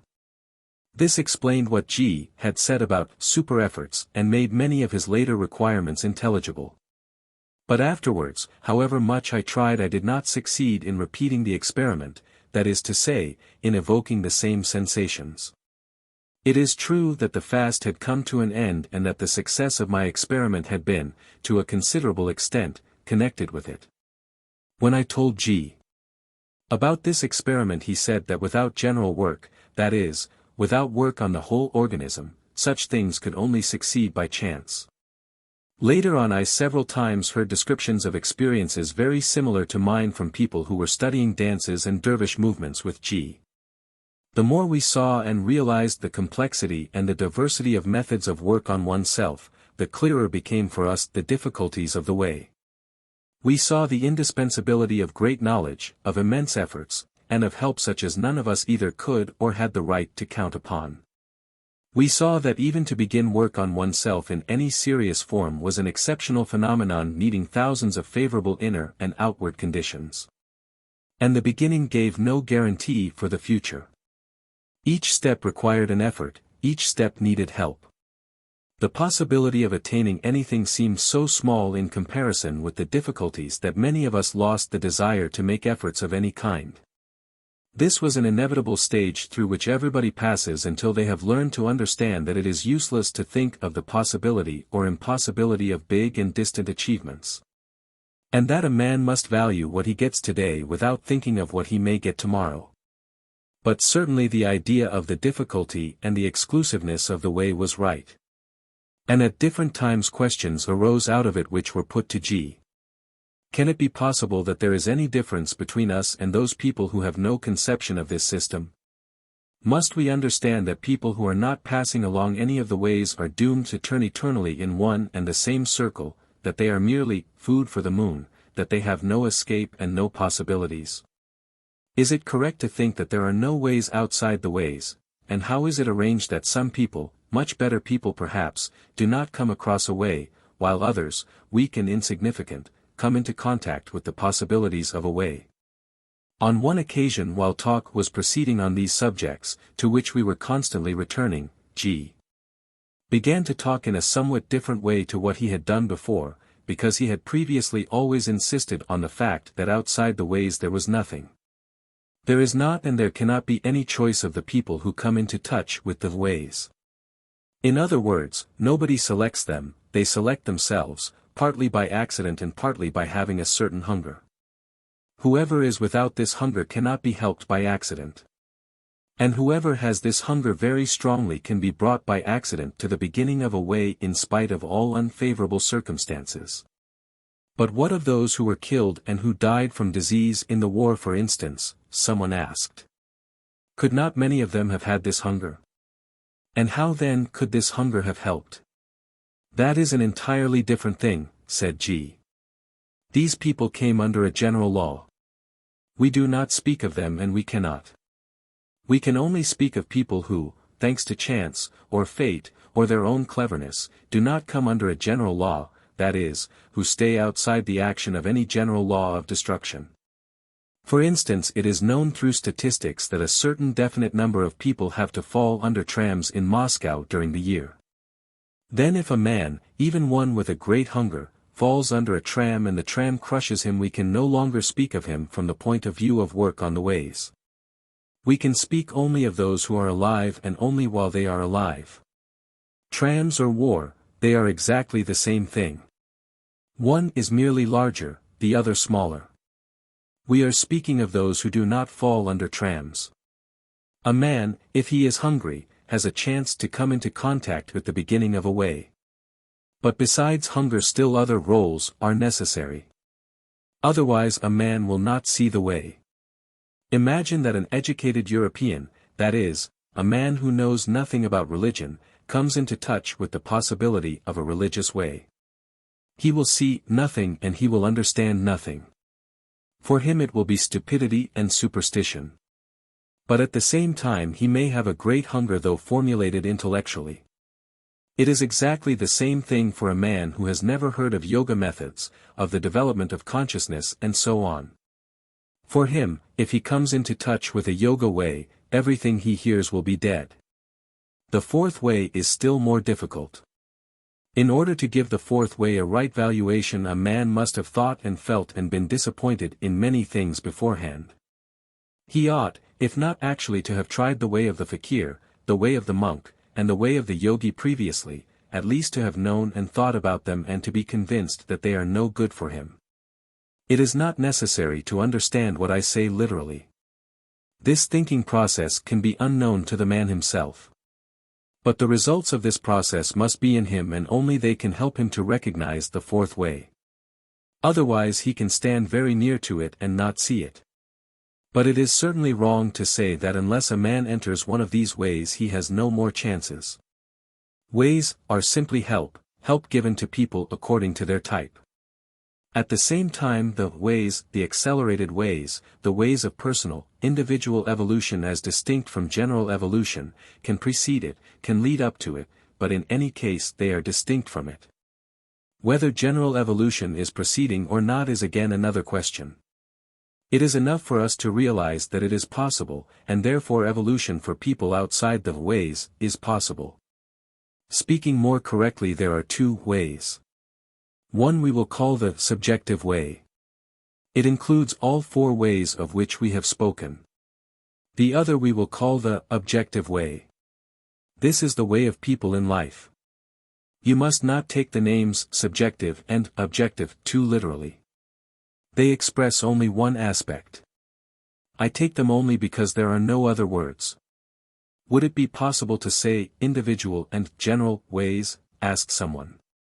No, said G. It would be more incorrect than subjective and objective, because the subjective way is not individual in the general meaning of this word, because this way is a school way. From this point of view the objective way is much more individual because it admits of many more individual peculiarities. No, it is better to leave these names, subjective and objective. They are not altogether suitable but we will take them conditionally. People of the objective way simply live in life. They are those whom we call good people. Particular systems and methods are not necessary for them. Making use of ordinary religious or intellectual teachings and ordinary morality, they live at the same time according to conscience. They do not of necessity do much good, but they do no evil. Sometimes they happen to be quite uneducated, simple people, but they understand life very well, they have a right valuation of things and a right outlook. And they are of course perfecting themselves and evolving. Only their way can be very long with many unnecessary repetitions. I had for a long time wanted to get G to talk about repetition but he always avoided it. So it was on this occasion. Without answering my question about repetition he continued. It often seems to people of the way, that is, of the subjective way, especially those who are just beginning, that other people, that is, people of the objective way, are not moving. But this is a great mistake. A simple abhavadal may sometimes do such work within him that he will overtake another, a monk or even a yogi. Abhavadal is a strange word in the Russian language. It is used in the sense of inhabitant, without any particular shade. At the same time it is used to express contempt or derision, abhavadal, as though there could be nothing worse. But those who speak in this way do not understand that the abhavadal is the healthy kernel of life. And from the point of view of the possibility of evolution, a good abhavadal has many more chances than a lunatic or a tramp. Afterwards I will perhaps explain what I mean by these two words. In the meantime we will talk about the abhavadal. I do not at all wish to say that all Abhavadals are people of the objective way. Nothing of the kind. Among them are thieves, rascals, and fools, but there are others. I merely wish to say that being a good Abhavadal by itself does not hinder the way, and finally there are different types of Abhavadal.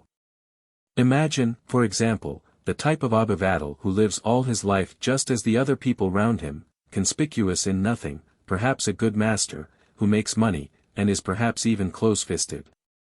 At the same time he dreams all his life of monasteries, for instance, and dreams that some time or other he will leave everything and go into a monastery. And such things happen in the East and in Russia. A man lives and works, then, when his children or his grandchildren are grown up, he gives everything to them and goes into a monastery. This is the Abhavadal of which I speak. Perhaps he does not go into a monastery, perhaps he does not need this. His own life as an Abhavadal can be his way.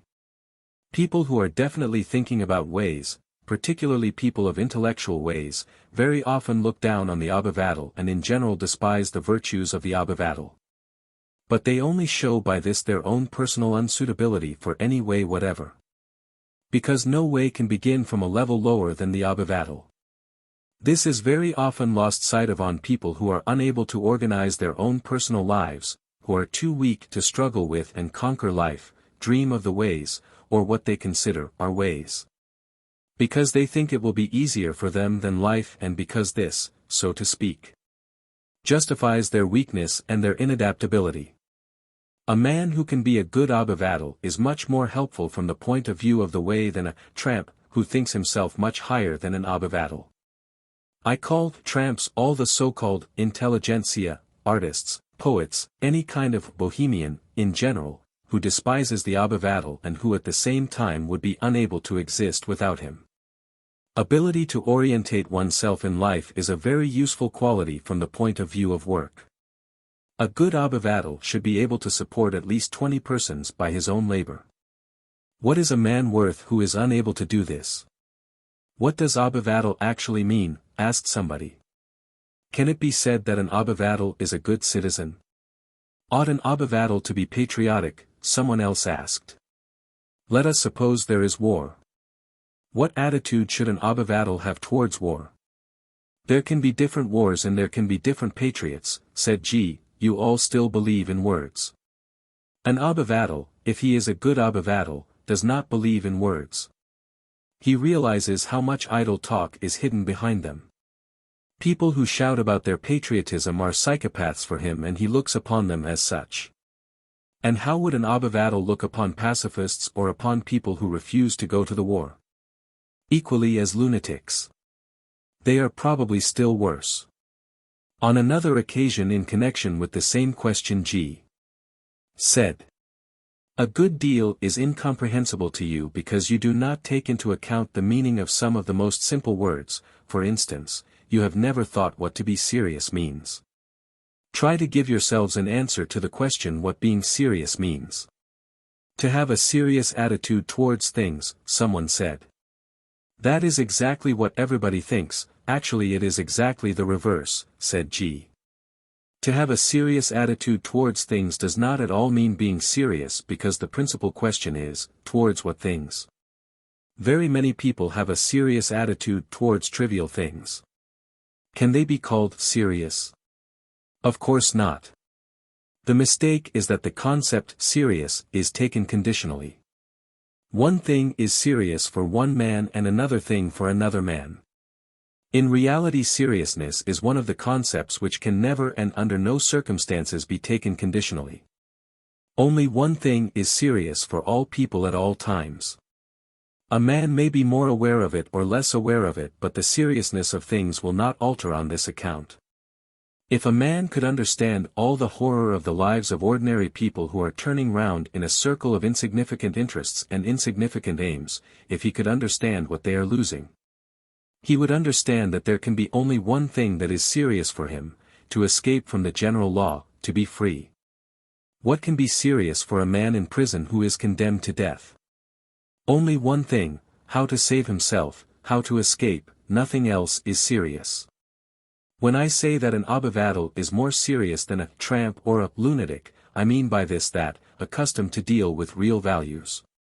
An abavadal values the possibilities of the ways, and the possibilities of liberation or salvation better and quicker than a man who is accustomed all his life to a circle of imaginary values, imaginary interests, and imaginary possibilities. People who are not serious for the abavadal are people who live by fantasies, chiefly by the fantasy that they are able to do something.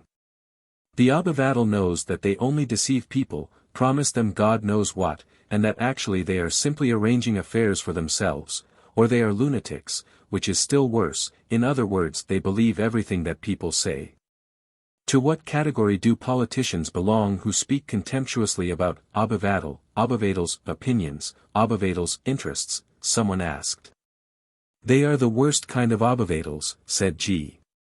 That is, abavadals without any positive redeeming features, or they are charlatans, lunatics, or knaves. But may there not be honest and decent people among politicians? Someone asked. Certainly there may be, said G. But in this case they are not practical people, they are dreamers, and they will be used by other people as screens to cover their own obscure affairs.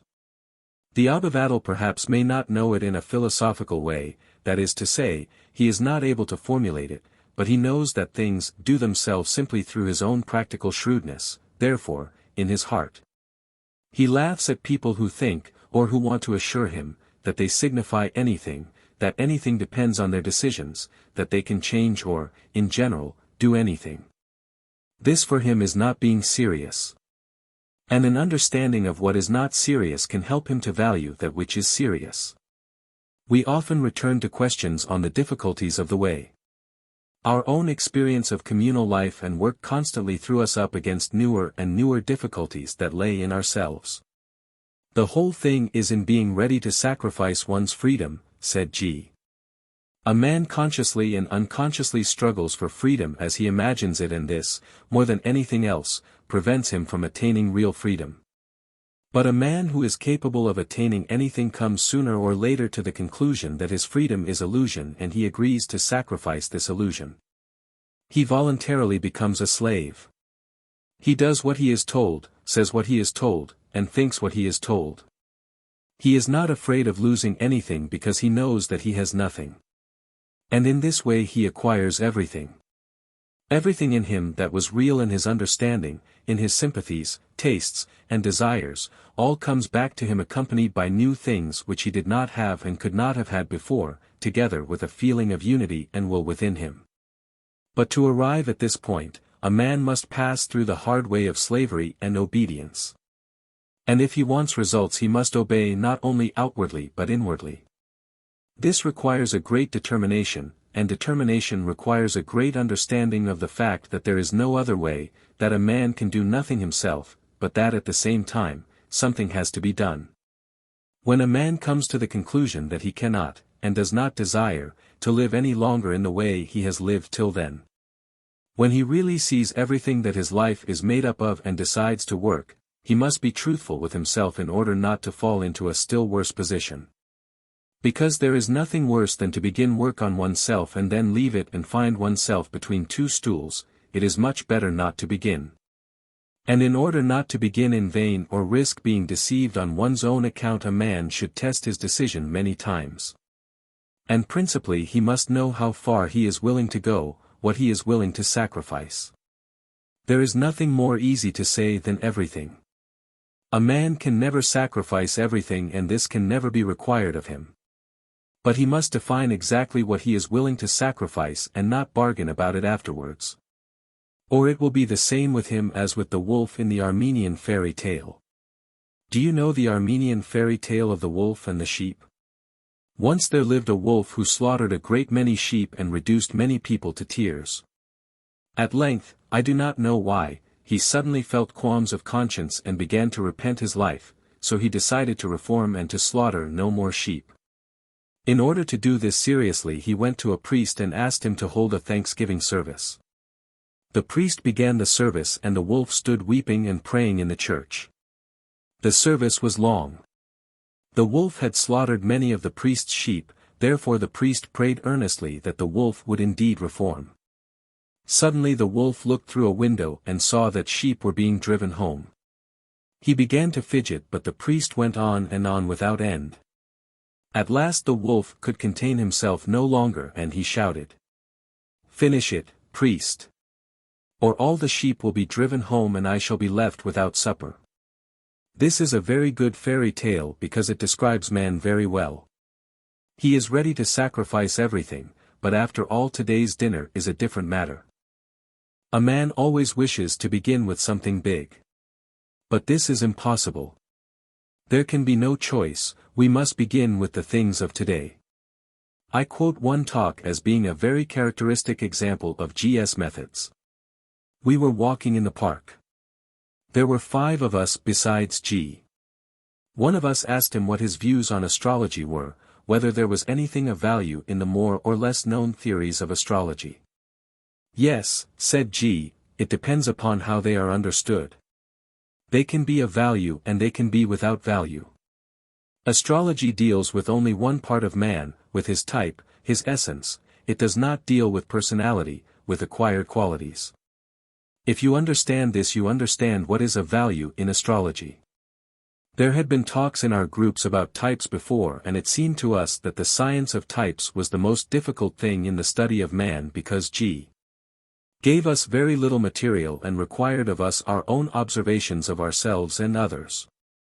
We continued to walk and G continued to speak, trying to explain what there was in man that could depend upon planetary influences and what could not. As we left the park G stopped talking and was going a few steps ahead of us. We 5 walked behind him talking together. In going round a tree G dropped the stick, ebony with a Caucasian silver handle, he was carrying and one of us bent down, picked it up, and gave it to him. G walked on for a few steps, then turned to us and said, "That was astrology. Do you understand? You all saw me drop the stick. Why did one of you pick it up? Let each of you speak for himself." One said he had not seen G drop the stick as he was looking another way. The second said he had noticed that G had not dropped the stick accidentally as happens when a stick gets caught in something, but that he had intentionally loosened his hand and let the stick fall. This had excited his curiosity and he had waited to see what would happen next. The third said he saw G drop the stick, but was very absorbed in thinking of astrology, particularly trying to remember what G said once before, and did not pay sufficient attention to the stick. The fourth saw the stick fall and thought of picking it up, but at that moment the other picked up the stick and gave it to G. The fifth said he saw the stick fall and then he saw himself picking it up and giving it to G. G smiled as he listened to us. "This is astrology," he said. "In the same situation one man sees and does one thing, another thing, a third thing, and so on. And each one acted according to his type. Observe people and yourselves in this way and then perhaps we will afterwards talk of a different astrology." The time passed by very quickly. The short XVIII summer was drawing to a close. We had begun to think of the winter and to make a variety of plans.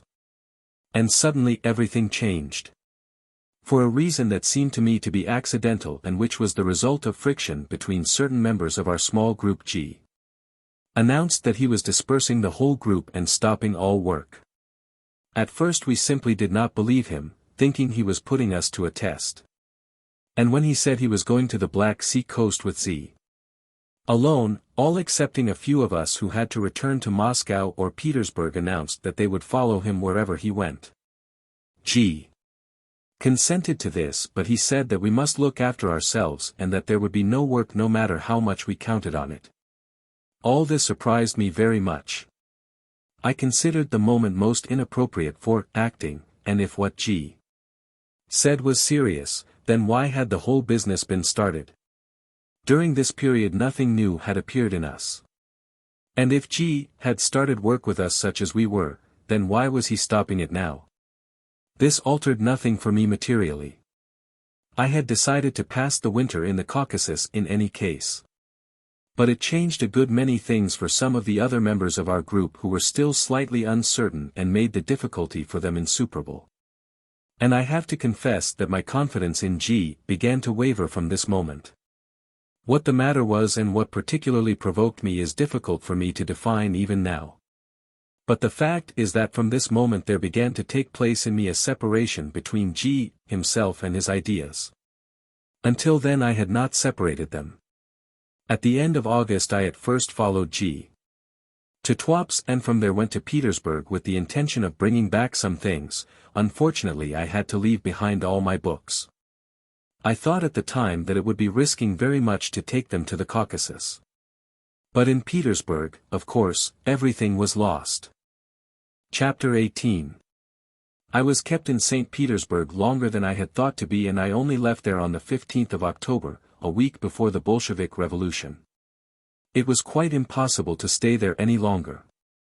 Something disgusting and clammy was drawing near.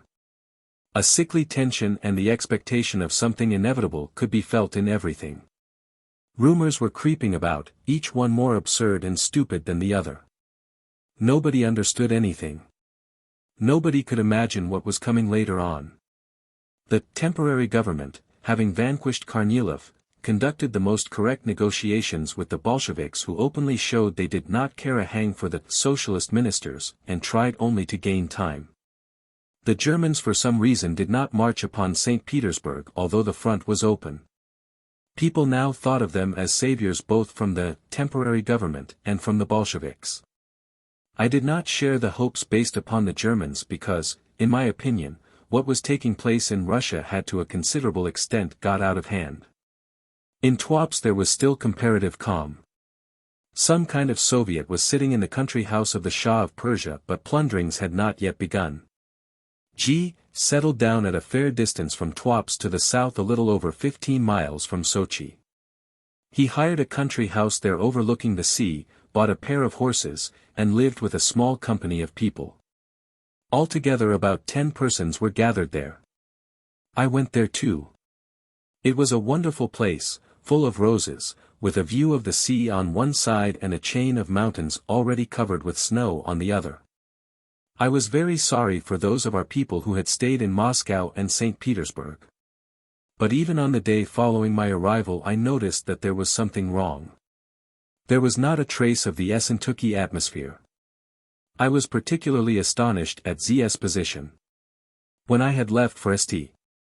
Petersburg in the beginning of September, Z was full of enthusiasm. He continually urged me not to stay in St. Petersburg since it might become so difficult to get through. "Do you never intend to be in St. Petersburg anymore?" I asked him then. "One who flees to the mountains does not turn back," Z replied. And now, on the day following my arrival in Ukdir, I heard that Z intended to return to St. Petersburg. What can he be going back there for? He has left his employment. What is he going to do there? I do not know, said Drive S, who had told me about it. G is not pleased with him and says that he had better go. It was difficult for me to get Z himself into a talk. He obviously did not desire to explain, but he said that he really intended to leave. Gradually, by questioning others, I found out that a strange thing had happened. A very absurd quarrel between G and some Lets, our neighbors, had occurred. Z was present at it.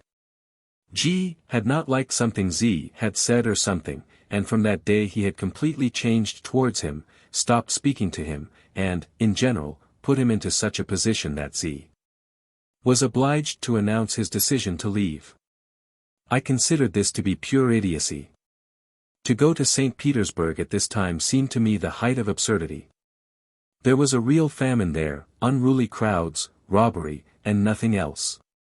At that time of course one could not yet have imagined that we should never see St. Petersburg again. I counted upon going there in the spring.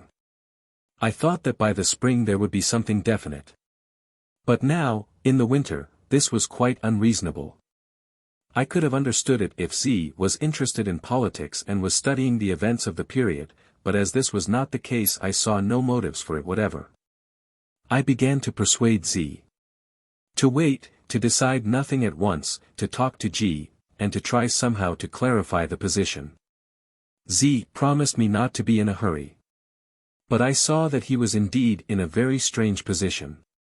G completely ignored him, and this produced on Z a most depressing impression. 2 weeks passed in this way. My arguments had worked on Z, and he said that he would stay if G agreed to let him. He went to speak to G, but came back very soon with a disturbed face. "Well, what did he say to you?"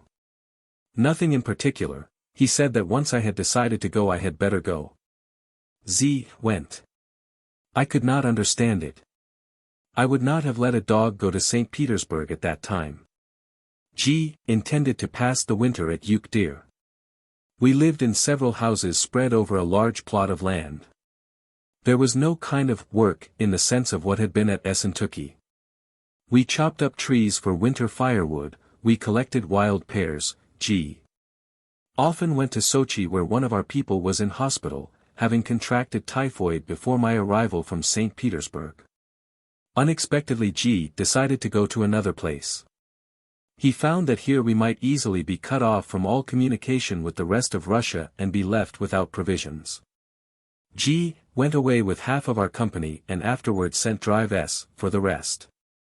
We again forgathered in Tuapse, and from there we began to make excursions along the seashore to the north where there was no railway.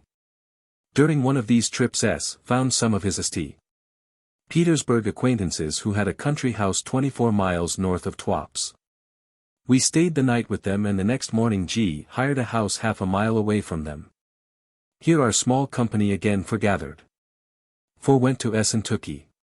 Here we lived for 2 months. It was a very interesting time. G, Drive S, and I went to Tuapse every week for provisions for ourselves and fodder for the horses. These trips will always remain in my memory. They were full of the most improbable adventures and very interesting talks. Our house stood overlooking the sea 3 miles from the big village of Olgniki. I had hoped that we would live there a longer time. But in the second half of December there came the rumors that a part of the Caucasian army was moving towards Russia on foot along the shores of the Black Sea. G said that we would again go to XVIII and begin fresh work.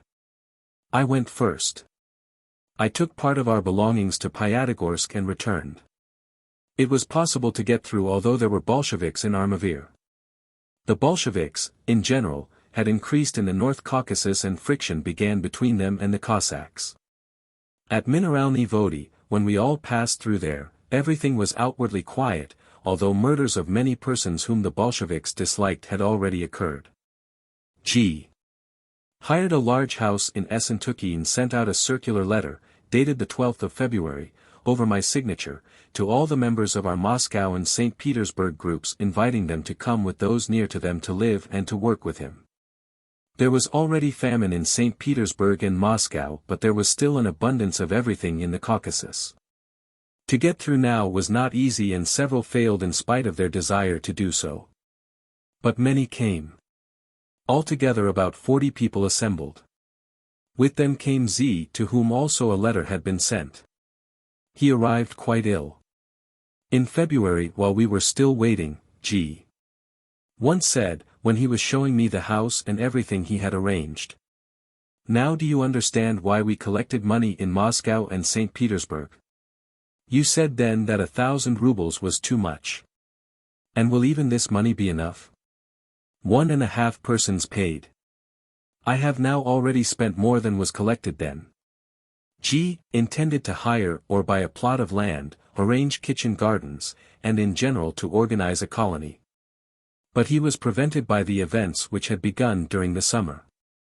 When our people assembled in March, 1918, very strict rules were established in our house. It was forbidden to leave the grounds, day and night orderlies were established, and so on.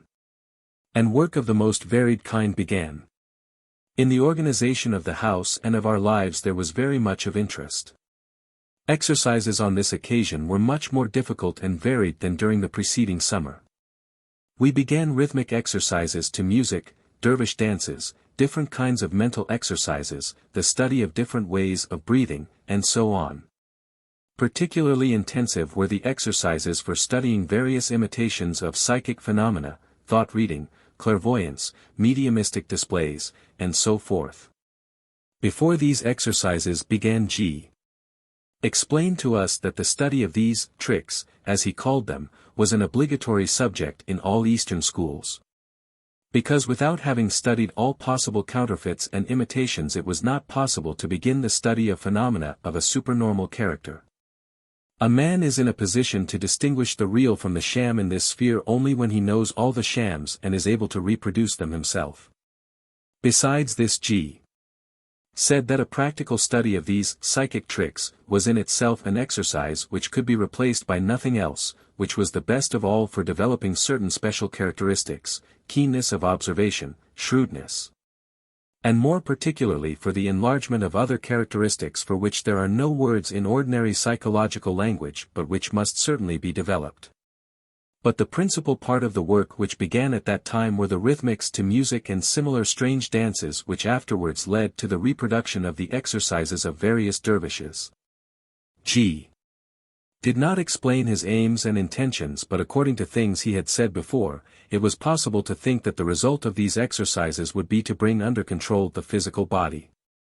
In addition to exercises, dances, gymnastics, talks, lectures, and housework, special work was organized for those without means.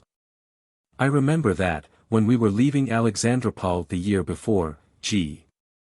took with him a box of skein silk which he told me he had bought cheaply at a sale. This silk always traveled with him.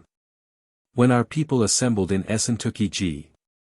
gave this silk to the women and children to wind onto star-shaped cards which were also made in our house. Then some of our people who possessed commercial talents sold this silk to shops in Pyatagorsk, Kislovodsk, and XVIII itself. One must remember that time. There were absolutely no goods whatever, shops were empty, and the silk was snapped up at once because such things as silk, cotton, and so on were unbelievably difficult to obtain. This work continued for 2 months and gave a sure and regular income quite out of proportion with the original cost of the silk. In normal times a colony like ours could not have existed in XVIII nor probably anywhere else in Russia. We should have excited curiosity, we should have attracted attention, the police would have appeared, some kind of scandal would undoubtedly have arisen, all possible kinds of accusations would have made their appearance. Political tendencies would certainly have been ascribed to us, or sectarian or anti-moral. People are made in such a way that they invariably make accusations against the things they fail to understand. But at that time, that is, in 1918, those who would have been curious about us were occupied in saving their own skins from the Bolsheviks. And the Bolsheviks were not yet strong enough to be interested in the lives of private people or private organizations having no direct political character.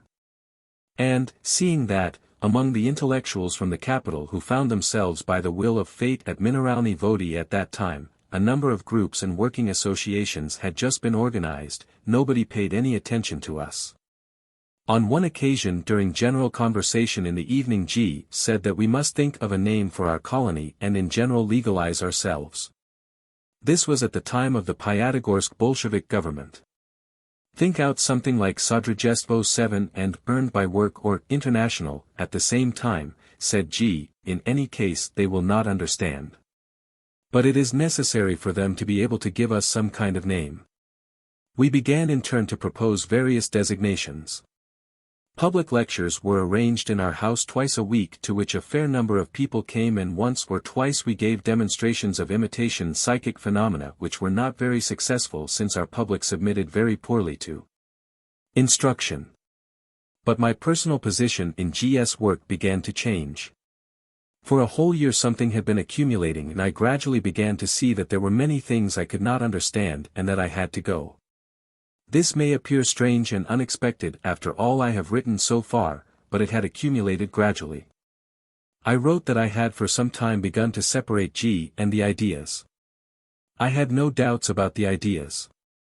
On the contrary, the more I thought of them, the deeper I entered into them, the more I began to value them and realize their significance. But I began very strongly to doubt that it was possible for me, or even for the majority of our company, to continue to work under G's leadership. I do not in the least mean that I found any of G's actions or methods wrong or that they failed to respond to what I expected. This would be strange and completely out of place in connection with a leader in work, the esoteric nature of which I have admitted. The one excludes the other. In work of such a nature there can be no sort of criticism, no sort of disagreement with this or that person. On the contrary, all work consists in doing what the leader indicates, understanding in conformance with his opinions even those things that he does not say plainly, helping him in everything that he does. There can be no other attitude towards the work. And G himself said several times that a most important thing in the work was to remember that one came to learn and to take no other role upon oneself.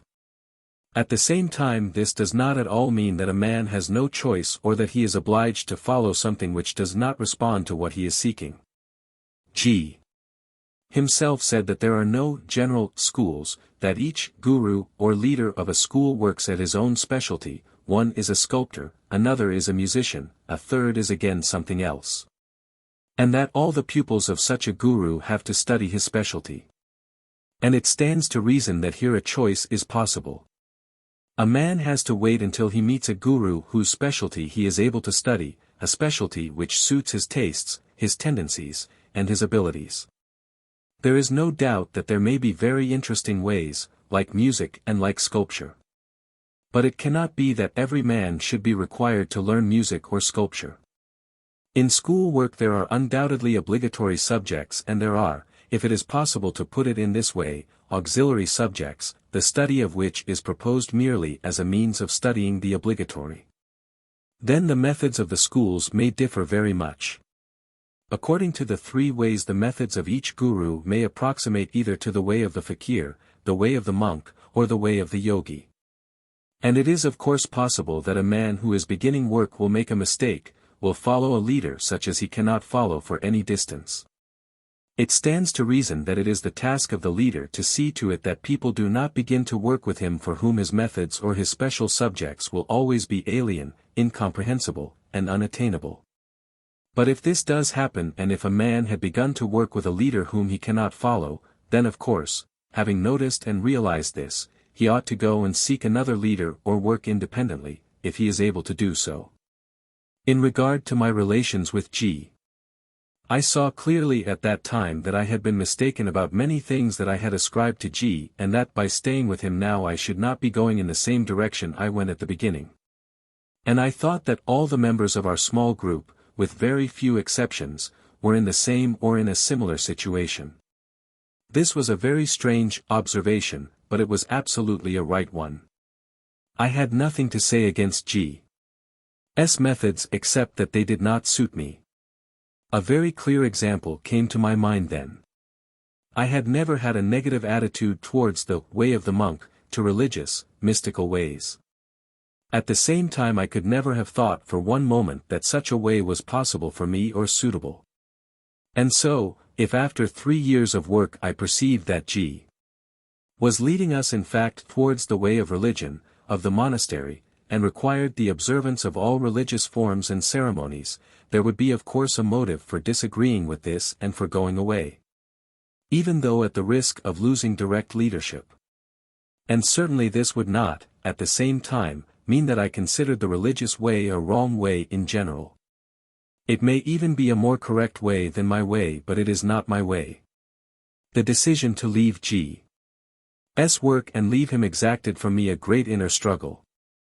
I had built very much upon it and it was difficult for me now to reconstruct everything from the beginning. But there was nothing else to do. Of course, all that I had learned during those 3 years I retained. But a whole year passed by while I was going into all this and until I found it possible to continue to work in the same direction as G but independently. I went into a separate house and again began work abandoned in St. Petersburg, on my book which afterwards appeared under the title A New Model of the Universe. In the home lectures and demonstrations still continued for a certain time and then stopped. Sometimes I met G in the park or on the street, sometimes he came to my house. But I avoided going to the home. At this time the position of affairs in the North Caucasus began to get very much worse. We were completely cut off from Central Russia. What was going on there we did not know. After the first Cossack raid on Essentuki the position quickly began to change for the worse and G decided to leave Mineralny Vody. Where he actually intended to go he did not say, and it was difficult to say, having regard to the circumstances of the time. The public who had left Mineralny Vody at that time had tried to get through to Novorossiysk, and I supposed that he would also go in that direction. I also decided to leave Essentuki. But I did not want to leave before he did. In this respect I had a strange kind of feeling. I wanted to wait until the end, to do everything that depended upon me so that afterwards I could tell myself that I had not let a single possibility escape me. It was very difficult for me to reject the idea of working with G. In the beginning of August G left Essentuki. Most of those living in the home left with him. A few people had gone earlier. About 10 persons were left in Essentuki. I decided to go to Novorossiysk. But circumstances began to change swiftly. Within a week of G's departure communications even with places nearest to us came to a stop. Cossacks began to raid the branch line to Mineralny Vody in where we were, Bolshevik robberies, requisitions, and so on began. This was the time of the massacre of hostages in Pyatigorsk when General Russky, General Radko Dmitriev, and Prince Aurasov and many others perished. I must confess that I felt very silly.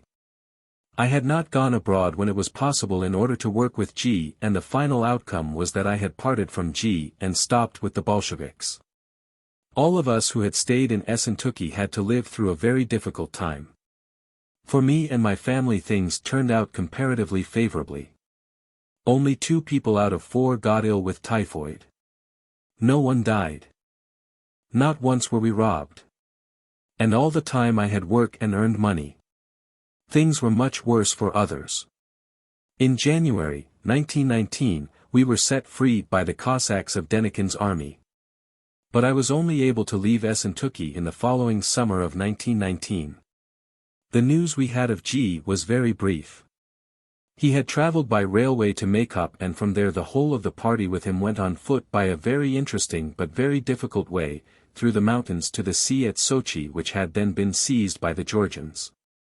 Carrying with them the whole of their baggage they walked, with all possible kinds of adventures and dangers, over lofty passes where there were no roads and where hunters crossed but seldom. It was, apparently, only about a month after their departure from Essentuki that they reached Sochi. But the inner situation had changed. In Sochi the greater part of the company, as I had foreseen, parted company with G. Among them were P and Z. Only 4 people stayed with G, of whom Drive S. alone belonged to the original St. Petersburg group. The others had only been in young groups. In February P, who had established himself in Maykop after the rupture with G, came to Essentuki for his mother who had remained there, and from him we learned the details of everything that had taken place on the way to and on arrival at Sochi. Moscow people had gone to Kiev.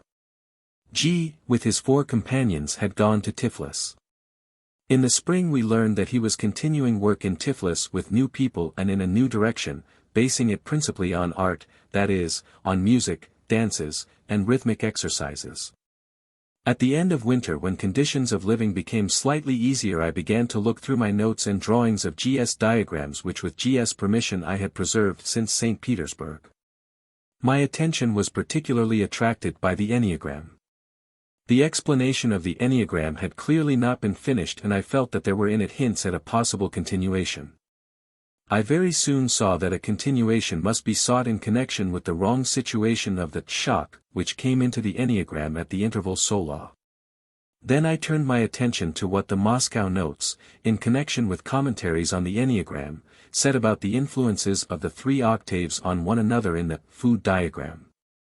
I drew the enneagram as it had been given to us, and I saw that it represented up to a certain point the food diagram. The point 3, or the interval, MFA, was the place where the shock came in, which gave due 192 of the 2nd octave. When I added the beginning of this octave to the enneagram, I saw that the point 6 came at the interval mi-fa of the second octave and the shock in the form of the third octave do 48, which begins at this point.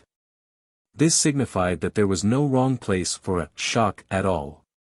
Point 6 showed the entry of the shock in the second octave, and the shock was the do which began the third octave. All three octaves reached high 2. In one it was si, in the second sol, and in the third mi. The second octave, which ended at 12 in the enneagram, ought to have gone on further. But si12 and mi12 required an additional shock. I thought a great deal about the nature of these shocks at that time, but I will speak of them later. I felt that there was very much material in the enneagram. Points 1, 2, 4, 5, 7, 8 represented, according to the food diagram, different systems of the organism: 1, the digestive system; 2, the breathing system; 4, the bloodstream; 5, the brain; 7, the spinal cord; 8, the sympathetic system and the sex organs. According to this, the direction of the inner lines 1, 4, 2, 8, 5, 7, 1, that is, the content of fraction 7, showed the direction of the flow or distribution of arterial blood in the organism and then its return in the form of venous blood. It was particularly interesting that the point of return was not the heart but the digestive system, which indeed is the case, since venous blood is first of all mixed with the products of digestion. It then goes to the right auricle, through the right ventricle, then to the lungs to absorb oxygen, and from there goes to the left auricle and then the left ventricle and then through the aorta into the arterial system. Examining the enneagram further, I saw that the 7 points could represent the 7 planets of the ancient world. In other words, the enneagram could be an astronomical symbol.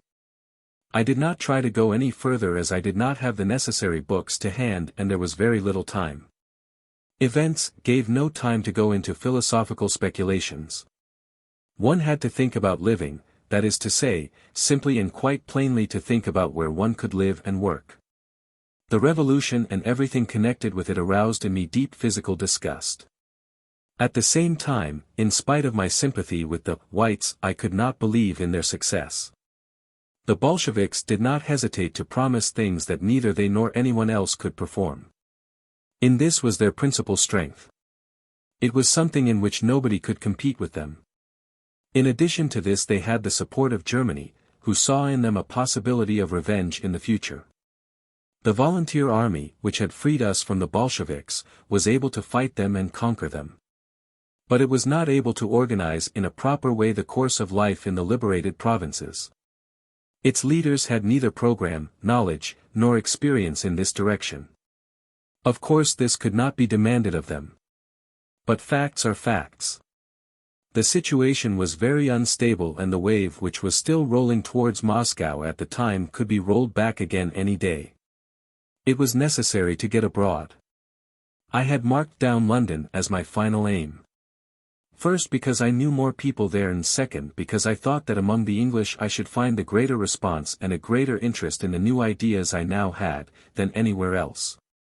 Besides, when I was in London on my way to India before the war and on my return voyage at the beginning of the war, I had decided to go there to write and publish my book, which had been begun in 1911, under the title of The Wisdom of the Gods, and which subsequently appeared under the title of A New Model of the Universe. As a matter of fact, this book, in which I touched upon questions of religion and in particular upon methods for studying the New Testament, could not have been published in Russia. So I decided to travel to London and to try to organize lectures and groups there like those at St. Petersburg. This only came to pass 3.5 years later. In the beginning of June, 1919, one at last succeeded in leaving XIII. At that time it had become quite calm there and life had been a little re-established. But I did not trust this calm. It was necessary to go abroad. At first I went to Rostov and then to Ekaterinodar and Novorossiysk and then returned again to Ekaterinodar. Ekaterinodar at that time was the capital of Russia. There I met some of our company who had left XIII before me, as well as some friends and acquaintances from St. Petersburg. There remains in my memory one of my first talks. My friend from St. Petersburg asked me, when we had spoken of G.'s system and of work on oneself, whether I could indicate any practical results of this work. Remembering all I had experienced during the preceding year, particularly after G.'s departure, I said that I had acquired a strange confidence, one which I could not define in one word but which I must describe. This is not self-confidence in the ordinary sense, I said, quite the contrary, rather is it a confidence in the unimportance and the insignificance of self, that self which we usually know.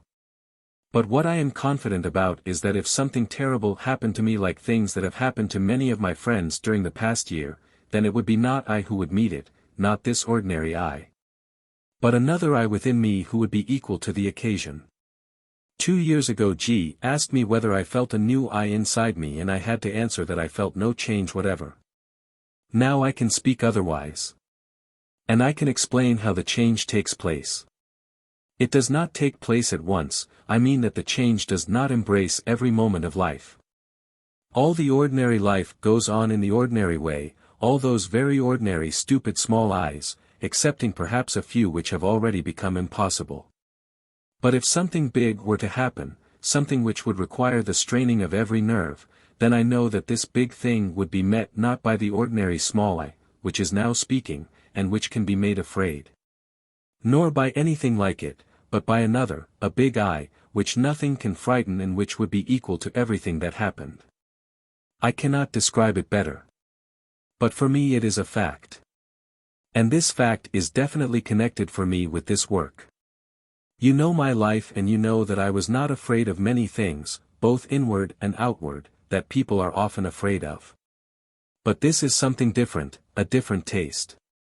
Therefore I know, for myself, that this new confidence has not come simply as a result of a great experience of life. It is the result of that work on myself which I began 4 years ago. In Ekaterinodar and afterwards in Rostov during the winter, I collected together a small group and, on a plan that I had worked out the Precht ing winter, I gave them lectures expounding G.'s system as well as the things from ordinary life which lead up to it. During the summer and autumn of 1919 I received 2 letters from G. In Ekaterinodar and Novorossiysk he wrote that he had opened in Tiflis an Institute for the Harmonious Development of Man, on a very broad program, and enclosed a prospectus of this institute, which made me very thoughtful indeed. The prospectus began in this way.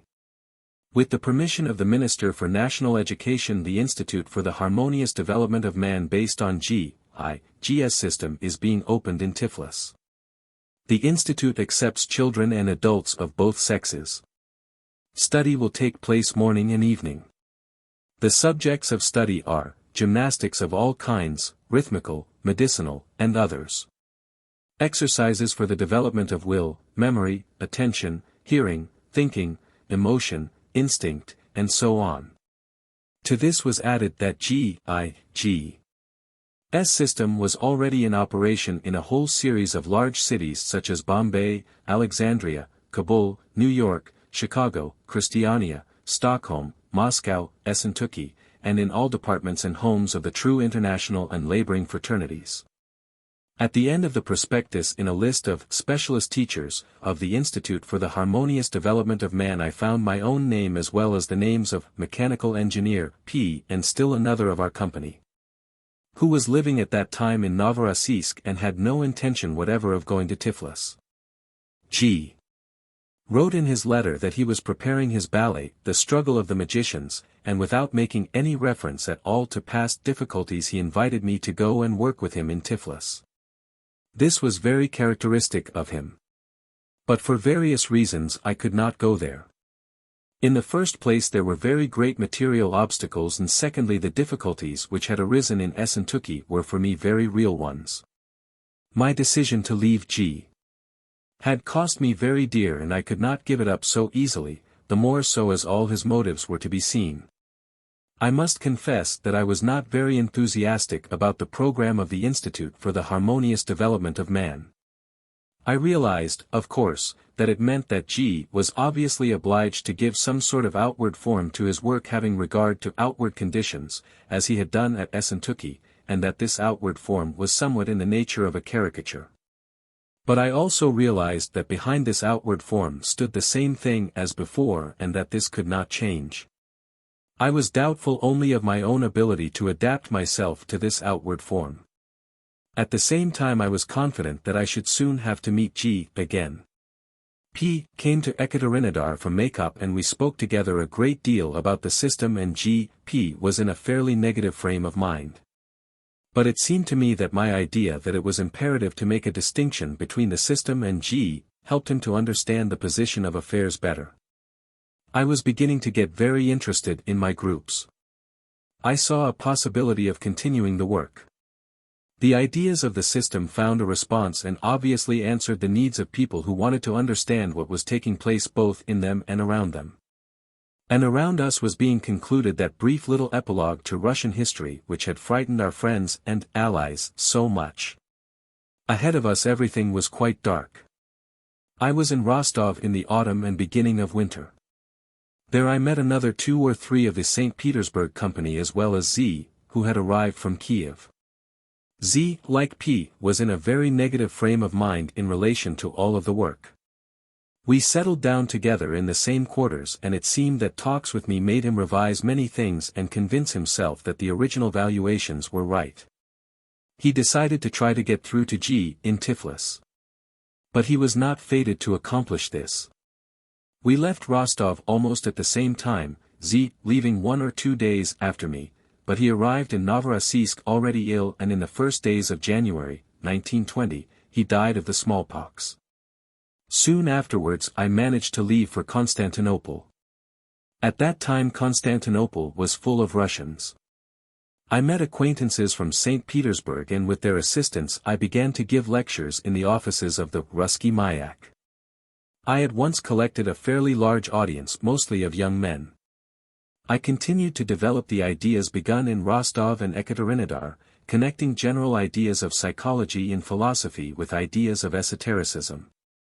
I got no further letters from G. But I was sure that he would come to Constantinople. He actually arrived in June with a fairly large company. In former Russia, even in its distant outskirts, work had become impossible and we were gradually approaching the period which I had foreseen in St. Petersburg, that is, of working in Europe. I was very glad to see G.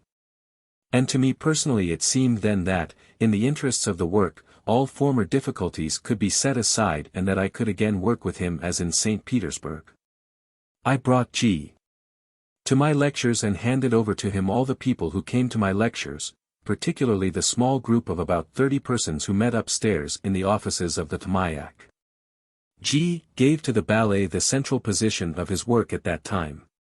Besides this he wanted to organize a continuation of his Tiflis Institute in Constantinople, the principal place in which would be taken by dances and rhythmic exercises which would prepare people to take part in the ballet. According to his ideas the ballet should become a school. I worked out the scenario of the ballet for him and began to understand this idea better. The dances and all the other numbers of the ballet, or rather, review, demanded a long and an entirely special preparation. The people who were being prepared for the ballet and who were taking part in it, would, in so doing, be obliged to study and to acquire control over themselves, in this way approaching the disclosure of the higher forms of consciousness. Into the ballet there entered, and as a necessary part of it, dances, exercises, and the ceremonies of various dervishes as well as many little-known Eastern dances. It was a very interesting time for me. G. often came to me in Principo. We went together through the Constantinople bazaars. We went to the Melavi dervishes and he explained something to me that I had not been able to understand before. And this was that the whirling of the Melavi dervishes was an exercise for the brain based upon counting, like those exercises that he had shown to us in XVIII. Sometimes I worked with him for entire days and nights. One such night in particular remains in my memory, when we translated a dervish song for the struggle of the magicians. I saw G. the artist and G. the poet, whom he had so carefully hidden inside him, particularly the latter. This translation took the form of G. recalling the Persian verses, sometimes repeating them to himself in a quiet voice and then translating them for me into Russian. After a quarter of an hour, let us say, when I had completely disappeared beneath forms, symbols, and assimilations, he said, "There, now make one line out of that." I did not try to create any measure or to find a rhythm. This was quite impossible. G continued, and again after a quarter of an hour he said, "That is another line." We sat until the morning. This was in Kumbaraji Street, a little below the former Russian consulate. At length the town began to wake. I had written, I think, 5 verses and had stopped at the last line of the 5th verse. No kind of effort could make my brain turn any more. G laughed, but he also was tired and could not go on. So the verse remained as it was, unfinished, because he never returned again to this song. 2 or 3 months passed by in this way. I helped G all I could in organizing his institute. But gradually the same difficulties arose before me as in XVIII. So that, when the institute was opened, I think in October, I was unable to join it. But in order not to hinder G, or to give rise to discord among those who came to my lectures, I put an end to my own lectures and ceased to visit Constantinople.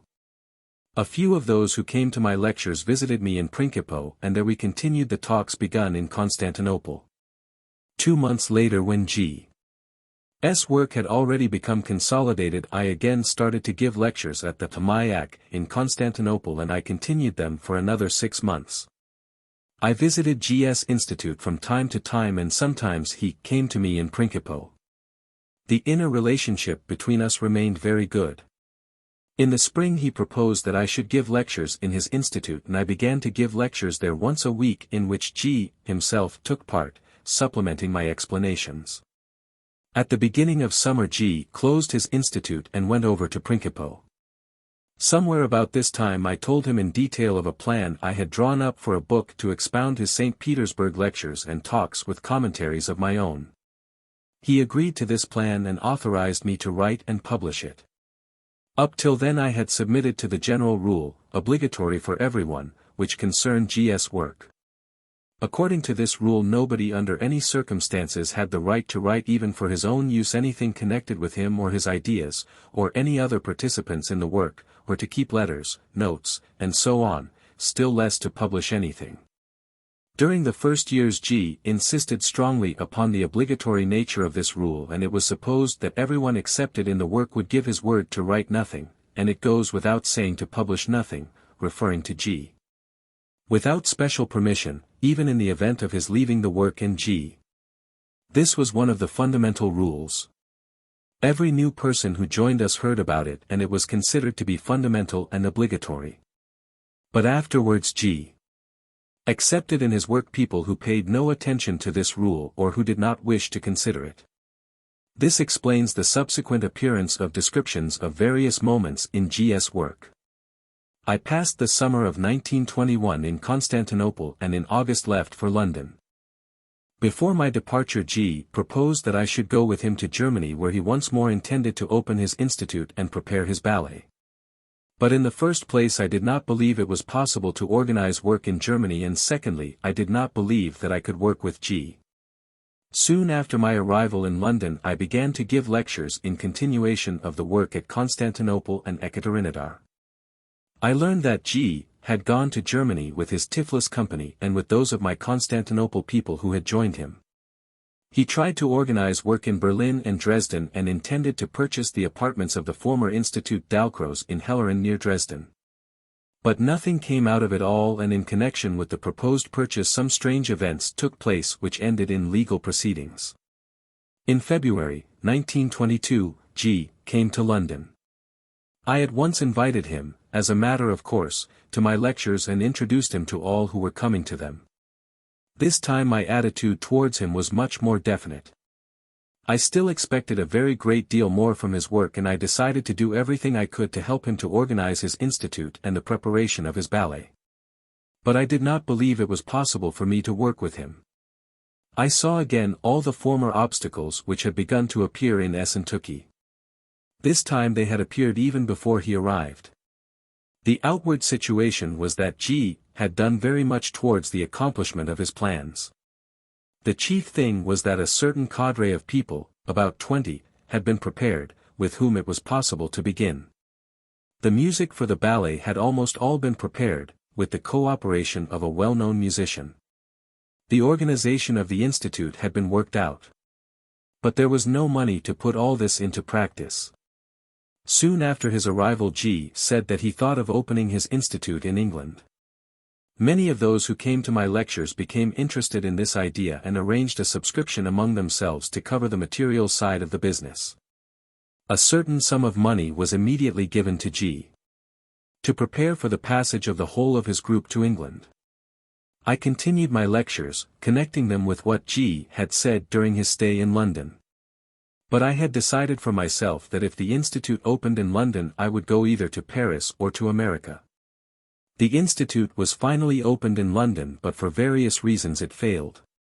But my London friends and those who came to my lectures collected a considerable sum of money for him, and with this G bought the historic Chateau Prieur in Avon near Fontainebleau, with an enormous neglected park, and in the autumn of 1922 he opened his institute there.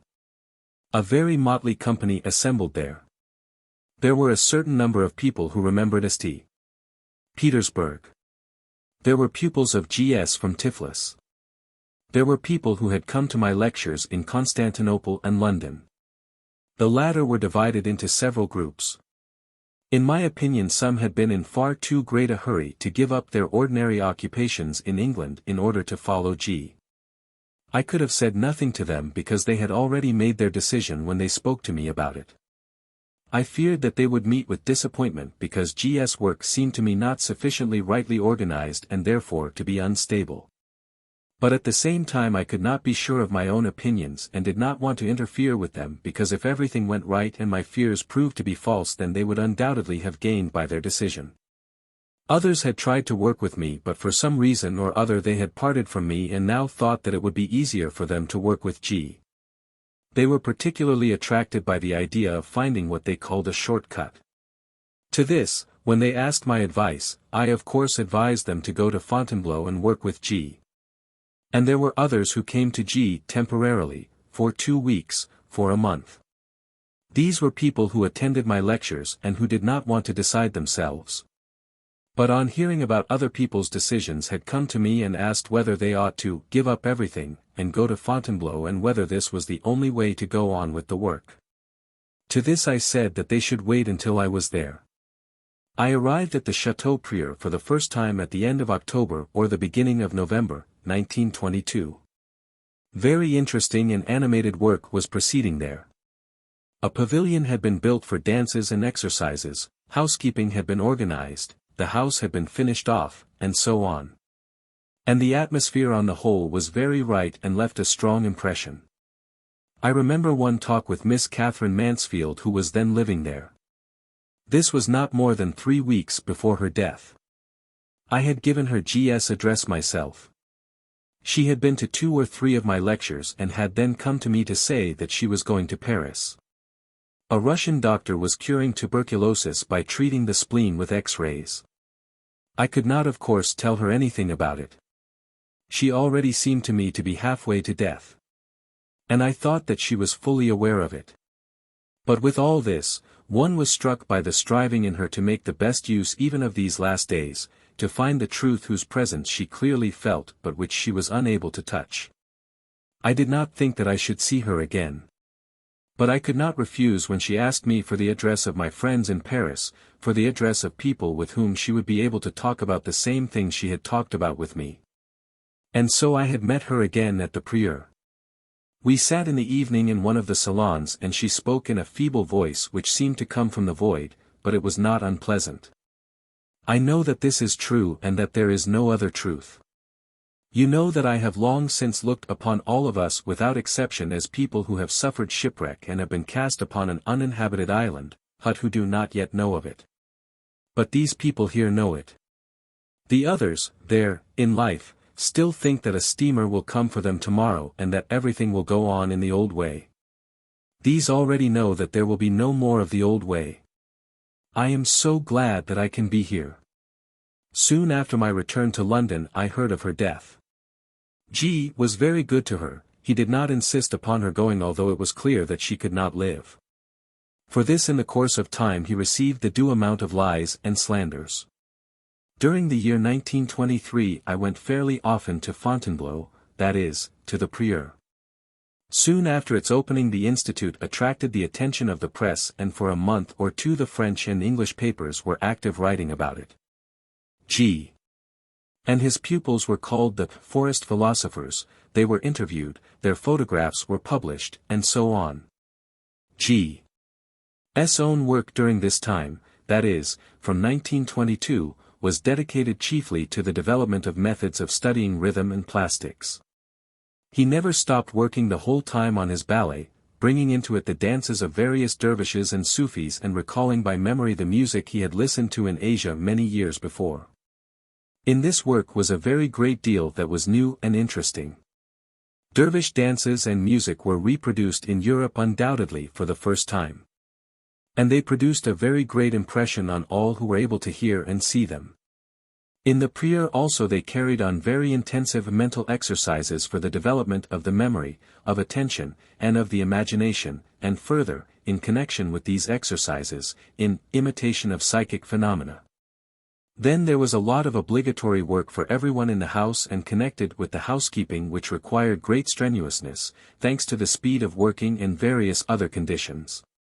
From among the talks of that time I particularly remember one which related to the methods of breathing, and although this talk as well as many other things that were done then passed unnoticed, it showed the possibility of an entirely fresh point of view on the subject in question. Right exercises, G. said once, which lead direct to the aim of mastering the organism and subjecting its conscious and unconscious functions to the will, begin with breathing exercises. Without mastering breathing nothing can be mastered. At the same time to master breathing is not so easy. You must realize that there are three kinds of breathing. One is normal breathing. The second is inflation. The third is breathing assisted by movements. What does this mean? It means that normal breathing goes on unconsciously, it is managed and controlled by the moving center. Inflation is artificial breathing. If for instance a man says to himself that he will count 10 inhaling and 10 exhaling, or that he will inhale through the right nostril and exhale through the left, this is done by the formatory apparatus. And the breathing itself is different because the moving center and the formatory apparatus act through different groups of muscles. The group of muscles through which the moving center acts are neither accessible nor subordinate to the formatory apparatus. But in the event of a temporary stoppage of the moving center the formatory apparatus has been given a group of muscles which it can influence and with whose help it can set the breathing mechanism in motion. But its work will of course be worse than the work of the moving center and it cannot go on for long. You have read the book about yogi breathing, you have heard or have also read about the special breathing connected with the mental prayer in Orthodox monasteries. It is all one and the same thing. Breathing proceeding from the formatory apparatus is not breathing but inflation. The idea is that if a man carries out this kind of breathing long enough and often enough through the formatory apparatus, the moving center which remains idle during this period can get tired of doing nothing and start working in imitation of the formatory apparatus. And indeed this sometimes happens. But so that this should happen many conditions are necessary. Fasting and prayer are necessary and little sleep and all kinds of difficulties and burdens for the body. If the body is well treated this cannot happen. You think there are no physical exercises in Orthodox monasteries?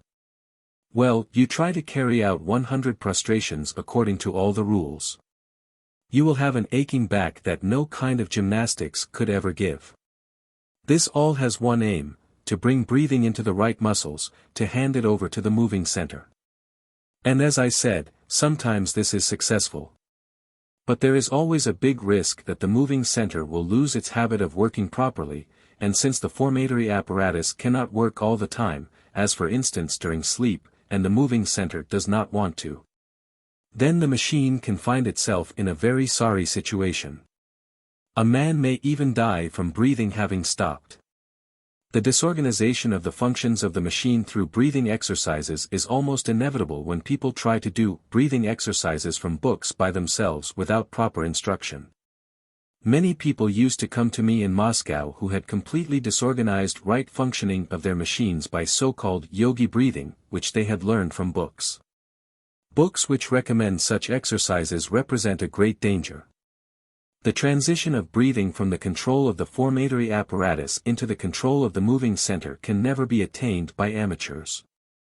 For this transition to take place, the organism must be brought to the last stage of intensity, but a man himself can never do this. But as I have already said, there is a third way, breathing through movements. This third way needs a great knowledge of the human machine, and it is employed in schools directed by very learned people. In comparison, all other methods are homemade and unreliable. The fundamental idea of this method consists in the fact that certain movements and postures can call forth any kind of breathing you like, and it is also normal breathing, not inflation. The difficulty is in knowing what movements and what postures will call forth certain kinds of breathing in what kind of people. This latter is particularly important because people from this point of view are divided into a certain number of definite types, and each type should have its own definite movements to get one and the same breathing, because the same movement produces different breathing with different types. A man who knows the movement which will produce in himself one or another kind of breathing is already able to control his organism, and is able at any moment he likes to set in motion one or another center, or cause that part which is working to stop. Of course, the knowledge of these movements and the ability to control them, like everything else in the world, has its degrees. A man can know more or less and make a better or a worse use of it. In the meantime, it is important only to understand the principle. And this is particularly important in connection with the study of the divisions of centers in oneself. Mention has been made of this several times before. You must understand that each center is divided into three parts in conformity with the primary division of centers into thinking, emotional, and moving. On the same principle, each of these parts in its turn is divided into three. In addition, from the very outset, each center is divided into two parts, positive and negative. And in all parts there are groups of roles connected together, some in one direction and others in another direction. This explains the differences between people, what is called individuality. Of course, there is in this no individuality at all, but simply a difference of roles and associations. The talk took place in the big studio in the garden, decorated by G in the fashion of a dervish tekka. Having explained the meaning of various kinds of breathing, he began to divide those present into three groups according to type. About 40 people were there. G's idea was to show how the same movements with different people produce different moments of breathing, for instance, with some inhalation, with others exhalation. And how different movements and postures can produce one and the same moment of breathing, inhalation, exhalation, and holding the breath. But this experiment was not completed. And, as far as I know, G never afterwards returned to it again. During this period, G invited me several times to go and live at the Prieur. There was a good deal of temptation in this. But in spite of all my interest in G's work, I could find no place for myself in this work, nor did I understand its direction. At the same time, I could not fail to see, as I had seen in XVIII in 1918, that there were many destructive elements in the organization of the affair itself, and that it had to fall to pieces. In December 1923, G arranged demonstrations of dervish dances, rhythmic movements, and various exercises in Paris in the Théâtre des Champs-Élysées. Soon after these demonstrations, in the beginning of January 1924, G, together with a part of his pupils, went to America with the intention of arranging lectures and demonstrations there. I was at the Prieur on the day of his departure. And this departure reminded me very much of his departure from XVIII in 1918 and all that was connected with it. On returning to London, I announced to those who came to my lectures that my work in the future would proceed quite independently in the way it had been begun in London in 1921. The end.